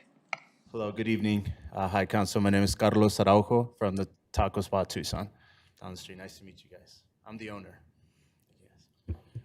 Good evening, Mayor and council members. My name is Jared Rapinski. I'm the representative who filed the liquor mitigation plan on behalf of the owner. So I'm just curious how you would like to proceed. I'm sensitive to your position as a small business owner. I think it's a great location for that. I understand the importance of having a liquor license so that you can, thrive as a business. So, the options are conditional denial or withdrawing the application. Yes, That's correct, Councilmember. No, I appreciate that. Being a native Tucsonian myself and a small to medium business owner. Sorry, I'm a little nervous, but first of all, thank everybody here. I appreciate your time. It is the evening, and we're all here, so thank you guys for that. But yeah, ultimately, we would prefer not to withdraw our application. We would appreciate the motion to conditionally deny until the LMP has been fulfilled, and then we can move forward. We think that's the best outcome for all parties involved, especially all our constituents and students around the neighborhood. Thank you so much. I appreciate that feedback. I'd be comfortable moving forward with the conditional denial pending the liquor mitigation plan. Thank you, Councilmember. Just to be clear, if for some reason, and not trying to prejudge or anything, if for some reason the liquor mitigation plan is not approved, then we would have to go back to the drawing board, just so everybody's clear and is aware. Appreciate that clarification. So also, Mr. Attorney, if the mitigation plan is not approved by the time that the board has the hearing and your application is denied, you have to wait another year to reapply. I can kind of speak to that. Yeah. Okay. As far as the liquor board hearing, once it's set, first off, they're the first Thursday of every month. So we're clearly not going to meet March. It's going to go to April. I just received an email prior to this council meeting from Planning and Zoning that the first step in the liquor mitigation plan is already completed. The neighborhood meeting and everything went well. They have now sent out the notices, that second step in the liquor mitigation plan. The final date for comment period on that's going to be March 11th, and basically she indicated that she'll know if we can issue the liquor mitigation plan on March 12th, which is well before any hearing. All that said, and we certainly want to consult to the city attorney on this one, because I consulted with an attorney and he pointed out that 4224, which handles these circumstances, there's a sentence, the very last sentence, that statute says, zoning shall not be a basis for denial of an application under this title. So although a conditional thing sounds good, and certainly the applicant does realize that he can't sell alcohol. So let's say, for instance, you did make a approval. We realize he cannot sell alcohol even if that state liquor license was issued prior to the liquor mitigation plan being in play. I did some research on this and I found out two different circumstances, and it's a little difficult, going through all the archives and things like that. But back in 2022, there were two different occasions where liquor mitigation plan was not really jiving real well with the state application. In the first one that was March 9th, 2022, the council voted 7-0 in favor of forwarding a approval to the state liquor board on that. On the June 7th, 2022, it was 6-0 in favor of recommending approval of that. I would be willing to bet that was probably as a result of realizing that, okay, they can't move forward, but we can also use zoning, and this is clearly a zoning issue, as a basis for denial. And one last thing I'll point out, clearly approval would be better, because then if by chance, the liquor mitigation plan does not go through, the license can be, placed inactive and eventually surrendered, if it doesn't go through. But the difference between, the liquor board, withdrawing the necessitation for the hearing, at that point, it goes back to licensing division. They got to then finalize things, and that's going to add another 3 weeks to it. But whereas if it's approval and there's no hearing that's set, then as soon as the liquor mitigation plan goes on, his license is issued. Now, all that said, I got one last thing, and I'm so sorry, and thank you for being so patient with this, because I know this is very wonky and procedural and, things like that. From this date right here, if council was to make a recommendation for approval of this application, then it goes back to the state. The state has to sit on it for 15 days as per state statute for any comment period at the state level. Then it goes into final review and all that stuff. It is oddly enough tracking right around the same time, because right around the second week of March would be when the state's ready to issue this application, which ironically is right around when the liquor mitigation plan would be ready to be issued. So everything would just kind of all happen at the same time. Does all that make sense? And does anybody have any questions on that? Because I know that's a lot to digest. I have a question for our city attorney. Why does it have to be denial with the condition of the mitigation plan versus approval with the conditioned approval? Sure. So the main concern, I think, for our office would be that given that there is a non-compliance at this point, it could lead to in the future, any non-compliance anybody could come through and say, hey, we're not compliant, but we're willing to do the things. So our advice would not change at this point. Yeah, I mean, that was what it hinged on for me, was the non-compliance part. So, I mean, and you know that we're not the ultimate decision makers on this anyway, but I feel comfortable with the conditional denial. It sounds like you'll be able to deliver on that. So I appreciate the historical context. Okay, thank you. Thank you. So what is your pleasure on this item? Yeah, I'd like to move forward with a conditional denial. Second. There's a motion, there's a second. Any further discussion on this? Hearing none, all those in favor, please signify by saying aye. Aye. Any against? Motion carries. Thank you so much, really appreciate it. All the success for you all. Thank you guys for your time. Thank you. Okay, and the second item is the special event application for North 4th Avenue Merchants Association. We just had a written argument opposing the application. Councilmember Schubert? Yeah, thank you so much. My understanding is that this constituent who opposes opposition does so regularly for the same event, for the same reasons. I actually bring personal experience of volunteering at a beer booth at the 4th Avenue Street Fair. And I can attest to, both the fact that the participants are following the letter of the law and that there are also very reasonable controls in place to ensure that folks are being responsible, and I do understand it as a valuable resource to neighborhood associations for fundraising. I don't have any data right now that gives me justification to deny, so I recommend moving forward with an approval. Second. There's a motion and a second. Any further discussion on this? Hearing none, all those in favor, please signify by saying aye. Aye. Any against? Motion carries. Thank you, Councilmember Schubert. Thank you, Ms. Clerk. And thank you, Mr. Attorney. Alrighty, we move on to item 6. Call to the audience. Ms. Clerk, do you have any announcements? Yes. At this time, the public is allowed to address the mayor and council on any issue except for items scheduled for a public hearing. Call to the audience will last for 30 minutes, and speakers are limited to 3-minute presentations. The green light will turn on when you begin speaking. It will turn yellow and beep when you have 30 seconds left of your allotted time. When your 3 minutes are up, the light will turn red and the timer will begin beeping. If that happens, please immediately conclude your remarks. Our first speaker is going to be Dan Hunt.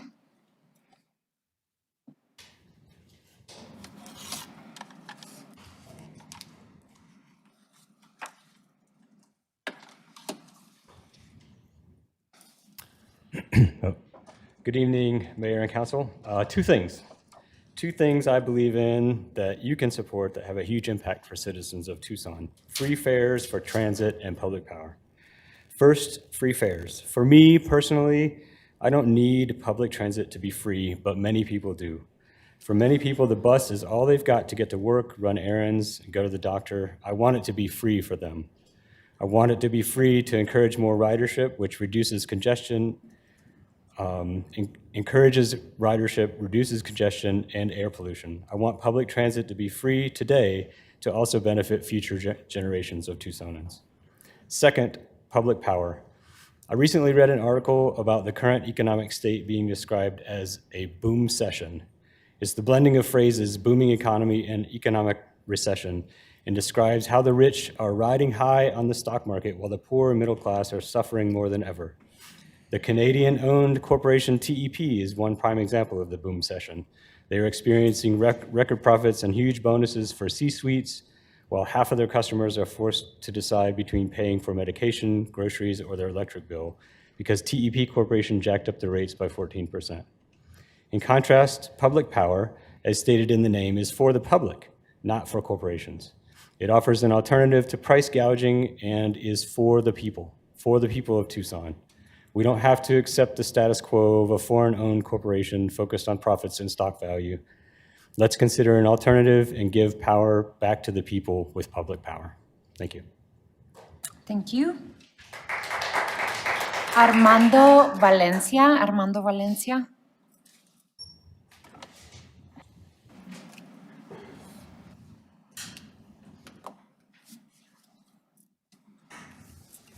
Good evening, Mayor, Council. My name is Armando Valencia. I'm a 31-year-old Tucson native. I'm also a veteran and a current letter carrier for the United States Postal Service. My interest in local government, although less than dynamic throughout the years, has began to intensify with my understanding that you all rejected the large-scale data center campus that was proposed near Pima County Fairgrounds. There are a few things that I truly love in this world, and one of them is our desert, our home. And so with your vote on last year, it showed me that you all love this desert as well. After my focus on Project Blue, I began to learn more about public power and its viability. And I felt compelled to speak before you today after learning such. We are all aware of how hot it is here in Tucson. And actually, there was 112 consecutive days of 100+ degree weather in 2024. We all know this. TEP and also its parent company, Fortis, they know this as well. And they know that this community relies on HVAC and swamp cooling systems to mitigate those issues. Despite the promises of sustainability from Beal Infrastructure, I imagine the power consumption from that project and the continued havoc of climate change will inevitably fall on the backs of regular Tucsonans. I feel that means bringing forth a vote for public power before the citizens of Tucson has never been more critical. The decisions being made on our behalf are being made by a business that must adhere to the profit motive, which is why we get data centers and price hikes instead of innovation and preparation for the future. Forming a community choice aggregation would not only give Tucson the ability to choose a greener portfolio sooner, it would also top-down improve lives. I hand letters to people every month with a grimace on their faces, not towards me, but towards the bills that they receive, worst being TEP. TEP has increased their rates twice, including the highest one recently in 2023 and another proposed in June. In conclusion, I humbly request that you give those of us bound by the necessity the option to have an option. Thank you. Thank you. Madeline Gold.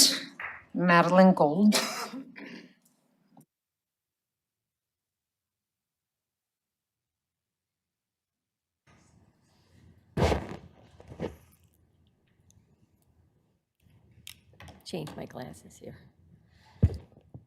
Thank you for the opportunity to speak. My name is Madeline Gold, and I live at 3rd Avenue and 20th Street near Santa Rita Park. And it is this park that brings me here today. First, I would like to thank the mayor and council for putting $8 million into the renovation of Santa Rita Park. As a resident of this area, I am unquestionably excited about bringing my granddaughter to this park when it reopens.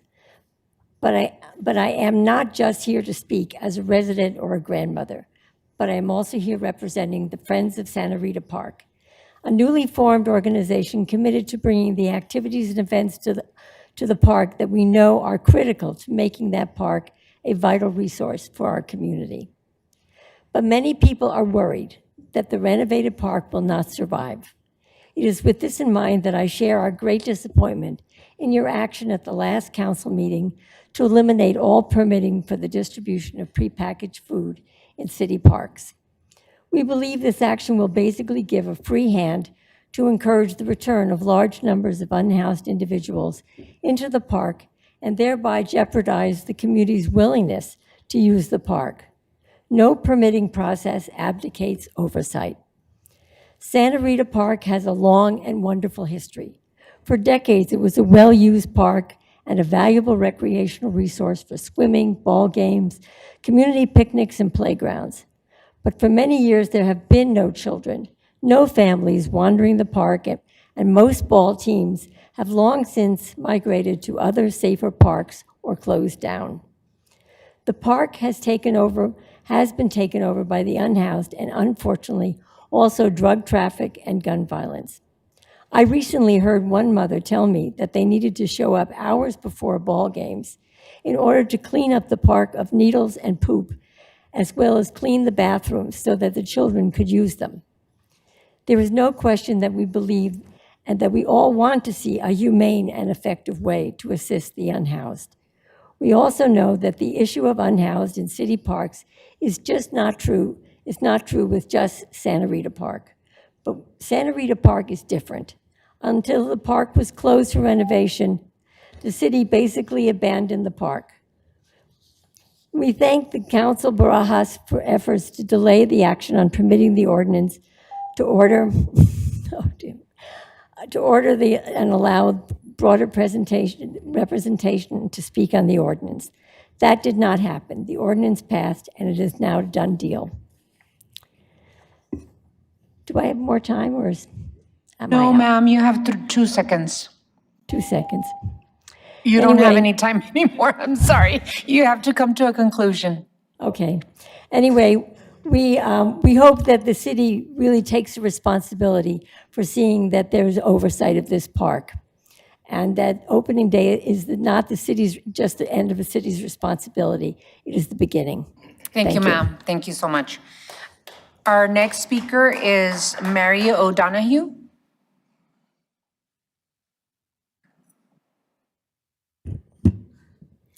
Good evening, Mayor and Council. My name is Mary O'Donoghue, and I have the privilege of serving as the Executive Director of Southern Arizona Senior Pride.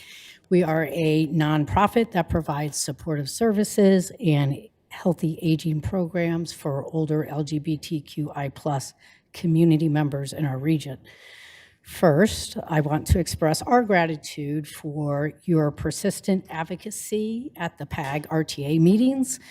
Over the years, your work has delivered meaningful benefits to Tucsonans. For our neighbors on the south side and throughout the city, the revitalization of major streets has been long awaited. That is why I stand before you tonight in strong support of Proposition 418 and 419 and the proposed RTA Next Plan. The long-awaited improvements to corridors like 22nd Street, Irvington, and Drexel are essential not only for mobility, but for community well-being. Passing these propositions is also vital to support and fund Neighbors Helping Neighbors initiatives, such as the Neighbors Care Alliance, or NCA, administered by Pima Council on Aging. NCA programs and their volunteers provide mileage-reimbursed transportation assistance to isolated and resource-limited older adults throughout Pima County. As a member of the Neighbors Care Alliance, Senior Pride serves our elders. Some of our elders lack stamina and ability to access or wait for bus or van services, even as these public transit options remain essential for many. The RTA Next Plan thoughtfully addresses the needs of our entire community, whether they walk, bike, ride, or drive, and it ensures critical transportation options for those who depend on supportive services. We believe in a Tucson where everyone can move about safely and with dignity. That is why we stand firmly in support of Proposition 418 and 419. And we thank you for your time and your leadership on this effort. Thank you. Thank you, Ms. Donahue. Thank you. Paul Farrell.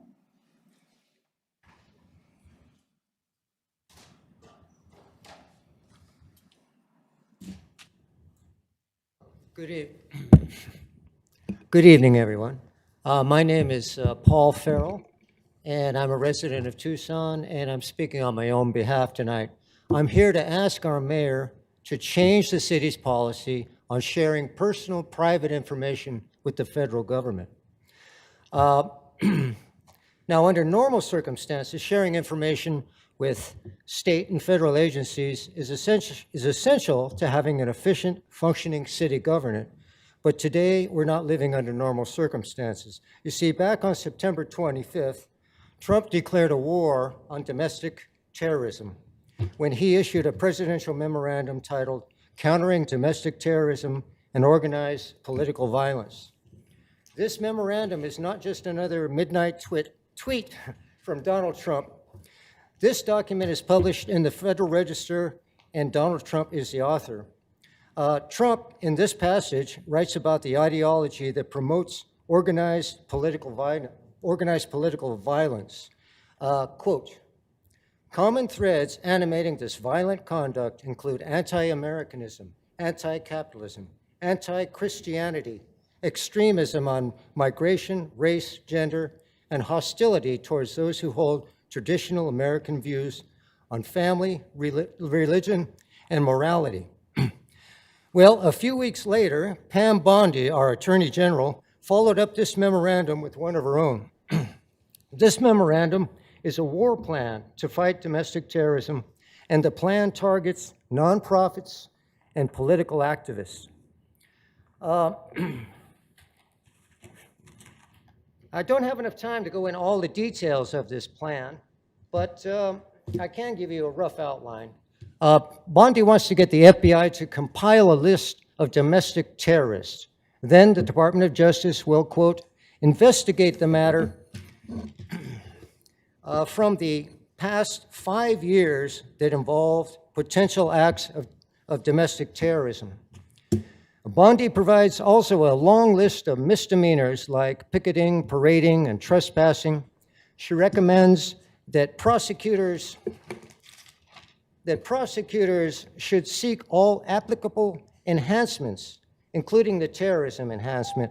She also recommends that using the IRS to go after political enemies, and she says that the FBI is going to start a cash reward program for information on terrorists. So what can we do about this situation?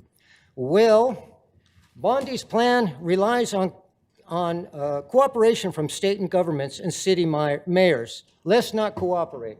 The ACLU has come up with a plan that includes a mayoral executive order. This is a mayoral executive order that will put an end to this nonsense, and we can be safe from this. I'm sure the mayor would want to take a look at this, and I have a few copies here for other people. Yeah, can you give it to one of our clerks team? Thank you so much, Mr. Farrell. I really appreciate you coming here and being interested in this issue. Okay, just for the record, the KKK has never been designated a domestic terrorist organization. Okay, the KKK. Two, I just have a small question. We can't get too much into this because it's called to the audience, but I just had a question about City of Tucson policies and sharing information with the federal government, Mr. Attorney. Thank you, Madam Mayor and members of council. We don't currently have any agreements to share information other than what's required by federal and state law. That includes things where we're involved directly in criminal investigations, but that's it. But other than criminal investigations, the City of Tucson does not share? Correct. Okay. Thank you, Mr. Farrell. Really appreciate it. Our next speaker is Reyes Suarez.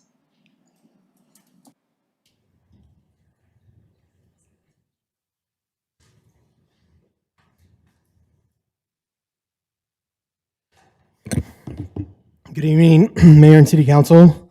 My name is Reyes Suarez, a Tucson native representing myself, but I speak on behalf of those too afraid to leave their homes and the ones disappeared by ICE. I'm not sure if everyone heard the news last night, but the City of South Tucson voted 5-1 to end their flock contract for their AI cameras. I was there at the meeting. I know at the meeting that I was here before last, I said that they had decided to end it. I did so a bit too enthusiastically in November. I guess they made me a prophet instead of someone giving that announcement. But I do prophesize that this council will follow suit. In all reality, I had digitally diligently attended every South Tucson Council meeting since that November meeting, presenting the emerging and varied information at each participation. I highly suggest that this council look to the points that the South Tucson Council members gave defending their decision. Cesar Aguirre, Dulce Jimenez, and Pablo Robles met the moment and more, and chose their community over false safety. And so my attention now is focused back here, waiting for you all to meet the moment. So again, I advise you, divest our city's usage on AI surveillance, whether that's flock cameras, Motorola, Axon ALPRs, and body cameras, as well as eagle eye systems. This cannot wait. The federal government is feeding data from these systems regardless of what limits you believe exist. They have backdoors. They're moving too fast and spreading too wide for this not to be the case. They're coming after undocumented and those that are critical of the administration. It's no longer a question that we are in a current fascistic and oligarchical takeover of our country. We're in it. There's other practical reasons to divest from AI too. It takes up too much water and energy. The UN University for Institute of Water and Environmental Health said by 2040, projections suggest that 2/3 of the global population will face water scarcity conditions.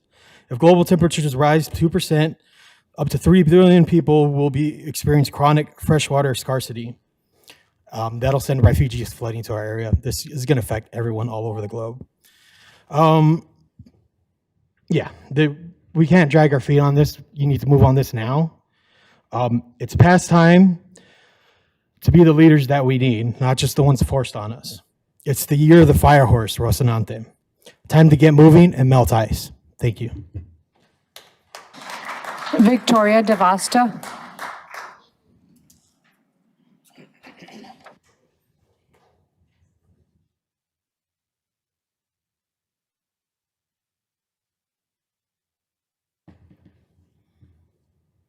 Hello, Mayor and Council. Can you hear me? Nice. Every single council member here should have a working plan for how they are going to address the massive homelessness issue in their wards. And to be clear, the homelessness issue is not homeless people. It is the gaps between them and getting help. Here's a quote from someone near Santa Rita Park recently. "They've made it illegal to be homeless. The cops woke me up almost 5 miles from downtown at my new camp because they had kicked me out of my last the night before. I got arrested again and I have no idea what I'm going to do. I'm going with this person to community court next week to see about getting these charges dismissed." The WASH ordinance is actively creating an even more hostile environment for people unable to access care. Councilmember Lee and Councilmember Cunningham, I would greatly appreciate a meeting regarding the perspective you guys both share around drug users. These are the same people who qualify for medical detox and treatment because it's a health issue, but instead are already getting arrested en masse. That proposed drug ordinance would have been absolutely catastrophic if enacted, and I am glad it is off the table. However, now is the time to have these talks, so we can all share more understanding before something is proposed again. Mutual aid groups witness the reality of these ordinances and how they actually affect people on a day-to-day basis. Help is not as easy to get as it may seem, and I would really appreciate discourse. Budget season is starting up. We need to focus on boosting alternative community care projects and things like Star Village. The success has already been witnessed. It does work. Although the pilot year is not over, we can already see the impact it has made in the community. Star Village was never intended to be completed in a year. Again, the model for growth is replication. I hope all council members will take a step in this direction and begin discussing how Star can be implemented in your wards.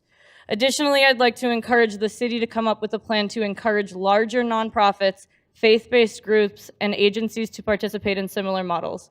Offer an incentive or conduct a meeting with service leaders on how they too can participate. Mayor Romero and City Manager Tomure, I'd also like to request a meeting with you and your offices to just sit down around a table and talk about homelessness. Call to the audience is not a conversation. I want and hope you all want conversations continuously. The general public has been force-fed a narrative on homelessness, partially by government, faulty media reporting, and of course our local superstars, the Crime-Free Coalition. The narrative is they don't want help, but more and more people aren't buying it, because the more you actually engage in your community, see the daily pain and suffering, the mass inequities, and the never-ending cycle these people go through day in, day out, you can humanize. Over half of the people I have worked with and gotten to know on the streets have been through the system. Not just jail and detox, but the housing system. They had a voucher or were housed with an agency and they end up coming back to our tables. The reason is not laziness. It's because we are setting people up for failure. Agencies are linked in with slumlords and then leaving people high and dry with very little support. These and many other real observations are things you would not be briefed on without someone working on the ground directly reporting to you. I also have new cow flyers, and they're very cute if you would like to grab them for your Thank you. offices. Yeah, please give us some. Thank you so much, Ms. DeVosto. Our next speaker is Mike. I'm sorry, I couldn't read the last name. Mike Lipman. Yes.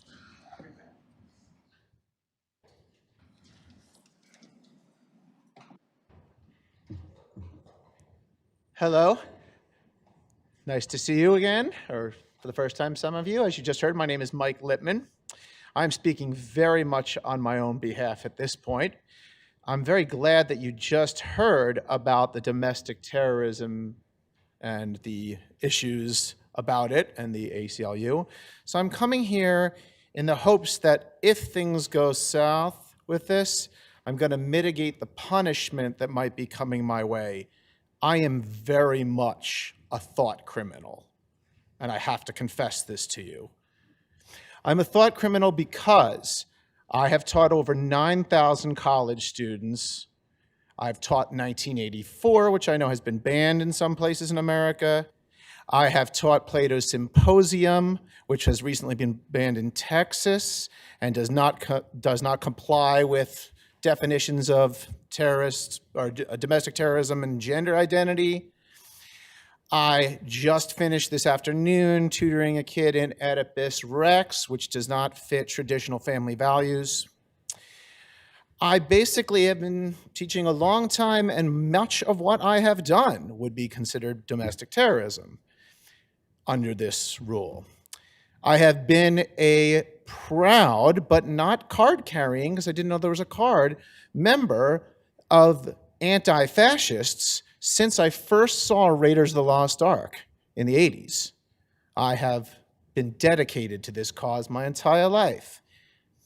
I have also been a writer. I have written a translation of an Aristophanes play that is directly attacking the current government. I have been writing satires that have mocked our current immigration laws. I've called them incompetent and, sort of, not fair in the way they arrest people. And I continually march and protest, and I'm a very loud person. And I continue being this sort of person. But one of the things that troubles me the most about the description there is I apparently have been a domestic terrorist since birth, because one of the things it says there is you're a domestic terrorist if you participate in non-Christian activities.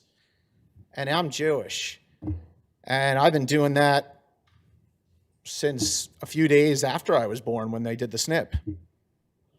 So please take what this gentleman said very seriously. Appreciate it. Thank you, Mr. Lipman. Timothy Dang.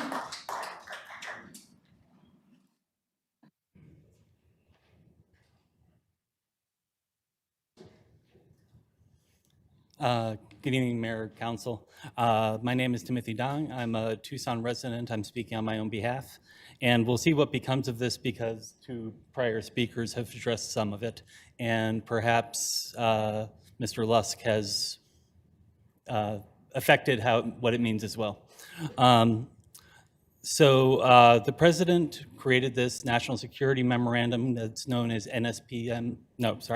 Yes, NSPM 7, and Attorney General Bondi followed up with a memo about how to implement it.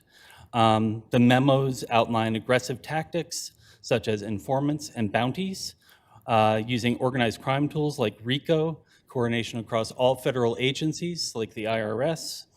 The memo also makes it clear that the DOJ intends to work with joint terrorism task forces that would include state and local agencies. Under the broad language, things like identifying a federal agent or supporting somebody who did would be considered domestic terrorism. We know that the government is broad in what they call terrorism now. After being killed by federal agents, Renee Good and Alex Preddy were both called domestic terrorists. Good's wife was targeted for investigations after Good was killed. Marimar Martinez survived being shot 5 times and was then charged with assaulting a federal officer. Alfredo Ahorna and Julio Sosa Celis were charged after one of them was shot.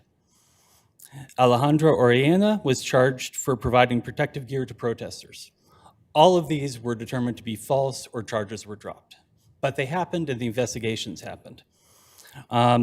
What I'm asking you to do is to adopt the ACLU's draft executive order so that Tucson employees have clear guidance when federal agencies come asking for cooperation or information.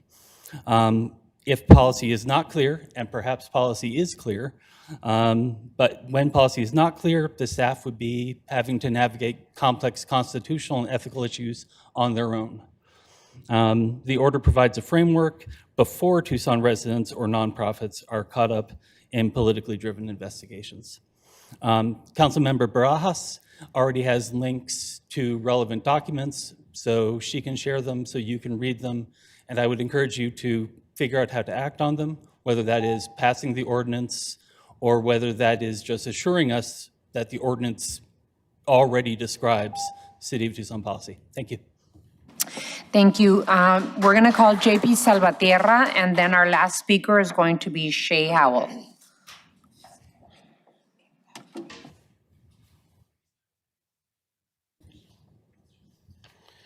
Madam Mayor, Council, JP Salvatierra, Tucson native, resident, not retained.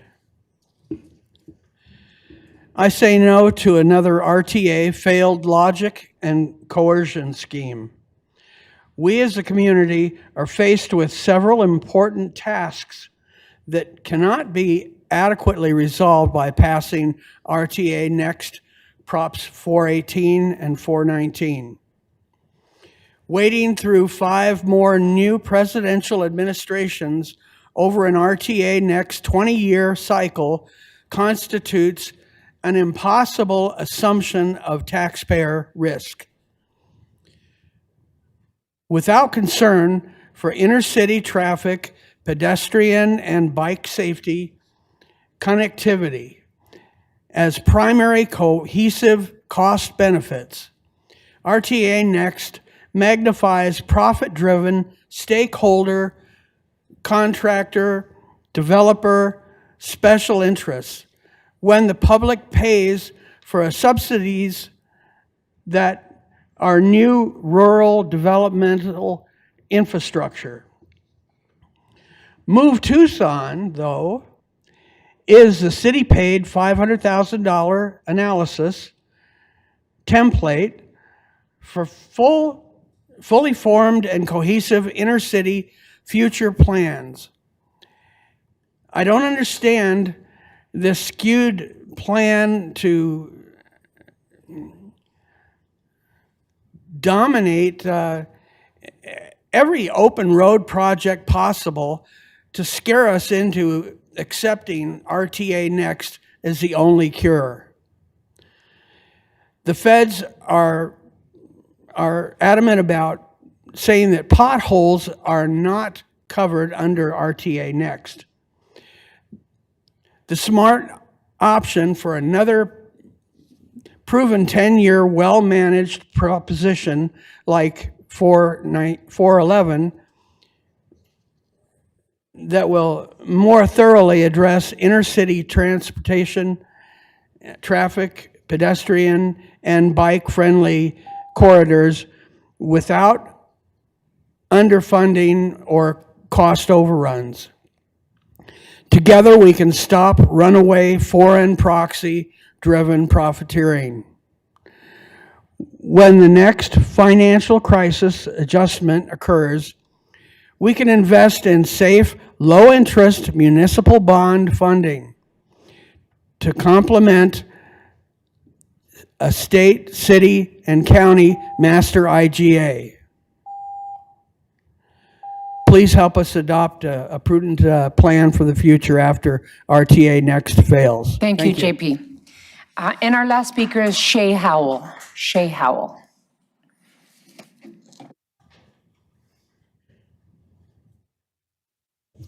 Mayor, City Council, good evening, and thank you for letting me speak with you tonight. Special thank you to Selena Barajas for allowing the Friends of the Santa Rita Park to meet at the Ward 5 offices.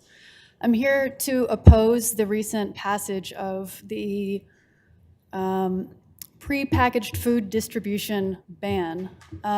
This poses a number of difficulties in our planning of events and activities for the park when it does reopen. A number of our members are concerned about the homeless population and distribution of food to them. I have a different reason for this. As we're planning events and activities, we need funding, and sponsorship comes in many different forms from many different places. But one of the places that it can mainly come from is from companies who wish to distribute free samples of their products, drinks, cold, icy beverages, other products that might bring business to our communities and help the events that we're planning come to life. So I would ask you to reconsider this blanket ban and prohibition on the distribution of prepackaged foods in light of these activities that we're trying to bring forward, and maybe put some conditions down for where that would be appropriate and where it would be inappropriate. The blanket prohibition doesn't help, though. Thank you.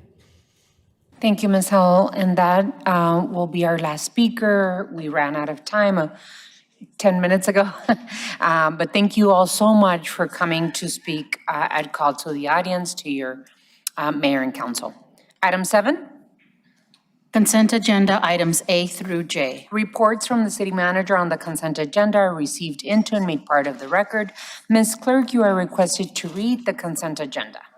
Item A is approval of minutes. Item B is a lease agreement with T-Mobile West LLC, DBA T-Mobile for the telecommunications facility at the southwest corner of Golf Links and Pantano Road. Item C is Industrial Development Authority, El Rio Bond Financing. Item D is disposal of city-owned property at 2937 North Stone Avenue, Tucson, Arizona, 85719. Item E is an intergovernmental agreement, IGA, with Pima County and the City of Tucson for emergency eviction legal services, the Craycroft Shelter. Item F is COPE, Community Service Incorporated, Shasta Apartments, Impact Fee Subsidy Request. Item G is a second amendment to the lease agreement with Step Up to Justice for the office space located at 320 North Commerce Park Loop, Suite 100, Tucson, Arizona, LF 878RP2264. Item H is a lease agreement with Dulce Villascusa, DBA Skyline Beauty and Wellness, PLLC, to occupy city-owned space at 147 North Stone Avenue for RES 2026-141, LF number 1711, RP number 2200. Item I is a lease agreement with Jacqueline Larson, DBA El Ritual Tucson, LLC, to occupy 1,560 square feet at 400 North Toole Avenue, RES 2026-142, LF number 1710, RP number 2475. Item J is renewal and extension of continuation of fire, medical, and special hazard services at the Raytheon Company, United States Air Force, Plant 44 manufacturing facility. May I have a motion, please? Your Honor, I move we pass the items on the Second. consent agenda. So there's a motion and a second to move the matters on the consent agenda. Any discussion on this? I do want to say a little something. Item C, we're not considering separately, but I did want to talk about the City of Tucson Industrial Development Authority issuing El Rio Clinic bond financing. The IDA, the City of Tucson IDA plans to issue up to $41 million in industrial development revenue bonds to finance a 95,000 square foot El Rio Stone Health Center facility at 4888 North Stone Avenue. This is in Ward 3, including construction improvements, reserve, and issuing costs. I am so happy about this particular project.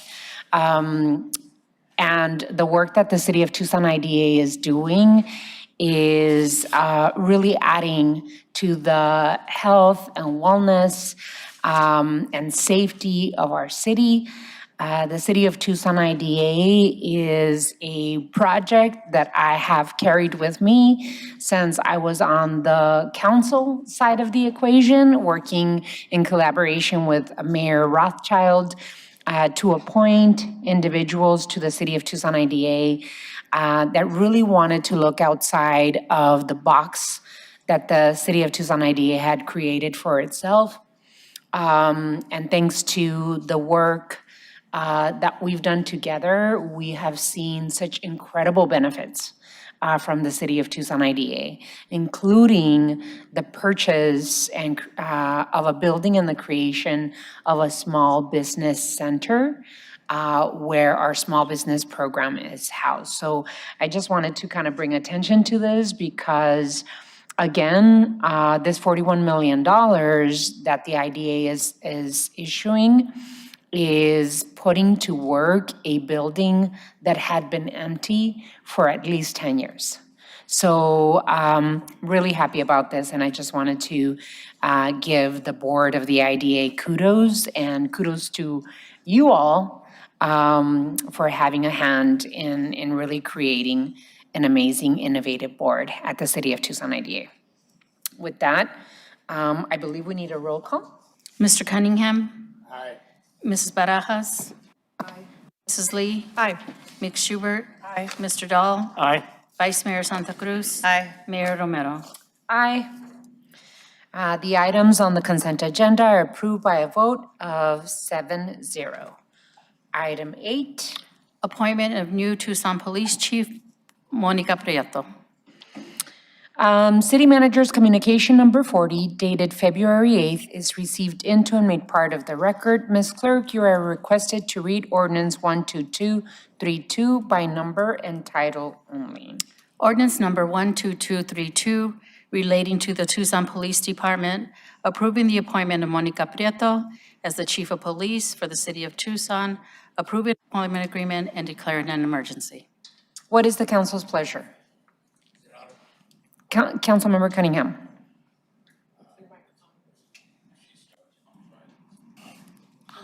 She started on Friday.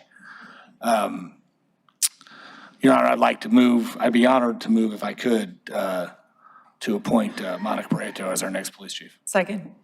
There is a motion to appoint Chief Monica Prieto as Police Chief of the City of Tucson. And a second, I'm going to ask for discussion. I know that we all have some good stuff to add. I wanted to start the discussion by congratulating Chief Prieto on her appointment to being only the second woman chief that the City of Tucson we've ever had. A person that absolutely deserves to be the chief of our city, has more than, I think it's 25 years. 26. 26. Get that one. Years of experience grew up in the department and has done everything as any leader should, right? And I'm very, very proud of this moment. I'm very happy to have seen your career blossom in TPD, and I know for a fact that Chief Kasmar left an incredibly prepared team. And we want you to be successful in the work that you're doing to protect our community. I know that we have an incredible partner in you to continue the work that we had started in putting the right work in the right hands under CASMAR. And I know that we will continue to see innovative programs within our police department because of you, Monica. You carry a lot of experience, and we're very proud that we move quickly. When Mr. Tamir, you didn't skip a beat in moving and acting quickly, but that was because all of us and the community and your officers in the police department and your civilian employees and the community, I mean, all of us are happy to see you ascend to chief. So congratulations. I know that we're all very excited about that. Vice Mayor, I think I saw your mic on, and then we'll come down the line. All right, thank you. I also want to congratulate you, Chief Monica Prieto, on your appointment as a fellow Desert View Jaguar. With more than 2 decades of service to our community, you understand this city and department intimately. I appreciate your emphasis on strengthening public trust and transparency, and I look forward to working together to advance community safety rooted in accountability and care. And I already think that Chief Prieto is going to get more public attention than Chief Casmar, because after meeting with her, she just had a fan base telling her how beautiful she was. So, good times. Good times.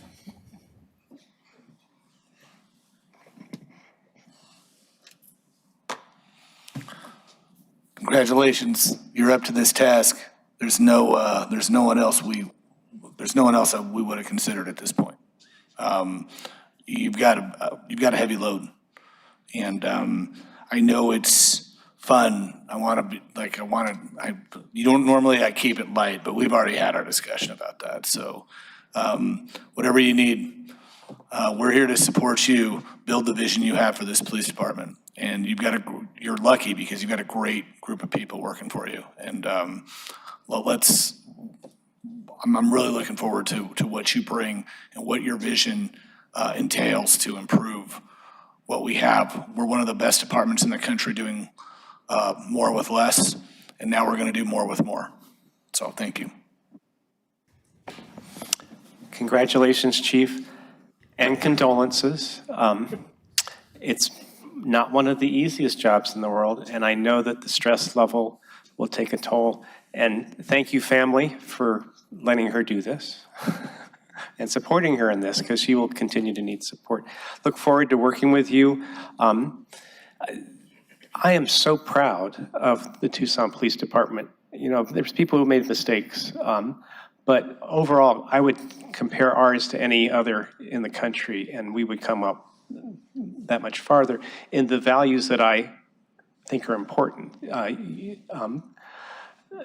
The officers I've worked with respect our community values and are there to do good work. And I look forward to the good work that you're able to lead. What's convincing to me is that the last couple of weeks when I've seen an officer, I say, so what do you think about Casmar leaving? Sad. What do you think about the Chief Prieto? Oh, pretty good. So do a pretty good job. Thank you. Thank you. Thank you, Mayor. Kevin pretty much stole everything that I was going to say to an extent, but thank you for your willingness to step into this position. I am sure that those 4 stars are a lot heavier than the 3 you had before. So thank you for being willing to do that. And I was also going to acknowledge the family for sharing her for 26 years. And I know the next several years are going to be challenging, and it's going to take even more toll on the family. So I just want to acknowledge all of you and share my gratitude. And I'm excited to work with you. Thank you. Thank you, Chief. Thank you, Mayor, for allowing us to share some words. Just first, congratulations. I am so excited and just proud of the work you've already committed here to our Tucson community. And I want to thank your family for being here at this moment, because this is a historic moment. You know, when it was announced, I received so many messages, like that fan base is real. Like I've had so many people, cousins, tias, my own parents that know of your family and all positive words from, public education to your brother played baseball for my dad at Desert View, and everyone has a story about you. And that just shows me that, you truly care for Tucson. And I'm really honored that I'm gonna be working alongside you and your team, and our Ward 5 team. We're really excited to have you as our chief. So congratulations again. Thank you so much. Congratulations. We've only met a few times, but I've really enjoyed our conversation. And I'm really, on behalf of, the Ward 6 team, we're all really excited to partner with you on these innovative approaches that are really showing results. And I'm so excited to see a woman in leadership. I'm so excited to see someone who's so rooted in the community. And I see the care that you have for your role shining through, having grown up in the department. So I look forward to what's next. Thank you. Thank you. I just want to say the fan base is real. Really, really happy, Chief Prieto. I just wanted to invite you to say, if you want to say anything, if you want to add. Yes, I do. Honorable Mayor, members of council, City Manager Tamir, Assistant City Manager Liz Morales. I just want to thank you for putting your trust in me. That's a heavy load for you guys as well. As a native of Tucson and as somebody that grew up on the department, I am so incredibly honored to lead such fantastic men and women, and the responsibilities will never be lost on me. Thank you. All righty, let's go to roll call then. Mr. Cunningham? Aye. Mrs. Lee? Aye. Ms. Schubert? Aye. Ms. Barajas? Aye. Mr. Dahl? Enthusiastic, aye. Vice Mayor Santa Cruz? Aye. Mayor Romero? Aye. Congratulations. Ordinance 12232 passes by a vote of 7-0. Thank you so much. Congratulations. I'm so happy about this. Item 9 is adjournment. Council will stand adjourned. The next regularly scheduled meeting will be Tuesday, March 3rd, 2026 at or after 5:30 p.m. Thank you. Have a wonderful rest of your week, everyone.